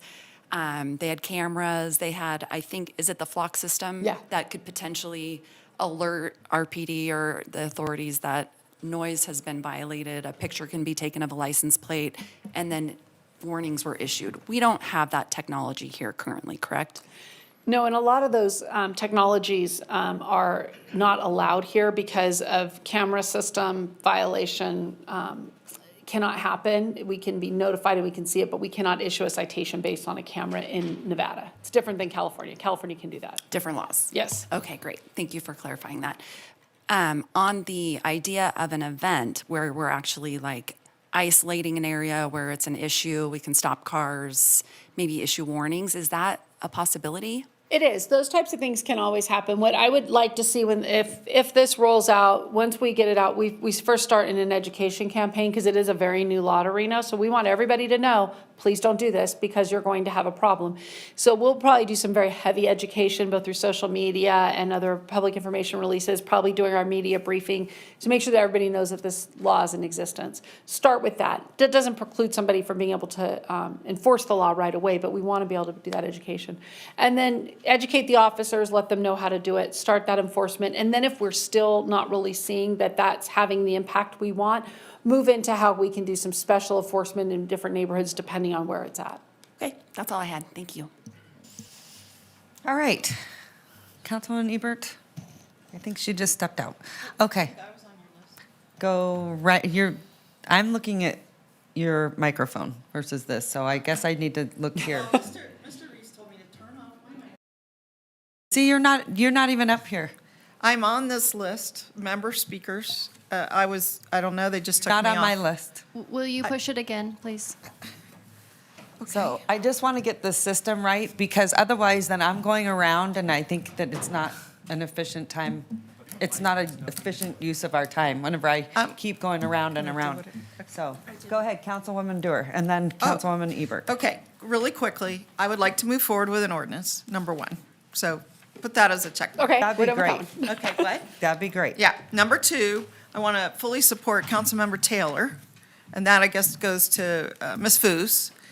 I 100% believe that we need to use the right tool to measure it. I don't think we need a separate ordinance to change the tool that we're using to measure.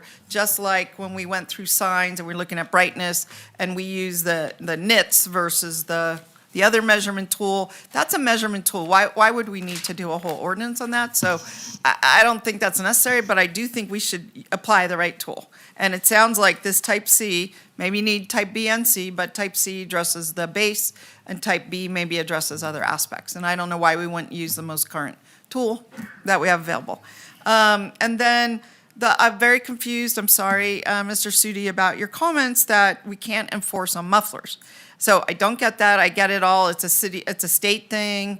So are you saying in the noise ordinances in Las Vegas, North Las Vegas, et cetera, they have nothing that addresses mufflers either? It's only radio noise out Our of cars. muffler law that we saw up on the Reno Municipal Code mirrors that of the state law. So we have a state law that you can't modify the mufflers. But for an officer to say that that particular car is modified, that's almost impossible to do. I get it now. So that's why the DMV. But can we change that ordinance to not require it to read that way, to be broader or different? All these requirements for emissions are set forth by our state standards. So noise and emissions are tied, is what you're saying? They're not independent things. They're not independent. Well, they seem independent to me. They seem independent, but they're not. Because what is making the noise? A radio in the car or the components of the car, the actual mechanisms that make the car move? The mechanisms that make the car move, the engine, the mufflers, the catalytic converters, all those things, those are state controlled through our Department of Transportation and Department of Motor Vehicles. They set those standards. So if you start to, in essence, make different emission controls, you in essence create your independent DMV because your emission controls would be more stricter than the Department of Motor Vehicles, and you run afoul with the state law. Let me So do we this. can't do I that. understand what you're saying. I would challenge our staff, including you, to figure out a way to get to yes. Is there a loophole? Is there an approach that we could take to get to this issue besides saying, well, no, we can't? In other words, we're unlikely to get a piece of legislation passed.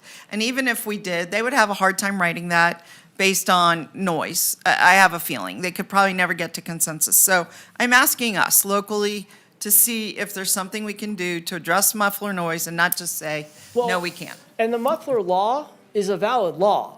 Okay. As Chief Nance said, one of the main problems is that vehicles go running by, let's say on McCarran. Let's say you have a bunch of motorcycles going by on McCarran. They make a lot of noise. People call and complain about that noise. By the time an officer gets there, those motorcycles are long I get gone. all the problems and issues, but to Councilmember Anderson's point, her point was she's got all this concern about traffic on veterans. And are we more or less saying we can't do anything about that? I just want to be really clear. I understand you're saying on one hand we have a tool, but on the other hand the tool's sort of useless. And the tool is traffic enforcement. As Chief Nance said in her previous slide, is traffic enforcement. You need more officers out there to patrol to, in essence, capture those. And a those new individuals. law that doesn't require a citizen citing disturbing the peace. Well, yes, if you went with the vehicle for the 50 feet law, that would give them the tools. Okay, I'm going to end. I just want to do it and do everything we can and challenge you for your creativity because I know you are very creative. Okay, Councilwoman Ebert. Yeah, some questions. So we've had a lot of comments about vehicles move, so it's going to be hard to target them, or maybe target's not the right word, but hard to use this ordinance against moving targets. Just say that, right? Because the vehicle can drive away if they're being too loud. Well, that's the biggest issue with the current law, is that we need a citizen complaint for it. Okay. So the citizen has to complain about it, then they call the police, then the police respond, and then the vehicle moves. This law allows the police just to see a vehicle with loud music playing and stop it immediately. Okay. So this ordinance will affect vehicles playing loud music. Yes. And businesses with loud music. No, This is will only be for amplified vehicles. sound from vehicles. Okay. All right. It will have nothing to do with exhaust or engine noises No. whatsoever. It will only be for music. Well, I'm getting a little slippery here. because I'm now telling you what the ordinance says, which is not proper. I am bringing to you ideas for an ordinance that you are to direct me back to look into how the ordinance should come back to you for the first read. So I don't want to get slippery here and tell you how the ordinance should read. Well, I'm trying to figure out what I need you to tell me how you want the ordinance to read, and then we can look into it. I can tell you issues with the way you suggest it and talk about it, but I want to be very cautious in me not saying, Councilmember Ebert, please write an ordinance that says this. Yeah, I understand, but I'm having issues with, it feels like we already have ways to. We do not have ways to enforce enforce it. this law. So what is the end result we're trying to get to here? Like, I'm just trying to understand, because I feel like we can't assume that the peace is being disturbed if we hear a loud vehicle. Like, that's just No, we cannot obvious. assume that. Okay, so you have to have an ordinance to tell you that there is noise happening. Yes, I can explain to you what happens with a disturbing the peace law. A disturbing the peace law is, let's pretend you are in your house and there is a car in front of your house playing very loud music and you cannot sleep and your children are awake and you're like, my peace is obviously being disturbed. Yeah. If the police officer, you never call though, the police officer drives down the street and hears the loud music, their peace cannot be disturbed. Nobody has understand called the that. police and said that that's a problem. So and there's nothing else wrong with the car, the police legally can only stop cars that are in violation of a law. Given the way our ordinance is written, they can't stop that car. They literally just have to keep driving because there's no law that allows them to stop that car, absent any other violations. If you call in, then I say, okay, I can stop the car, but I can't write them a ticket or do anything else unless I can reach you and you sign a complaint, which that doesn't make sense. That doesn't make any sense. It's not a good law. And it's good for other things, but it's not good for the vehicle noise ordinance, which is why we come to say amplified sounds from a vehicle inherently disturb the peace of either businesses, a community sleeping, a neighborhood, whatever it is. It's too loud in the neighborhood. We're all going to say it makes sense to say the police should be able to say that shouldn't happen. And so they should be able to stop the car, issue a citation if needed, and stop the behavior without forcing people to call in and have to be signing citizens' complaints and go to court and testifying against somebody. That way it's written doesn't make sense for the issue that we're talking about in front of us. Okay. Now, there's a lot of other issues that we could talk about, but the one right here in front of me right now, it doesn't make sense. So this is what you're looking for, is just music from vehicles. Has nothing to do with establishments or anything within the city of Reno, and it has nothing to do with exhaust sound or engine noise. It's purely music noise. It's amplified sounds from vehicles that I am bringing forward to the council to say, this is an issue we've identified. How do you want us to proceed? Or do you want us to proceed with an ordinance? And so if there's other things that you need to see, I just need to understand that also. What is your definition of amplified sounds? Because, on one hand, we're hearing that the DMV has to identify modifications, but then you're saying just modified sounds. So to me, it's kind of like, well, what is a modified sound? Well, I guess an example would be, pretend that the vehicle is driving down the street and they're playing amplified noise from their car that is a person screaming.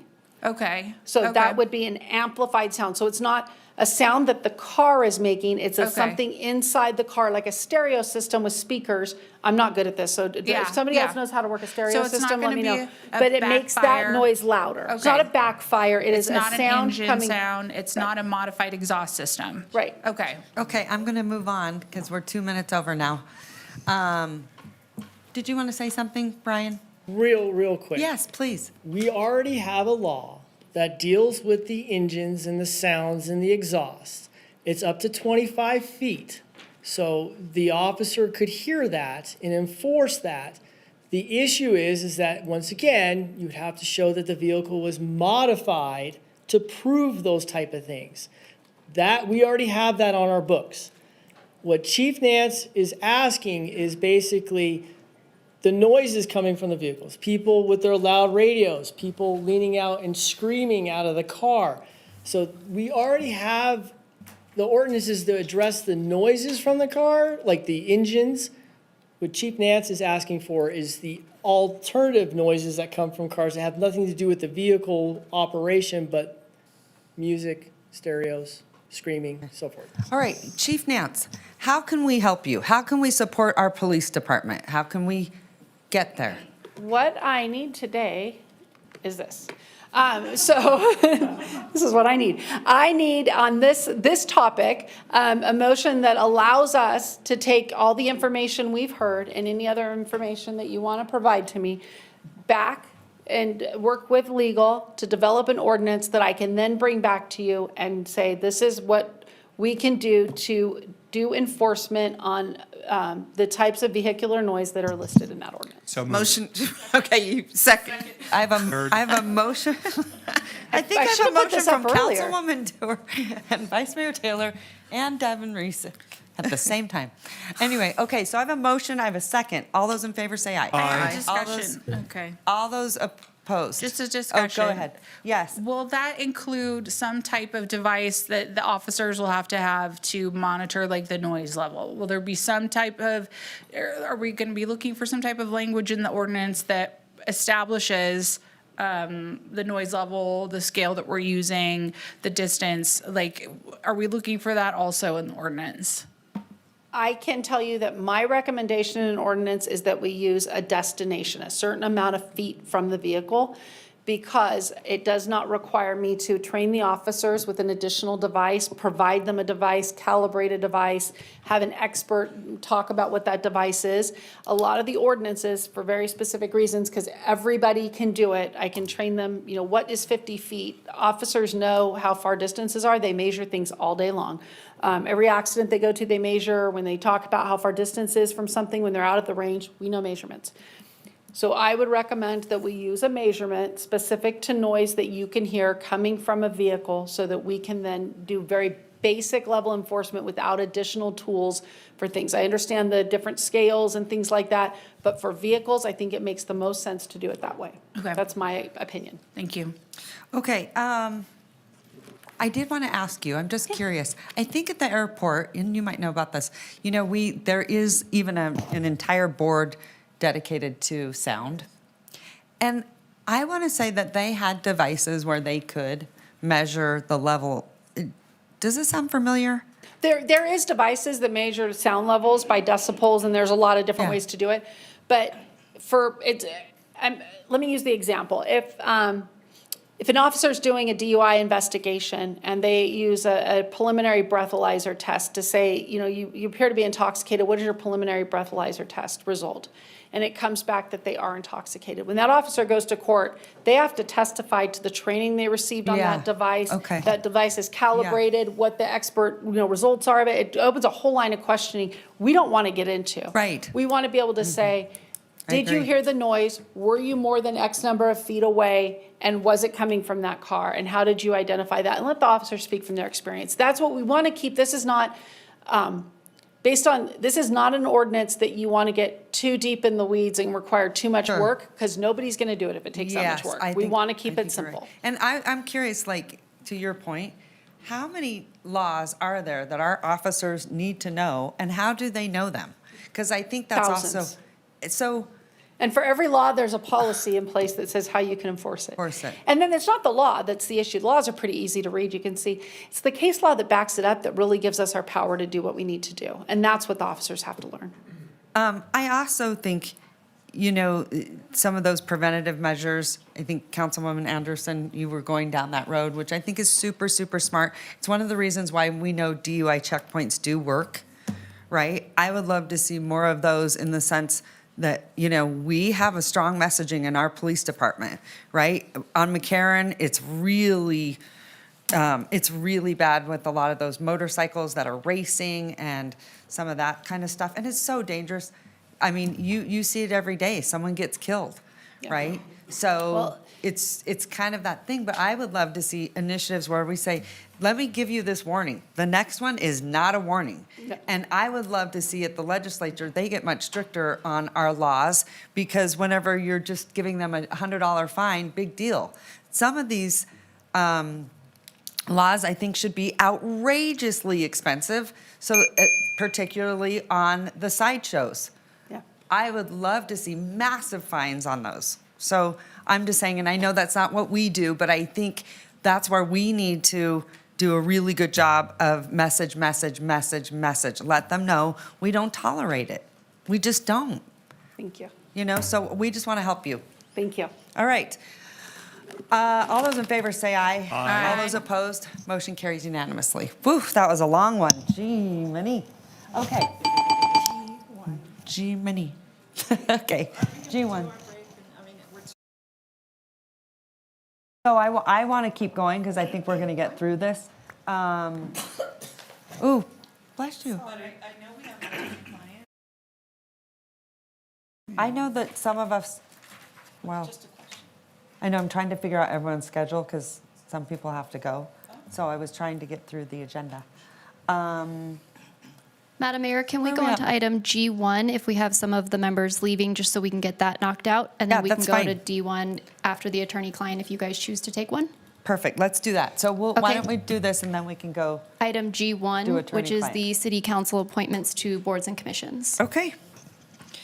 Madam Mayor, I circulated for the body this morning a draft of what I believe would be my motion. Sorry, Councilmember Reese, before you do that, can I just state for the record that we did receive one comment in favor of this item? Thank you so much. Sorry to have interrupted. So I circulated that this morning. This is just my best effort to get us where we have to go, knowing that some of these boards don't change.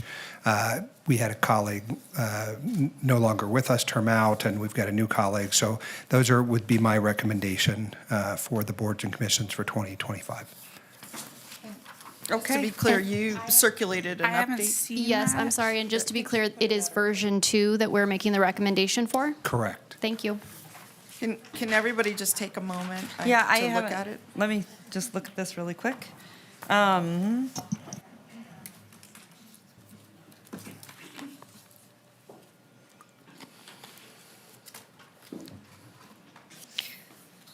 Did you find it? Here. Here. Oh, thank you.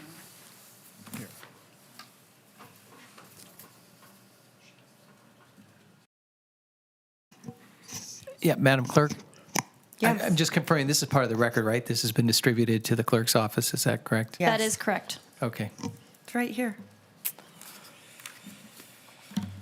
All right, do we want to, So Madam Mayor, it's just in the interest of saving us time, because some years we've gone through each one by one, and it's taken a lengthy amount of time. So all I did was just try to apply my best skill and judgment to these boards and commissions. It's interlineated, so it's lined out, and then the new member. So I'll make a motion to accept this proposal as the body's assignment to these various boards and commissions. okay. Let me just ask, though. Go ahead. Well, I'll second it, but let me ask. I also want to let everyone know, I think I asked everyone to look at it. I don't know. Only because we have Brandy, who's brand new, and we want to make sure you get in on the fun, right? We want to make sure that you get some boards and commissions too. And eventually, you know what I would love to see actually? Because this can take a lot of time. I sit on several. I know all of you do actually. And I've asked before, our charter doesn't allow us to do it, but I would love to see us appoint citizens on some of these boards and commissions. It would be great if we could have citizens as representatives on some of these boards and commissions. Because there are people out there that are, better experts than I am, that I'll ever be in transportation or tourism or those things. Or housing, and it would just be nice to be able to share some of those boards with our appointees. So, Councilmember Reese, if I might, just for the record, I'll just read out the changes that have been indicated here. Understand, and then so I made the understanding that motion. everything, I yep. do- So if I can just say, Seconded, and then we can have discussion. I do have one change. Okay, so hold on, I have a motion, I have a second, Councilwoman Ebert.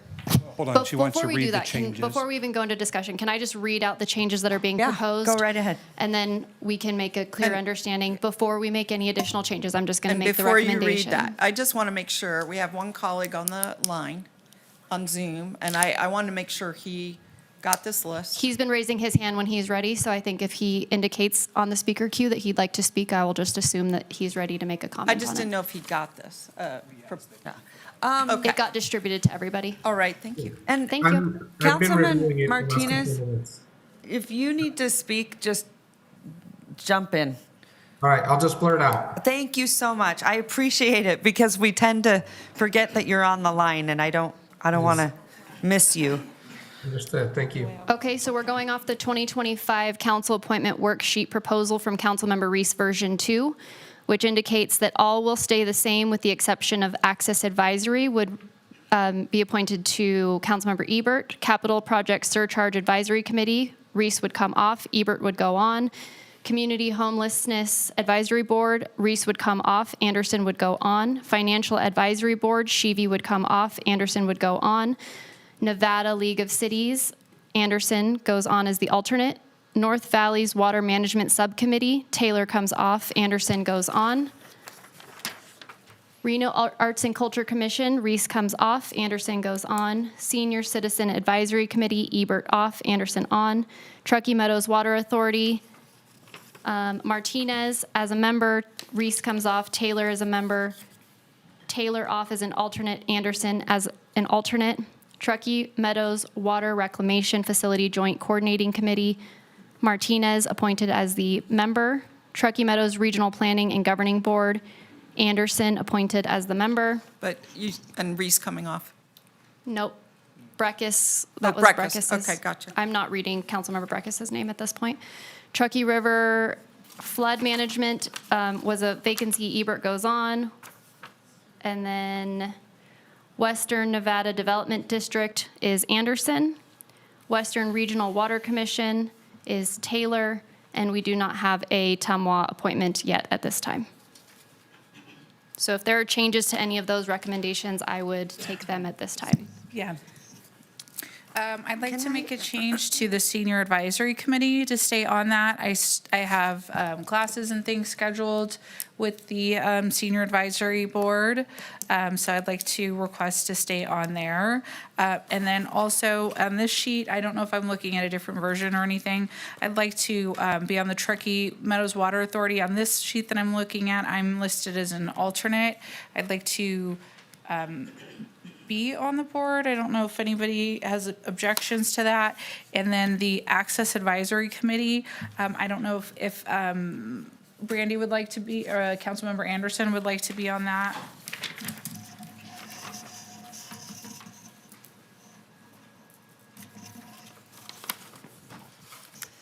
Councilwoman Wait, Ebert, I I'm thought we happy were to switch those recommending with you you. on Yeah. flood. Okay. Okay, so just to be clear, we're switching Access Advisory to Anderson, Yeah. and we are switching the Senior Citizen Advisory Committee to stay under Councilmember Ebert. No, Yeah. that's not my motion. Right, but that's the request. That's what I'm asking. Not my motion. Understand. I'll wait. modify my motion to include the change to Access Advisory. And I thought on flood, does it have Ebert? Where is that? How come I can't see it? Yeah, I've been on flood. No. Oh, no, I haven't. I'm on North Valley's Water Management Where Subcommittee. is that? We're not changing that, right? You read this, Madam Clerk? Sorry. Change in flood, but The it's, flood was a vacancy, and so we're filling, the recommendation is to fill the vacancy. Or do you and mean in the the alternate position alternate? with, yeah, in the alternate but position. leaving Martinez and myself on. Yes. That was confusing. Where's that at? Which one is it? It's Page? on the third page. It's the first item on the third page. Oh, flood management, okay. Okay, putting me as an alternate, okay. Which I think would be good. And she's saying yes. Okay. Okay, so And then I do like to rotate seniors. We've always done it that way. I understand you are right in the middle of What, you're right in the middle of all Yeah, your yeah, projects. till So the end I of June. understand where you'd Yeah. want to stay. I just want everyone to get a fair shot, and especially Brandy, to have what she wants to be on. So if you guys are going to change to access, that's great. So you're going to give her access, and Yeah. then you want to stay on that? Yeah, Okay. yeah. Okay. So I just want to be Okay, clear. so that would be Oh, the and- only modification. Yeah, and then also, I don't know if anybody would be willing to trade on Tama with me for me to move from being an alternate. This is replacing Councilmember Breckus. Yeah. Who is it going to now? fine. Ann? It's been changed to Taylor and Martinez on Councilmember Reese's form. I don't know if Martinez or Taylor would like to, I would like to stay on Tumwa if appropriate. Okay, then we'll do it, then. Martinez, would you be interested in switching to be an alternate? I'd also like to stay on just to get a better understanding of water in the region. It looks like a lot of those boards dealing with water, I'm directly involved with, so I'd just like to cover my bases if I can. Yeah, I just figured since, we're doing the Truckee, or the American Flats Water Project in my ward, which is huge. It's the first one of its kind in the state, and it's in my ward, that it would be appropriate that I be on the board with Truckee Meadows to represent the community that it's being built in. So just wanted to remind everybody of that. So let me just be clear, Thank you. on Tumwa right now? Yes. So on Tumwa right now, we have, if I recall, I'm chair, we have myself, Devin, and we had Councilmember Breckus. So Breckus. we're just backfilling Breckus. breakfast, and then we have alternates. Right. Okay, so what? So why don't you make no, Megan Madam- the wait. alternate? I'm already the Is- alternate. Oh, you are, I okay. would like to be on the board, Oh. though, Oh, because well. of, the size of the scope of the project that's happening in my ward. We voted on an $80 million bond. It's the first of its kind in the state. It's in my ward. I would just like to be more of a part of that board while that process is happening. Okay, thank you so much. Okay, so the modification is to stay on seniors. You're going to give, Madam Mayor, that's not my motion. My Okay. motion is how I've listed it here, with Anderson going on to Access Advisory Committee instead of how I've listed it here. No other modifications are part of my motion. okay. So I have a motion, I had And a I- second Second, but I mean, I'm willing to. discussion. Okay, Have a so your compromise. motion has me going off of the senior advisory board, It correct? does, yes. Okay. May I ask what the justification is for that? Just to give everyone the opportunity to be on other boards. Some of them Okay. are, not all boards are equal, meaning some of them require more time and less time. Some of them require different constituency groups and others. And I think it's important to move into, you've already been, for example, for you, you've already been on the body for 2 years, to move into the more substantive boards. And so Okay. that's why I've made the Well, change. yeah, I mean, it's a pretty involved board. I mean, we have a significant amount of seniors, and I have a commitment and a contract with them to do I cooking don't think you're classes, prevented and I from don't- going to the cooking classes No, simply but because it's she's a running it. discretionary funds that, I don't know if she wants to commit to paying for those monthly. And might it's not. my understanding that Naomi Jordan was the liaison for almost the entirety of her term, so Oh, it feels. I was, Okay, you were before her, but. yes, for a long time. Yeah, for a long time, yeah. And then Naomi Jordan was for a long time. So it seems a little odd. I think we've to spent do about this 2 to 3 years. midstream. Yeah, Yeah. yeah. So I've been on So. 2, and I have a contract to do these cooking classes. It feels a little So I have a odd. suggestion, if I may. No? I was just Go going to ahead. suggest that Councilmember Ebert maybe stay on till the end of June, where she's put her council money towards this, and then go off and have the next person go on. It seems like it might be a good compromise, given what her commitment's been. Okay, all right. Does that make any kind of sense to anyone? Listen, I want everyone to get what they want.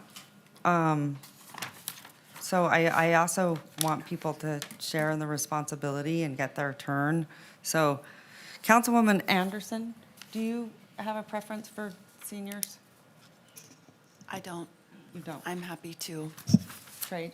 Yes. Okay, so can we modify the motion for making Councilwoman Ebert stay on seniors? And then if she would be so kind to, maybe if someone would like it, next year, you would be willing to do that? Absolutely. That would be nice. Thank you. Yeah. Okay, I'll modify my motion as it's been indicated by the mayor. Okay. And the second? Second, I'll So I take have a that change. motion and a second. Sure. All those in favor say aye. Aye. All those opposed? Motion carries. Listen, I love the seniors. I wanted to stay on them. Naomi was really passionate about them, so I gave them up. But I would have kept them the whole time if I could have. Yeah, I mean, it's just a little different because there's actually a signed contract and discretionary funds involved. It's a commitment that I don't know that she wants to a financial decision. She already agreed, Yeah. so it's done. Okay. Okay, there's your copy back. Thank you, Naomi. So we're going to do an attorney-client, right, Jackie? Okay, 30 minutes? Okay. Okay, so we'll reconvene at 3 o'clock? Yes. Thank you. Perfect, thank you.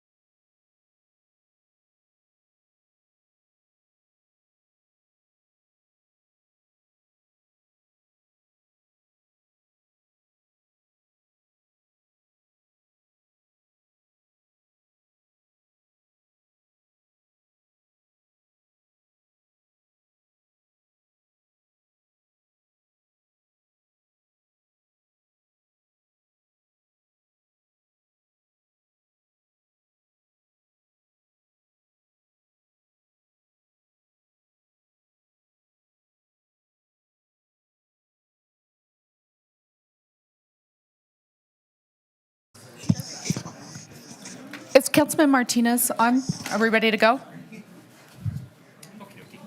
Ready to go. Okay, Madam Clerk, where are we?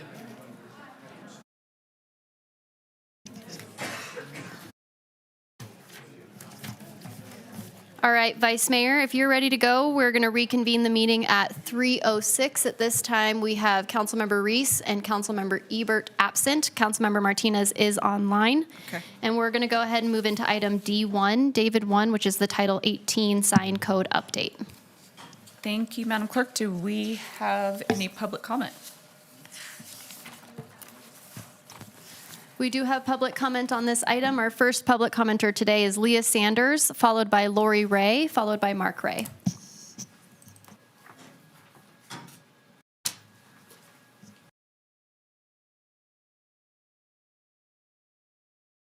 I need to do any, no, I hear myself. My name is Leah Sanders. I am a resident in Ward 5, and I'm on the board of Scenic Nevada. I often quote Shakespeare when I find I made a mistake. Sweet are the uses of adversity, I say, and in the issue of this sign ordinance, that would be true. Apparently an error was made. Angela Foose aimed to explain the need to fix what happened during our several online meetings open to the public. The planner's resolution to this error was to give unlimited signage in the smaller mixed-use entertainment district. In other words, to go backwards, obfuscating rationale by changing explanations at various meetings. Wait, this is a wonderful opportunity to use that adversity to create a better city, to go forward to more limited signage, except for casinos, of course. What if data from scientific studies validated the current code for the rest of the city? What if data helped to look at the effects to environment and people of bigger, brighter, movable, digital, taller signage? What if that data exists? And it does. What if casinos had to abide by the reliable data about the effects of the brightness of large signs measured by the NITS Naomi was talking to earlier? What if planners could quote the data that drove the decisions so that all of us could understand where the consequences would come? Scenic Nevada has used data to champion banning new billboards and other obtrusive signage. It's a big decision that affects people's view of the city. It affects people who live in the city, their ability to be comfortable in it, to appreciate how Reno might care about them. Businesses would still have signs and scale with a vibrant mixed-use city. People would be out and about. I attended 2 of the 3 downtown business stakeholders meetings. There were no businesses clamoring for signage. There was a resident who advocated considering residents as a stakeholder, which they were excluded from. So why are the planners pushing for unlimited signage? In other words, who is benefiting? Could it be that this proposed ordinance is a sneaky way for wealthy developers to add casino-like signs without being a casino? Is this another disguise for greed? Please slow down and listen to what the people who live in Reno want. Do a poll, let people know the consequences. I've given you Scenic Nevada cards so you can contact us and collaborate rather than be adversaries. Thank you. Lori Ray, followed by Mark Ray, followed by Peter Newman.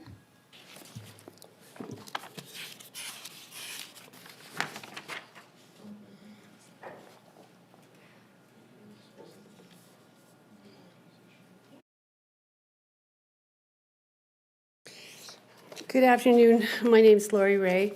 I'm here on behalf of Scenic Nevada as well, and I wrote you a letter, and I hope you got a chance to read it.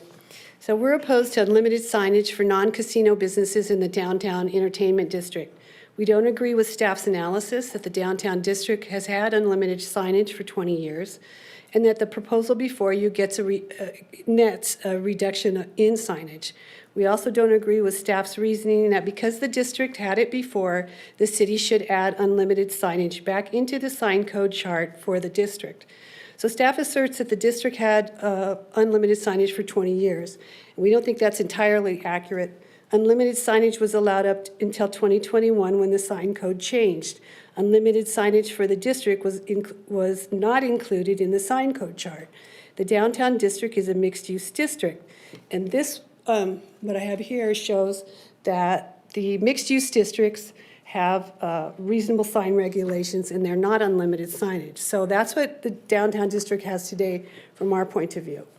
When we've asked staff about this, we were told that the authority for unlimited signage for the districts comes from the gaming overlay regulations, which are right here. Can you see that? No, right here. Comes from the gaming overlay regulations.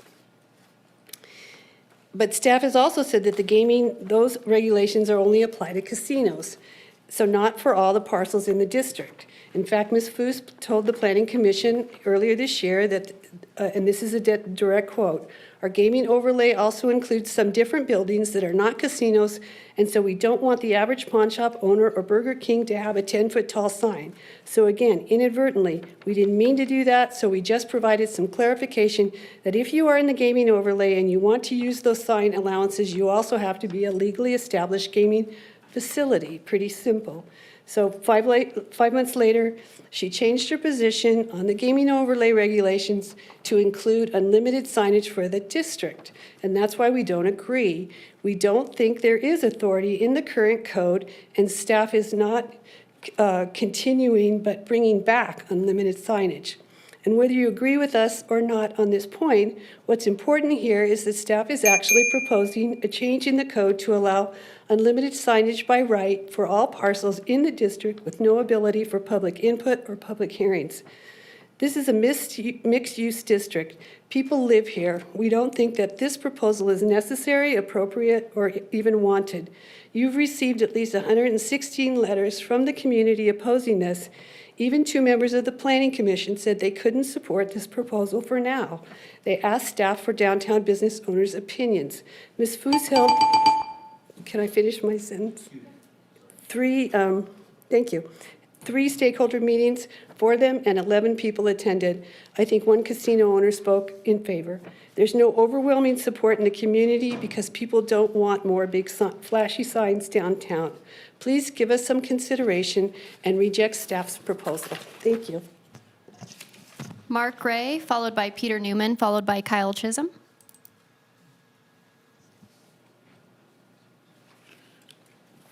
Oh, crap.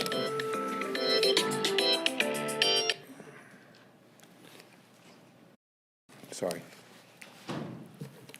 Good afternoon or evening. My name is Mark Ray. I represent Scenic Nevada as their lawyer. In front of you is a picture of the chart that staff will be showing.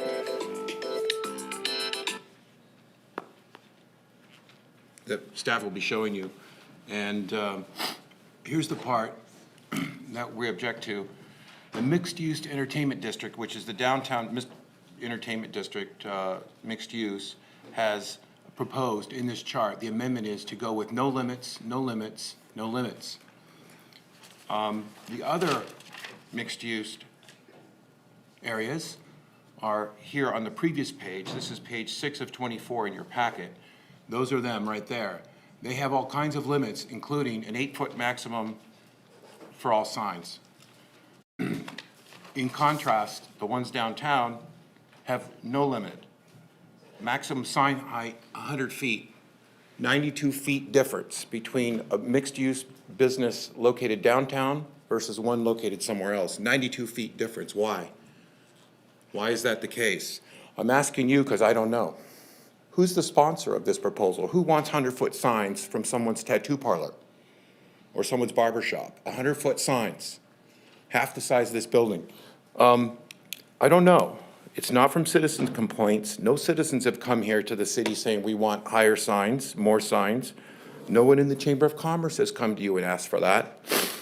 No one in a sign company has come and asked for that. So I ask those members of the council who are listening to me, is it one of you who's behind this? Is one of you proposing this? Because you're the ones that give the staff direction. What we understand is from the staff, when we asked directly, who's behind this? Why are you doing this?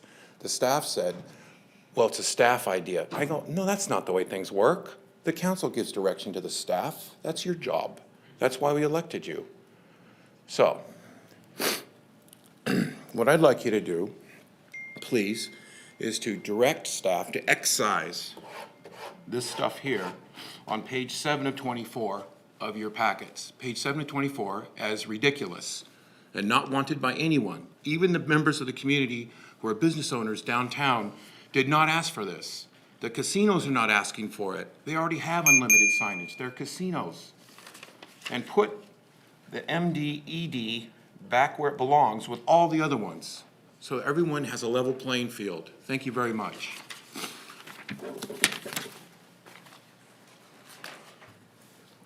Peter Newman, followed by Kyle Chisholm. What he said, basically. I've been on Scenic Nevada for 30 years. We've been fighting the billboard industry all that time.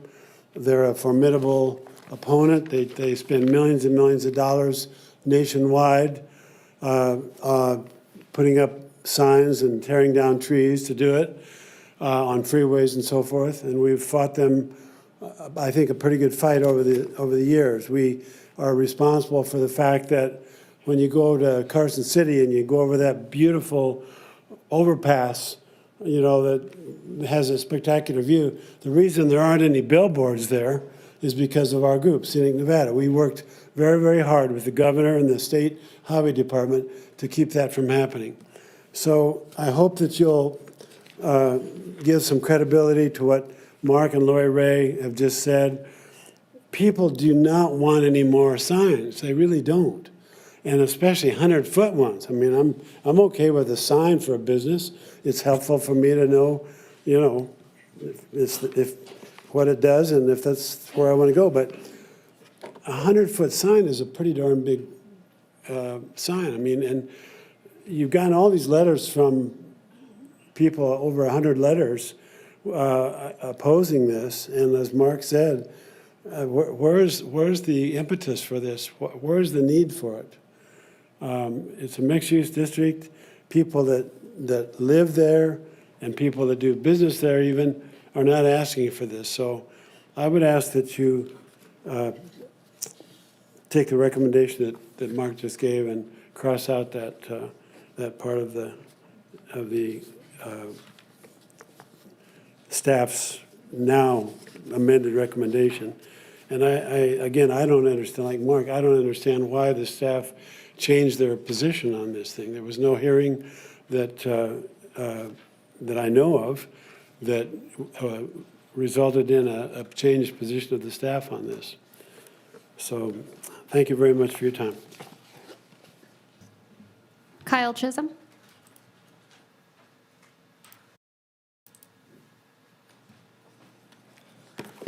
Oh, I don't know if Madam Mayor's here, but Madam Vice Mayor, Council, Kyle Chisholm, I'm here representing Washington County School District, and want to comment on the proposed sign code update. First, I'd like to thank city staff for taking the time to meet with us and for the important collaboration we've had thus far with them on the matter. While we realize this agenda item is for council feedback only, we'd like to convey to the council why this update is important to the school district. As this council well knows, our schools are community and neighborhood-based facilities that consistently hold community events of all shapes and sizes, such as craft fairs, sports and athletics events, fundraisers, voting, and much more. Our schools are taxpayer-funded government facilities and gathering places for our community. But primarily, these schools are where our children spend a vast amount of time learning and preparing for their futures.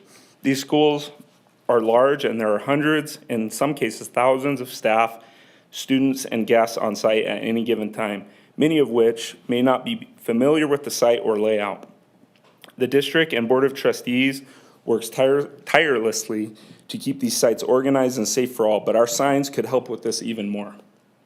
Effective communication is vital to keeping our schools safe, and timely messaging in front of our schools would help even more.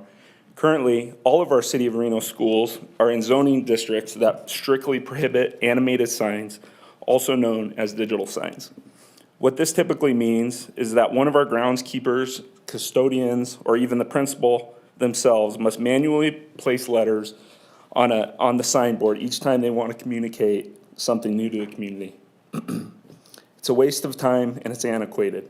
Wouldn't it be better if during a school lockdown, school staff could quickly display a preset message on their sign? Or allow staff to give important directional information during a high school football game or other large event quickly and effectively? Many of our school principals have requested this very thing, that we install digital signs, but we've simply had to tell them no, they simply aren't allowed. While in neighboring Sparks, they are allowed with some reasonable restrictions. That said, we also understand that digital signs have a history of being contentious and causing community concern. But we also believe that with the right collaboration and smart changes, existing neighborhoods can still be protected from obnoxiously bright signs at 2 a.m. while still allowing for efficient and effective communication when needed. What we're asking for now is for council consideration and support, and for the city and district to continue to work towards a common sense solution that staff can bring back with a future ordinance introduction. Ultimately, we are just asking for a path forward for these signs. Thank you all very much for your service and for your consideration on the matter. Thank you. Madam Vice Mayor, just for the record, we did receive 2 comments associated with this item, 2 letters in opposition, and those have been distributed to the Reno City Council and are part of the record. Okay, do we have a presentation? Quick question on that, Mickey. You said 2 letters of opposition, but do you count the many, I mean over 100 letters that we've received in opposition, or just the ones that came in the last 2 weeks, or 1 week? I'm sorry, who is we? My office received 2 letters of opposition. So you haven't received? My office has received 2 letters of opposition. well- So that's what's in the record. Gotcha. Okay, I will forward you after this meeting. I have over 100, and I assumed you had gotten those too. We've also included information in the packet. Public comment has been included in the packet in your staff report. The 2, you mean, that she got? The ones that went to Planning Commission is what Ms. Foose is talking about. Oh, okay. Thanks. Okay, good afternoon. For the record, Angela Foose, Assistant Director for Development Services. The purpose of today is strictly to give you information about the history of our sign code and talk about how we got to today. I am looking for feedback, direction from council on how we want to move forward. This is not an ordinance. This is not a final decision. This is months' worth of public input and feedback that now is before you to get your feedback, and then we will go back and draft an ordinance. So let's start out with a little bit of history of how long it has taken us to get here. When we adopted our code in 2021, we knew at that time that signs needed to be addressed. We specifically told the consultant, don't do a big overwrite, don't do a big rewrite of the sign code. We know we need to tackle that later. So we always knew that. Then in 2022, we hired a consultant. This is somebody who was from the Midwest. They had experience writing zoning code specific to signs, and they had a legal background. When it comes to signs, there's a lot of legality. We want to make sure that we're not just writing it from a land use perspective, but truly a legal perspective as well. So we started out by talking to the sign community. We included Scenic Nevada in those meetings, and we included the sign consultants. These are the individuals that actually submit sign permits to the city. So they've reviewed our code, they use our code daily, and they've also used other jurisdictions. And we asked the question, what do you like about our sign code? What does not work? If we were going to change anything, what would you suggest? We talked to our staff, we asked the same question, we talked to the attorneys, asked the same question. The good news is that for the most part, the sign consultant said, it's not that bad. We're okay with most of it. From an administrative perspective, our staff said, whew, there's some things that just don't make sense. We need to fix those. So it was much less work than we anticipated, so that was a good thing. So we made some changes, again, draft red line changes. We took it out to some signed stakeholder meetings. We had 4 meetings just with the general public. Anyone that was interested, we included NABS as part of that. We included anyone that has been part of our development community. We have about 600 people on our email list that have been interested in following our zoning code update process. So anyone that wanted to participate was welcome to participate. We then went to Planning Commission, got their feedback. Their direction was to go back and specifically talk to the downtown businesses. They said, go have specific meetings with business owners in downtown Reno. So we did that. We sent letters to any mailing address of an owner or a business operator. If we had an email address tied to any business license, we included them. We held 3 more meetings. Very, very low attendance. I will say every meeting we've had on signs has had very, very low attendance. It's been one of the challenges. How do we reach people if they are not interested in learning or even providing feedback? So we're doing the best we can, but I'm hoping that when we have these public meetings and the public watches City Council, they will then learn what we're doing and provide more information. So again, you are not making any decisions to approve or deny today. Today is strictly feedback. So a couple big things that we're not touching based on all the feedback from our stakeholder meetings. One is billboards. Scenic Nevada was very strong in their desire not to touch what's in our code now related to off-premise or billboards. So we're not touching billboards. Anything related to digital or animated, we're also not touching. Anything related to nits, that's how bright the signs are, not touching. And then anything related to gas station signs. Council has had quite a few discussions in the past on gas station signs, how often they can switch the pricing, not touching. So let's go through what we are touching. This is very high level, but again, gives you some of the basic understandings of what's proposed in these changes. Number 1, everything on the right is a table of our zoning code. It's very confusing. It basically shows every zoning district and then what type of size and what size of sign you can do in that zoning district. We found that we had 3 zoning districts that were not on this table. That was an oops, inadvertent, when we did the code cleanup from 2021.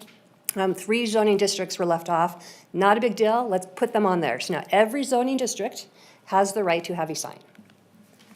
We also looked at our definitions. Again, very basic and talking to our staff and from a legal perspective, what do we need to clean up? So basic things, how do we define a monument sign? How do we define a freestanding sign?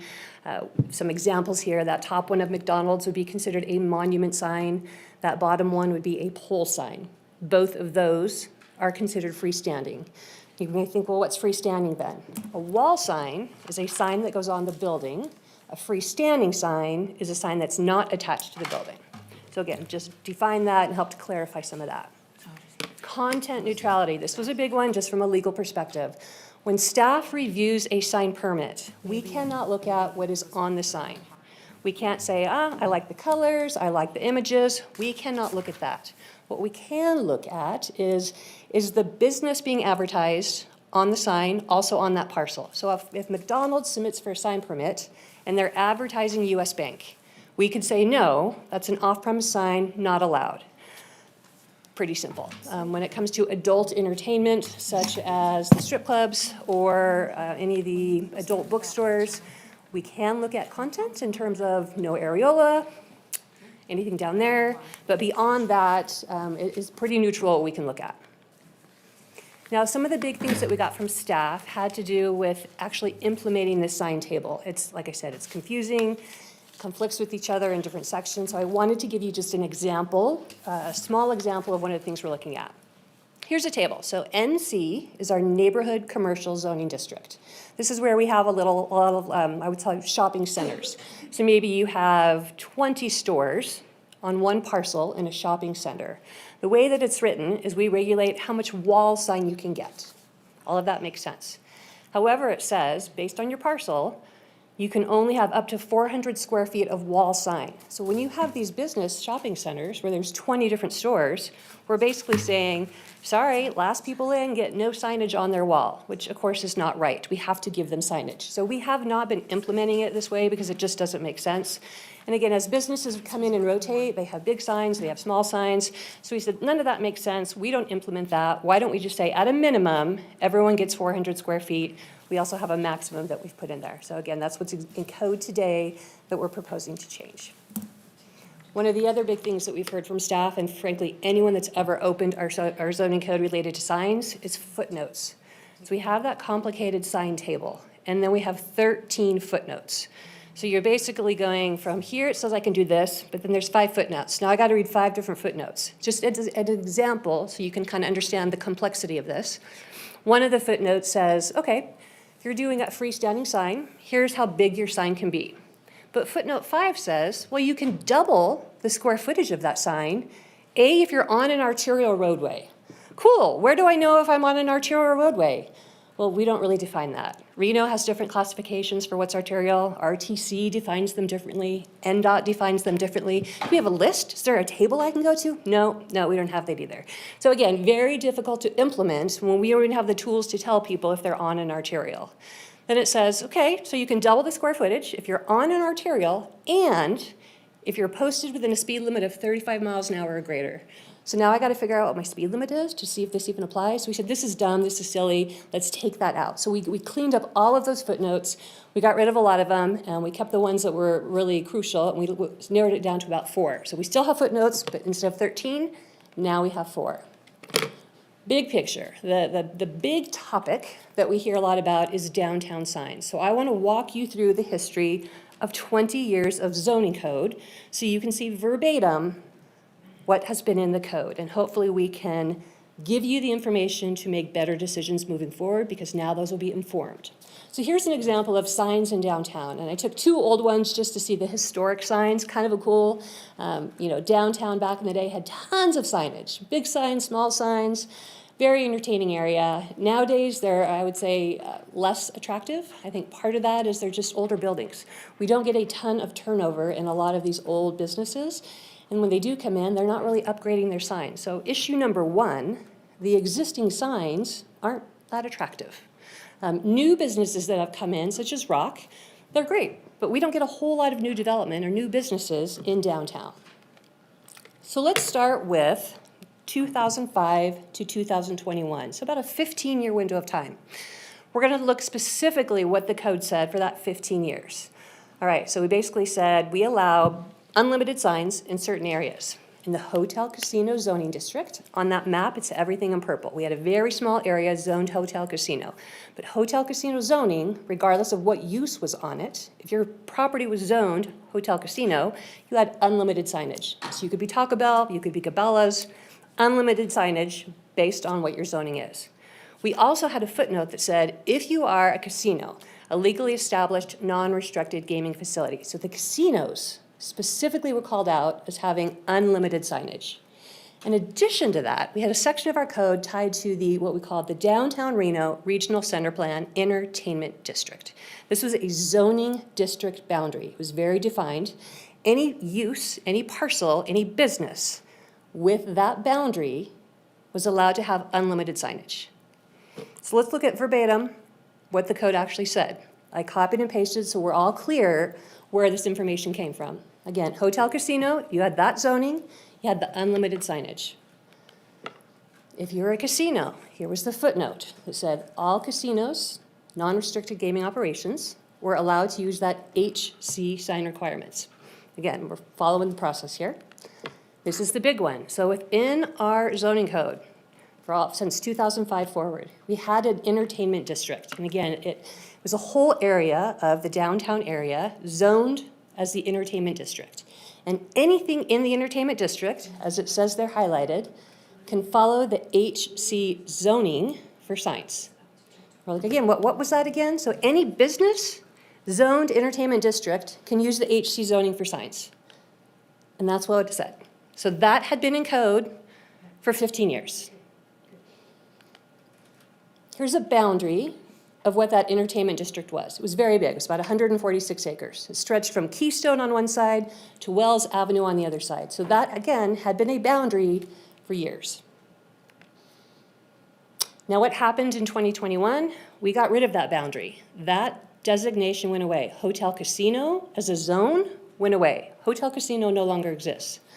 The entertainment district as part of the center regional plan no longer exists. Instead, everything got lumped into what we call a gaming overlay. So all of downtown was lumped into a gaming overlay, and anywhere that we allowed casinos in general was lumped into the gaming overlay.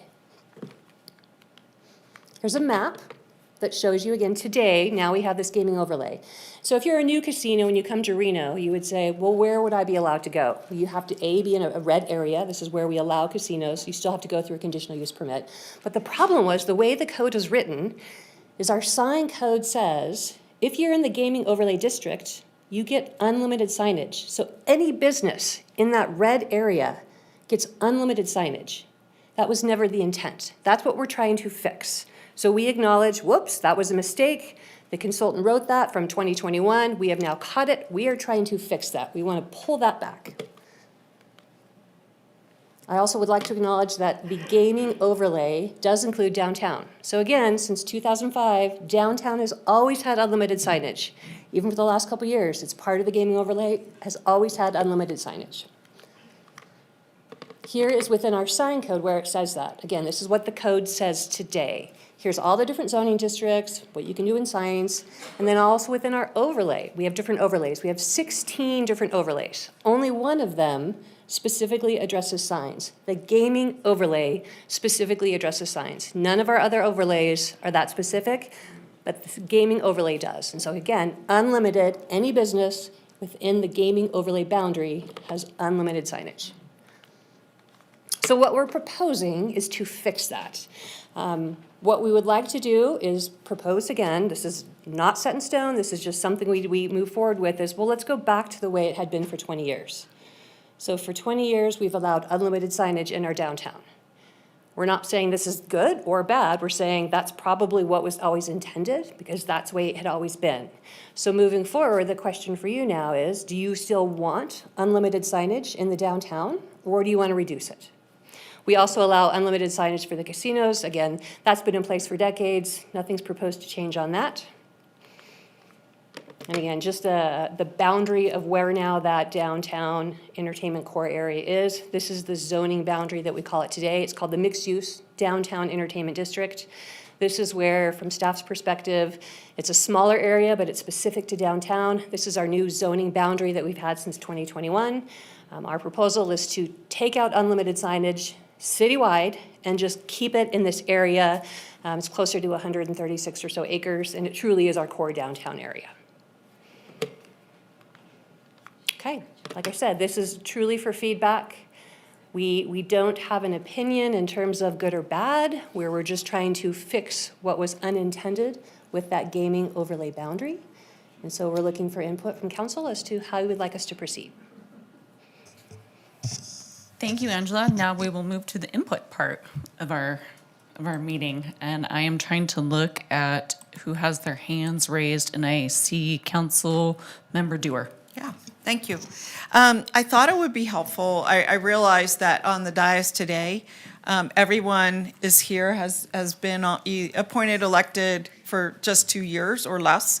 And I had the privilege or challenge of living through years of sign discussion. And I also, online, Mr. Martinez has also been here for 2 years. So during that 2 years, that's after 2021 and 2022, we haven't had this conversation.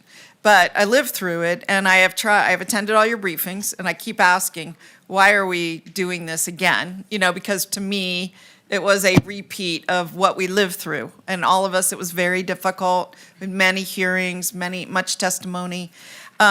So my interest at this time, what I understood from you, Angela, was that there was a mistake when we put in the gaming overlay. There was an unintentional result, okay?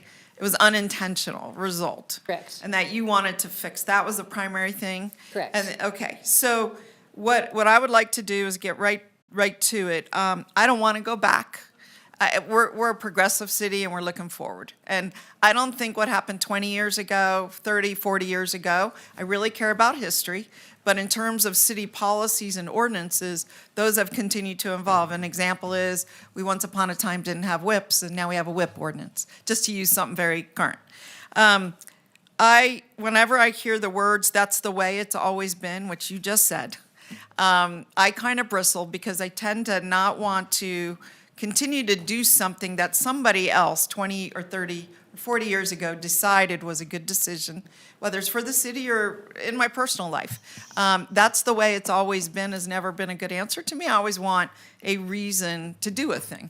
And so my opinion right now is I don't want to go back, and I understand that's the way it's always been, but in terms of our progressive nature, trying to redefine downtown, move away from, broaden our base from casino. In fact, now we have 3 casinos and three major casinos, some smaller casinos, but it's not the presence it once was when we probably had 15. Yep.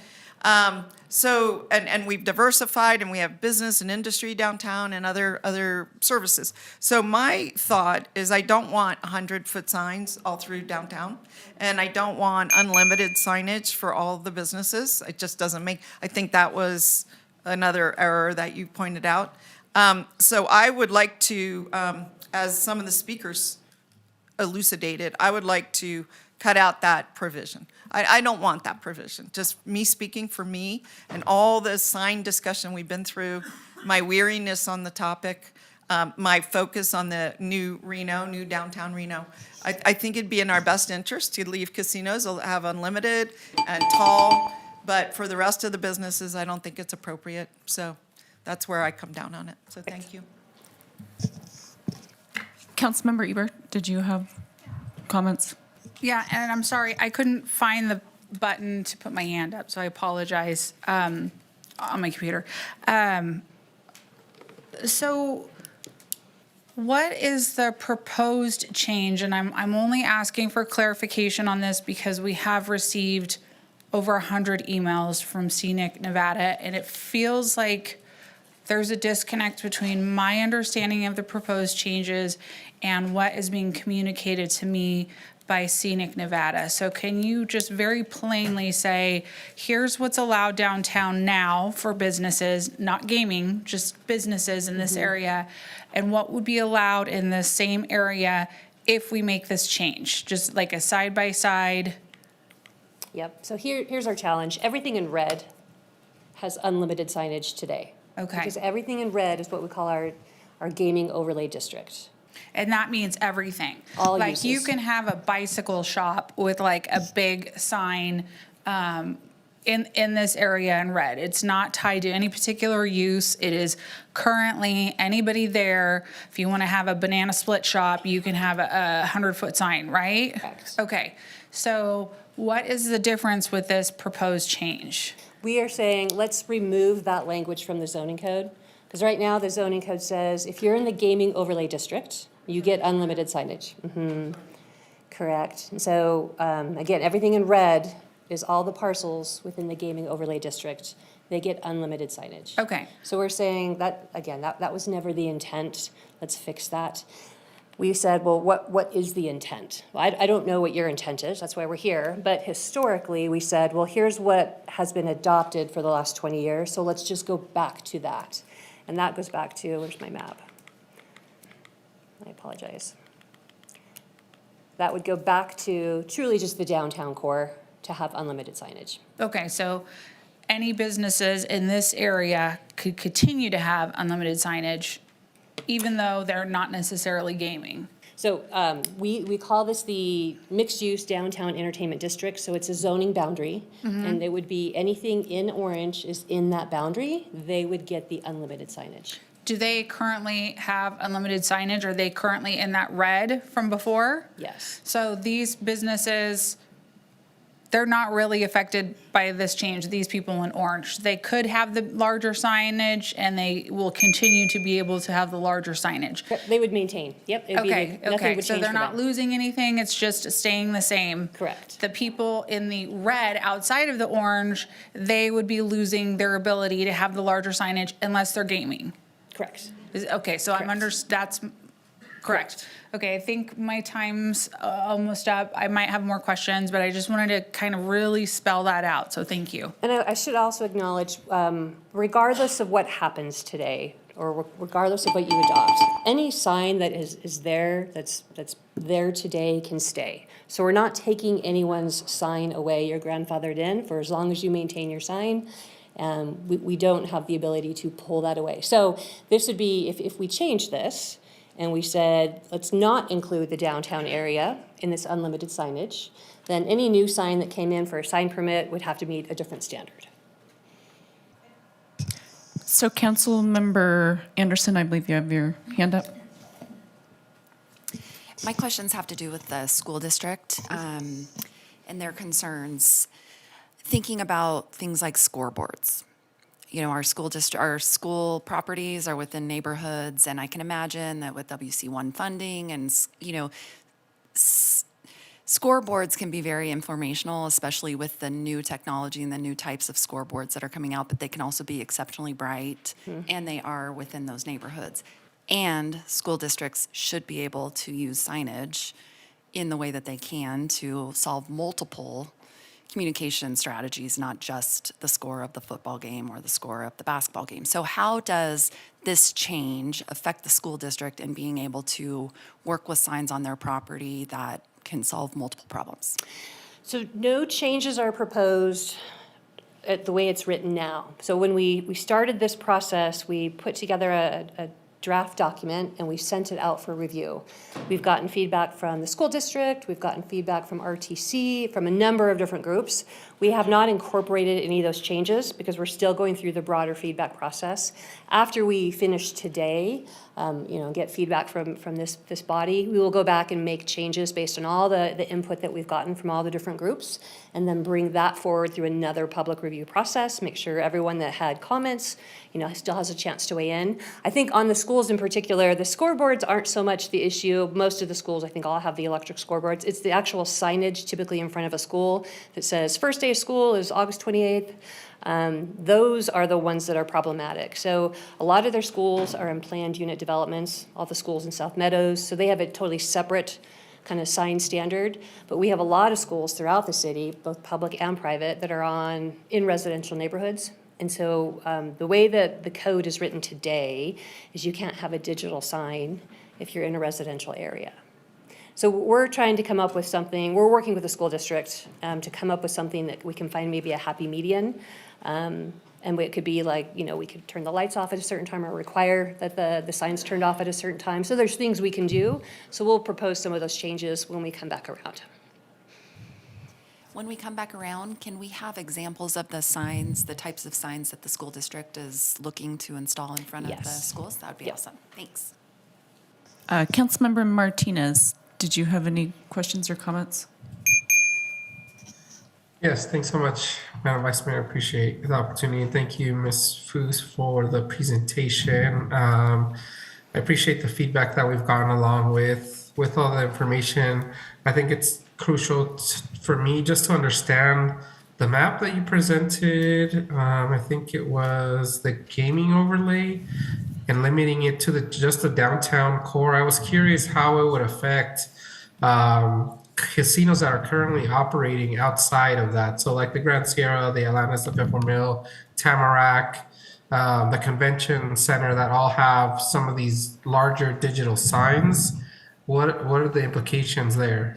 Yeah, so the way it's proposed is the casinos, anything we call the legally established non-restricted gaming, which is a casino, they would maintain. So we're proposing that they would maintain regardless of their zoning, regardless of where they're at, they would still get the unlimited signage and the ability to have digital signs.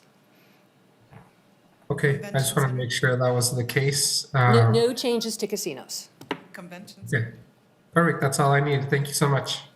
Convention Councilmember Duar, I see your hand up. Yes. I'll start where Mr. Martinez left off. He also asked about the convention center. How is that addressed? The convention center is not a casino, so Right. it would just follow its standard zoning. Whatever it's zoned, that's the sign allowance it would get. Okay, but I mean, it also is grandfathered. I don't know what signage it has or how this would affect that, but I think it should be looked at. Okay. Okay, and then Also, I was pleased to hear from the school district, and I'm supportive of them also having some type of digital display.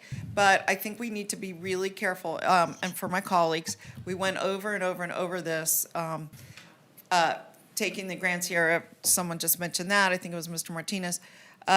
They had not only very big signs, but very bright signs. And I think that they were cautioned that they were not in compliance with our NIT, which is a measure of lumens or nits of how bright the sign was. And what I want to make sure is that if we move forward to allow schools to have the signs, which I'm supportive of, that they not be overwhelming, because they all are embedded in residential districts. Let's call it 90% of the schools are.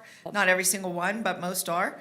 And I just want to make sure that if they're allowed to have a sign, it has to be turned off by a certain time of night, because bear in mind, right across the street from them is a house. And if there has to be a bright sign right in front of their house when there never was one, I think that could be problematic. So I just think we just need to proceed carefully, but I'm supportive generally.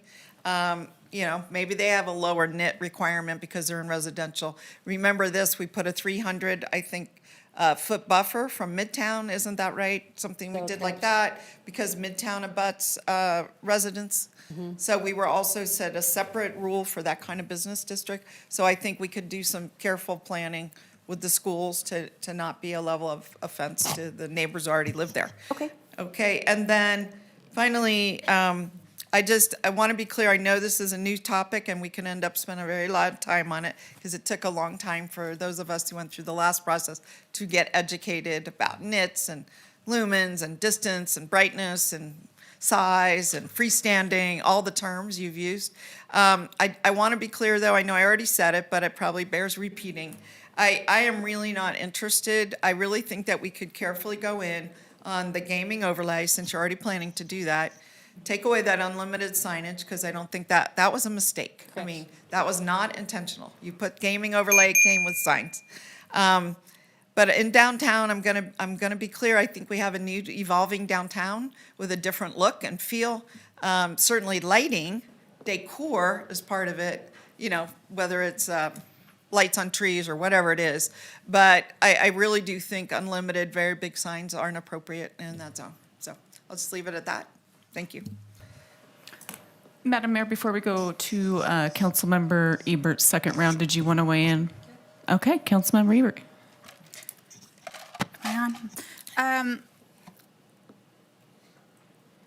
I lost my train. Hold on one sec here.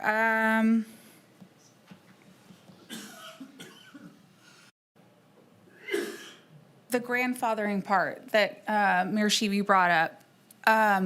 If a business has a large sign in that area that was in the red, but it's not going to be in the orange, what happens if their sign burns out and they need to replace it? Are they allowed to do a one-to-one replacement, or is that going to be like, oh, sorry, you can't replace it because, you were grandfathered in, but that only applied to that literal sign that you had now, you can't replace it or upgrade it? And this is, we've had this in code forever. We have this a lot. Our zoning codes change, or maybe your project was approved and built under one zoning district, and then that zoning district changed, so now the sign regulations change. This is a normal occurrence. Signs are often not in conformance with today's standards. So as long as you leave it and you maintain it, you can keep maintaining it. If it burns out and you're maintaining it, putting it back, that's fine. If you want to put, Joann Fabrics is a great example. Joann Fabrics came in, they had a big sign, and our code had changed over the years, and so they wanted to put in a new version of Joann Fabrics. And we said, well, it's technically a new sign. You're taking this whole thing down and putting up an entire new sign. Here's what today's standard says, and it was much smaller. But we have some language in our code that says, well, if you're non-conforming, but at one time you were, we give you kind of a middle zone. I think you have to reduce by, I want to say 35%, so you don't have to come into complete conformance with today's standards, but you do have to reduce it from what was originally approved. Okay, so if somebody has a bigger sign, but it's like just kind of a static, like lit up sign, that burns out, they want to put in a new digital sign, it would have to be 35% smaller? If the sign, right, if the regulations changed and the square footage has to be smaller, yes. Okay. Okay, and then would it be possible to have anybody from Scenic Nevada kind of weigh in if their thoughts have changed at all since we've kind of like reviewed further, like where the changes are and what the changes are more specifically? Are you asking for somebody from CNET Nevada to come up and answer your question? Just, I don't know if we have time or whatnot, but You have 30 seconds. The emails that we got said, you know, you're going to be allowing all these businesses to have unlimited signage. In the MDED. Okay, yes. but as been discussed today, these areas already have unlimited signage. Well, So- that's the point we don't agree on. And let me just say that it really, whether you agree with staff or you agree with us, the important point here, going forward, do you want it? And we don't want you to put it in there. So we only bring it up because sometimes council says, well, if it's always what we had, then we're going to keep going with it. But we don't really think that. But that really doesn't matter to us. What matters to us is going forward. And as Councilwoman Dura said, it's a new day, and there's been sort of it's like a sign control renaissance in the city, and it's been going on since 2015. Mayor Sheevy was, with her leadership and Councilwoman Doer's assist, we got rid of billboards, digital billboards, the banking relocation, the sign down at Summit Sierra, all kinds of signs that people have tried to come forward with. And I think staff has been very easy to work with, and we've been working with them all along. We worked on the gas station signs. We had a compromise on that. We worked on something else, and I'm losing it. But I just talked to the school district. We're not opposed to that either. Emulation is a good way to go with digital signs, where it emulates a static sign. So if the school district wants to post something, and then, you know, there's all the other regulations that, you know, maybe lowers the nits, changes the time. We're here to work with the city on these things. But for someone to come forward and say it's always been like that, it's not always going to be like that. What we see in the sign code now is 2021, they left it out. They left out what to do with the downtown business district. Now, Ms. Fu says that the authority for that came from the gaming overlay, where everybody in the gaming overlay, and the gaming overlay is over the downtown district, everybody gets unlimited signs. But she also says that was a mistake. So was it a mistake for everybody, or everybody except for the downtown? And that's where we have a problem accepting. So we have a difference of opinion. But again, that's not the important thing. The important thing is going forward. And we think that this is the time now to remove that unlimited signage for the district. Thank you, Make it, Mrs. like Ray. my husband said, an even playing field. All the mixed-use districts will get the same regulations. Or maybe go in and, you know, have a look at giving them a little bit more if that's what they want. But actually, nobody's asking for this. Nobody. So, Ms. Ray, can you state your name and title for the record, please? I'm sorry, Lori Ray with Scenic Nevada. Thank you. Thank you, and thank you for the additional time for her to answer. Of course. So I just have a couple comments. Ms. Foos. We did receive a lot of comments, and we did receive a lot of emails, and I just want to let everybody know here that any comments or anything implying that you, your team, or our staff has any motivation in changing the sign code or has ulterior motives is absolutely ridiculous. I believe that you take direction from this body, you bring back things, we give you more direction, and then you come back with something. I don't believe that you have any ulterior motives in sign code whatsoever or in anything in Title 18. My first thing is I'd like to understand what unintended consequences we may be looking at if we do not include, if we get rid of what is being requested, which I am in favor of, but I think that we've had a couple discussions today about some unintended consequences in other matters that we talked about. So I would ask that when we're going forward with this and we're thinking about removing some of this unlimited signage for the downtown area or these 100-foot signs, we do some outreach to those businesses and possibly look at a grace period if they were interested in it, knowing that nobody has come forward. But I just have a hard time saying you're not going to get any more signage without any notice or anything, and we're taking it away, even if that's the way we want to move forward. And then I would, like I said, I agree with my colleagues that it's something that we probably don't want to see downtown, but I just want to make sure that we're making very thoughtful decisions in that space.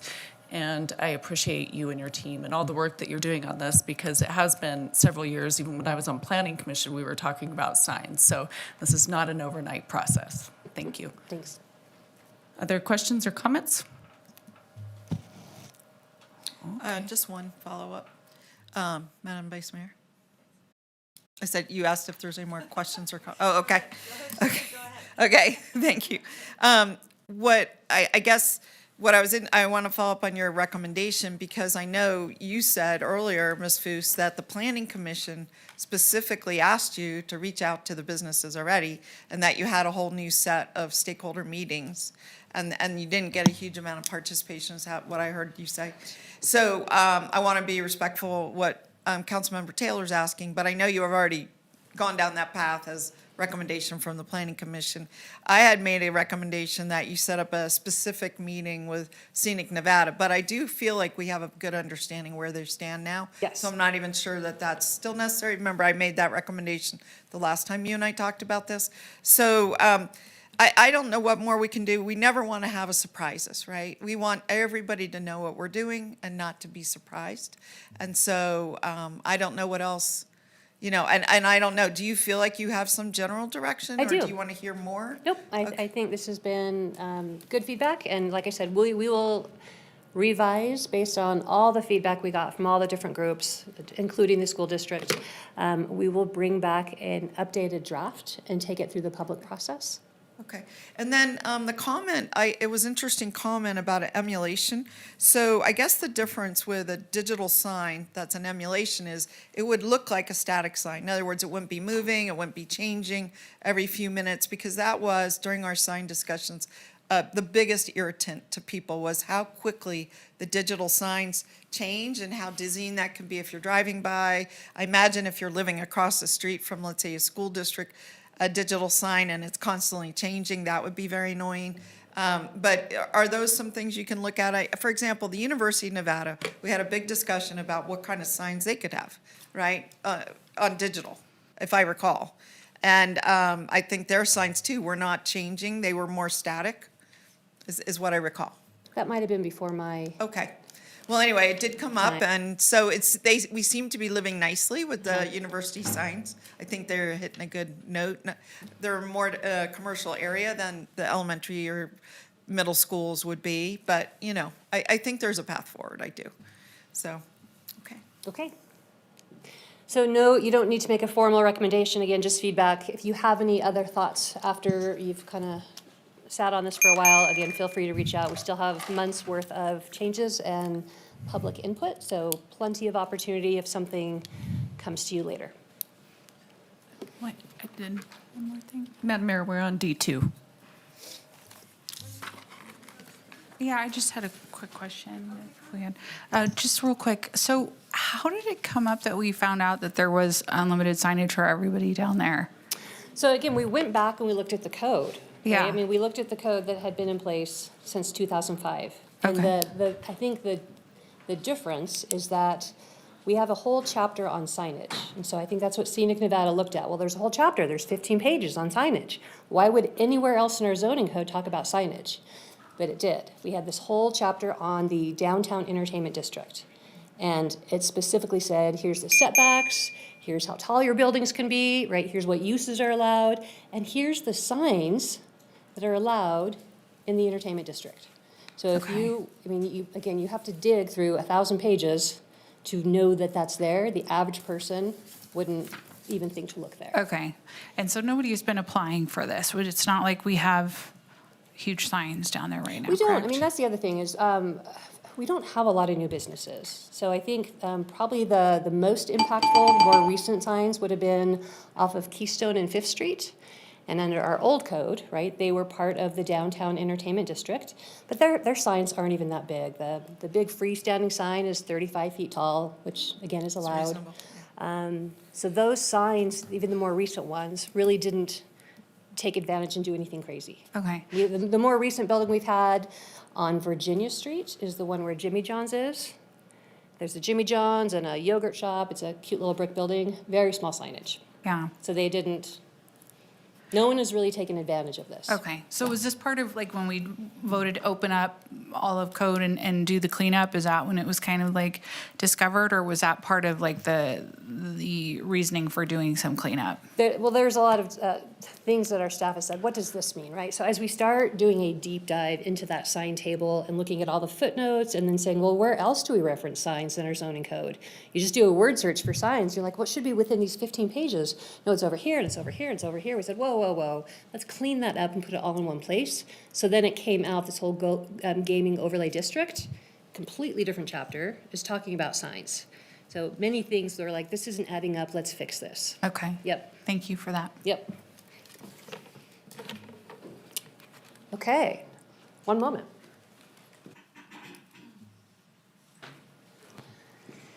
Next up for the record, Angela Foos, Assistant Director for Development Services. Today we're going to talk about an agreement between the City of Reno and the Railroad, and a second agreement with the City of Reno and Toll Brothers.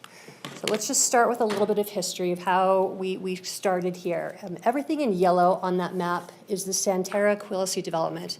This is a big project, about 1,200 homes. It was approved about 4 years ago. So they are now coming in with final maps. They're going to be starting to build houses in the next year or two. If you've driven out there, you've seen a lot of grading taking place. They're putting in water lines and sewer lines and roads. So as part of this project, they also have a railroad nearby. And they're going to be crossing that railroad. It's everything in that red area would be generally where that railroad is. So anytime we deal with a railroad, it's about a 3-year process. The City of Reno has to be the one to deal with the railroad itself. Toll Brothers does not deal with the railroad. Everything is done through the local jurisdiction. So we kind of get involved by default, but it's not something where we're telling the railroad, here, we're doing this thing. So what we're doing as part of this project is we're requiring improvements to this railroad. Right now, there's no development out here, so there's not a whole lot of vehicle traffic or pedestrian traffic. So you're thinking, oh, what's the big deal? Why do we need to make changes? Once you start adding cars and people, you need to make improvements to that railroad. So there's a number of things. We sat down with the railroad, we sat down with Washoe County and NDOT and anyone that really had any impact near this railroad. And we said, well, how do we make this safer? So we met with Toll Brothers and their design team, and we came up with this whole plan that the railroad had to approve. And the cost to do those improvements is about $500,000. So Toll Brothers is paying $500,000 to us. We are then giving that money to the railroad, and the railroad will be constructing those improvements. Again, we are a pass-through. The City of Reno is not spending any money on this. It's truly Toll Brothers is paying for all of it. We just pass the money through to the railroad. So a second thing has come up as part of this railroad crossing. There's some state law, and it's been in the law. It's been in NRS since the 1970s. And it says when development comes forward, or when an entity comes forward and makes major improvements to a railroad crossing, it triggers an annual maintenance fee. And so now we also have to pay an annual maintenance fee. And this is something that's really development driven, because it's our decision to approve development. When we annexed the land, that then became our road on the side of the railroad. So now it is our role to pay for maintenance of roads and pay for maintenance of that railroad crossing. So it's an annual fee. It's about $29,000 a year that the city will have to pay to maintain the railroad. And so that's really separate from Santara, but because they're part of the reason for this, we reached out to them. We said, hey, we have to pay this annual fee. We talked to the railroad. We said, can we just pay a one lump sum? Instead of a yearly fee, how about we just pay one amount? And they said, well, we'll work with you. You can pay a 10-year one lump sum. That sounds great. Or you can pay a 20-year one lump sum. That sounds even better. So we went to Toll and we said, we would like you to pay this 20-year one lump sum, which is, again, about $500,000. This is unusual. This is not something we have done in the past. I think as railroad crossings come forward, we're going to be looking at them on a case-by-case basis. And you're thinking, well, let's just make them pay it forever, right? No, and here's why. There's a number of other projects planned out here. Everything in purple is called Meridian 120. This is another project we have approved. It's about 600 units. So they're going to be coming in at some point. They're going to also be having cars and traffic and bikes crossing that railroad. We also have a school planned out here. The school district has an elementary school planned out here. So we're going to be having 600 to 800 kids, both in these developments and on the other side of Verdi, crossing that railroad track to get to the school. This is also a big area for parks. There's an existing park up there. It's a county park, that Crystal Peak, that's there. So I think once we start seeing all this development happening, there's gonna be a lot happening. There's gonna be a fire station out here, some apartments out here, some commercial out here. So what we've asked is Toll Brothers, would you be willing to pay for 20 years worth of maintenance? And they said yes. So that was a very generous, frankly, kind of unheard of kind of agreement. We have not done this in the past.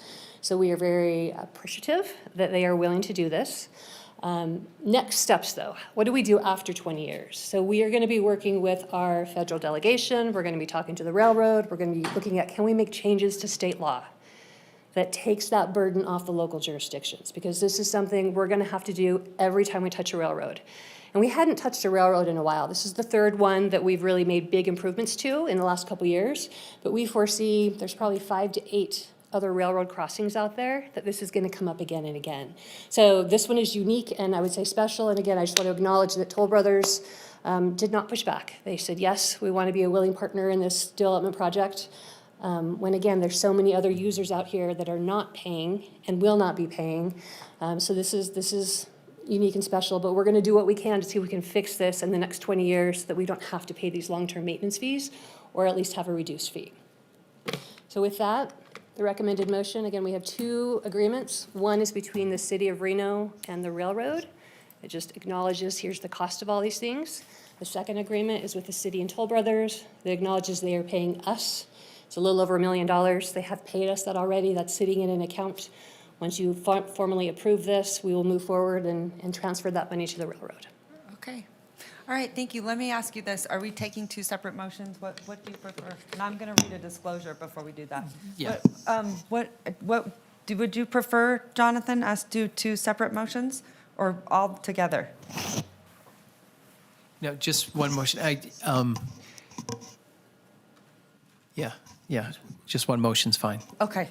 All right, before we do that, I'm going to give you a disclosure, Madam Clerk. Okay. Fellow city council members and Madam Clerk, this item involves Josh Hicks, an attorney from McDonald Carano, who represents Toll Brothers in this matter. In my private life, I have retained Adam Hosmer-Henner, a partner at McDonald Carano, to represent me on a civil matter unrelated to this item. That is pertaining to a GPS tracker that was found on my car. I have sought guidance from the city attorney's office. As a client of McDonald Carano, I have been advised that I may have a commitment in a private capacity to the interests of McDonald Carano pursuant to NRS 281A.065. For the record, any action that I may take on this item would not be reasonably affected by my client relationship with McDonald Carano. McDonald Carano is a large law firm. This item has nothing to do with my civil case. I have no facts, information, or reason to believe that any action I take today on this item will have any impact on me or McDonald Carano. Given that this is not a clear case where the independence of judgment of a reasonable person in my situation would be materially affected by my commitment in a private capacity to the interest of McDonald Carano, abstention is not required.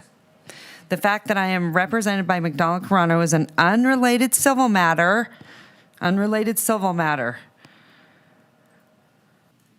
that will not impact my ability to impartially review and render a decision upon this item. Madam Clerk, please accept this disclosure and put it on the record for this meeting pertaining this agenda item. Thank you.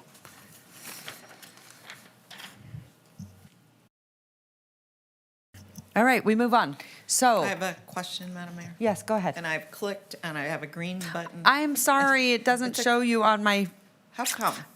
That's a great question. Mickey, how come it doesn't show her on here? Do I have to push something that I'm not seeing? Yellow bar at the bottom. But why do I not know that? I'm so sorry, but I feel like this system is not helpful. Well, Can maybe you we just help all us? need a little training. Mickey, could that help us? We want to help you, Mickey, because I think we're frustrating poor Mickey.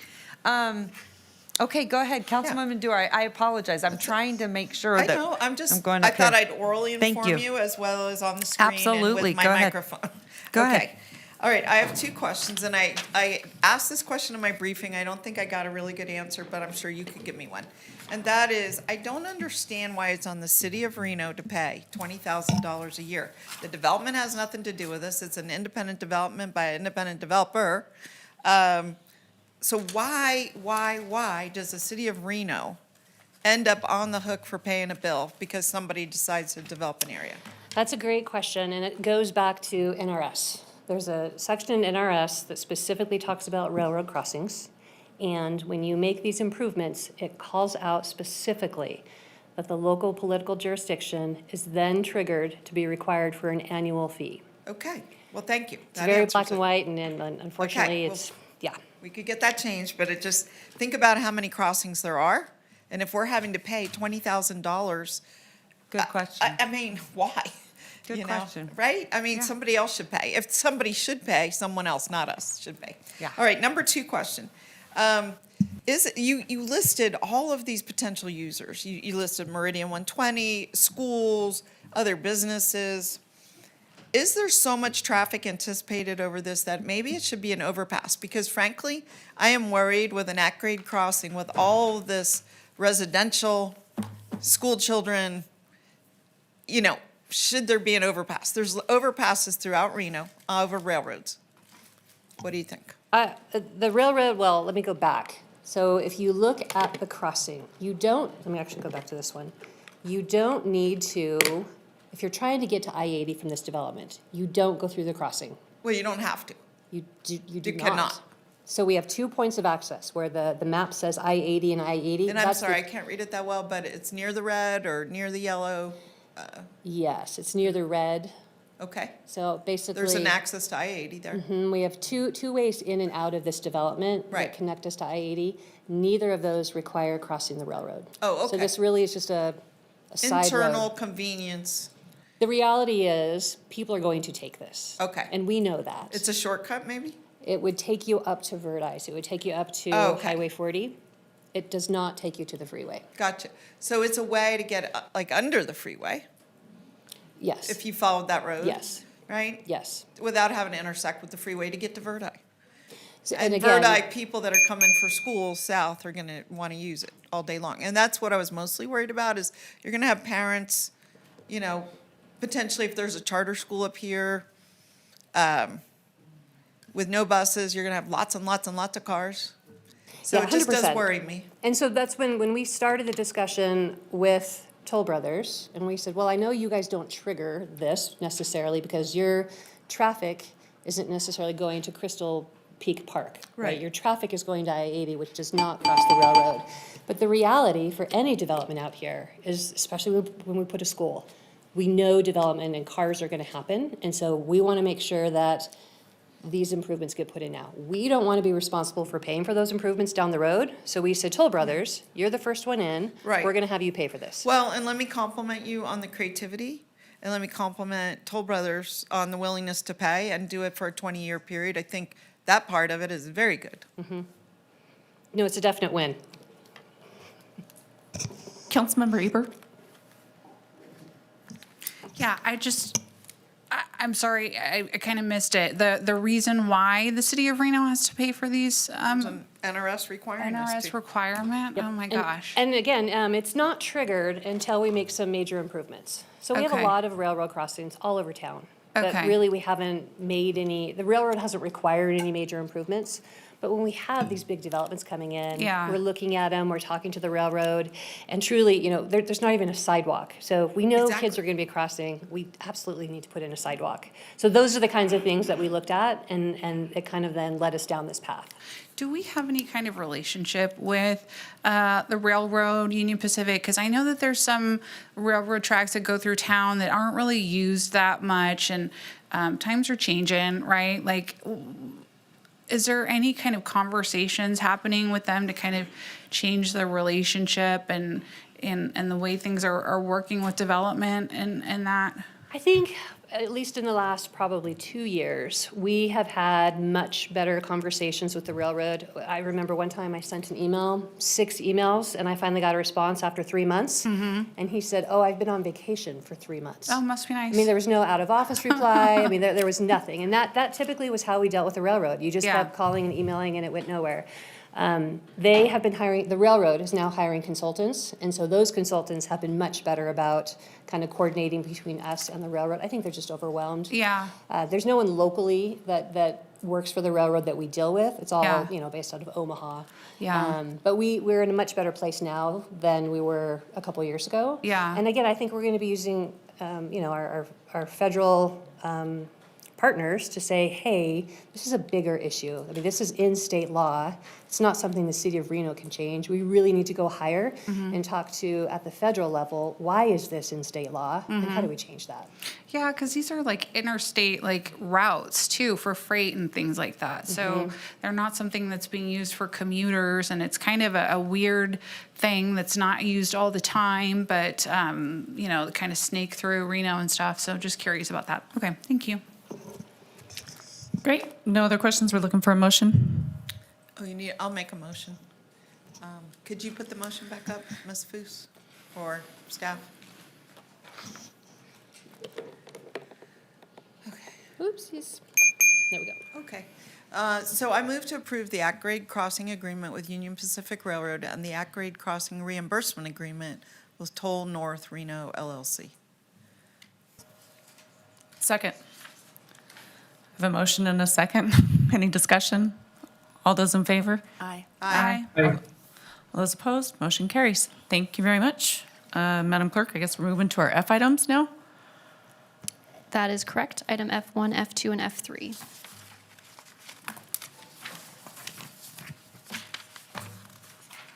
Do we have any public comment on these items? We do not have any public comment registered. Additionally, have not received any correspondence on F1, F2, or F3. And which one of our fabulous attorneys is the lucky one that gets to read these? Okay, Jonathan. I did such a great job last time, but, all right.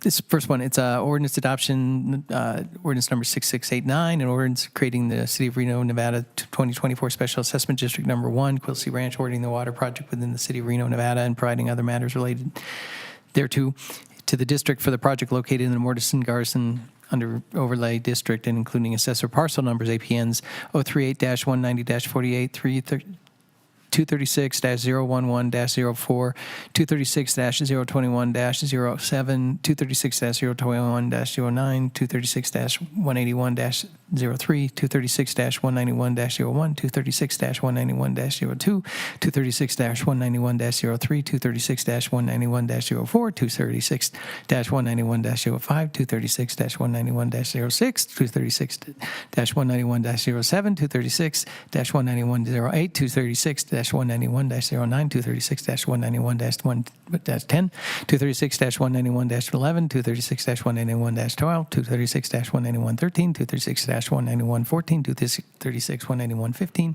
236-191-16, 236-191-17, 236-191-18, 236-191-19, 236-191-20, 236-191-21, 236-191-22, 236-191-23, 236-191-24, 236-191-01, 236-192-02, 236-192-03, 236-192-04, 236-192-05, 236-192-06, 236-192-07, 236-192-08, 236-192-09, 236-192-10, 236-192-11, 236-192-12, 236-192-13, 236-192-14, 236-192-15, 236-192-16, 236-202.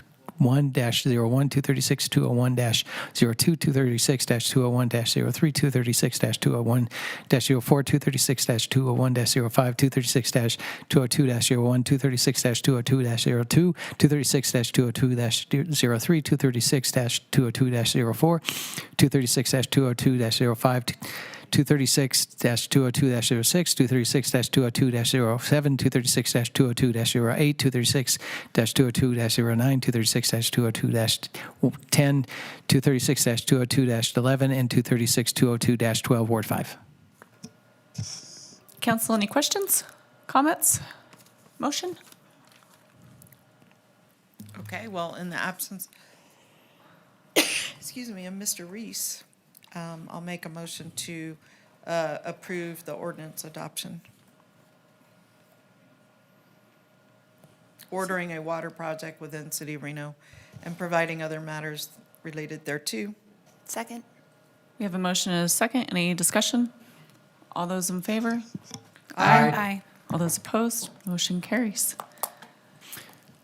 Ordinance adoption, ordinance number 6690, an ordinance concerning the City of Reno, Nevada 2024 Special Assessment District Number 1, Quilcy Ranch, and assessing the cost of local improvements against the assessable property benefited by the local improvements and providing other matters related thereto to the district for the project located within the Morrison-Garrison Overlay District, including assessor parcel numbers 038-190-48, 236-11-04, 236- 021-07, 236-021-09, 236-181-03, 236-191-01, 236-191-02, 236-191-03, 236-191-04, 236-191-05, 236-191-06, 236-191-07, 236-191-08, 236-191-09, 236-191-10, 236-191-11, 236-191-12, 236-191-13, 236-191-14, 236-191-15, 236-191-16, 236-191-17, 236-191-18, 236-191-19,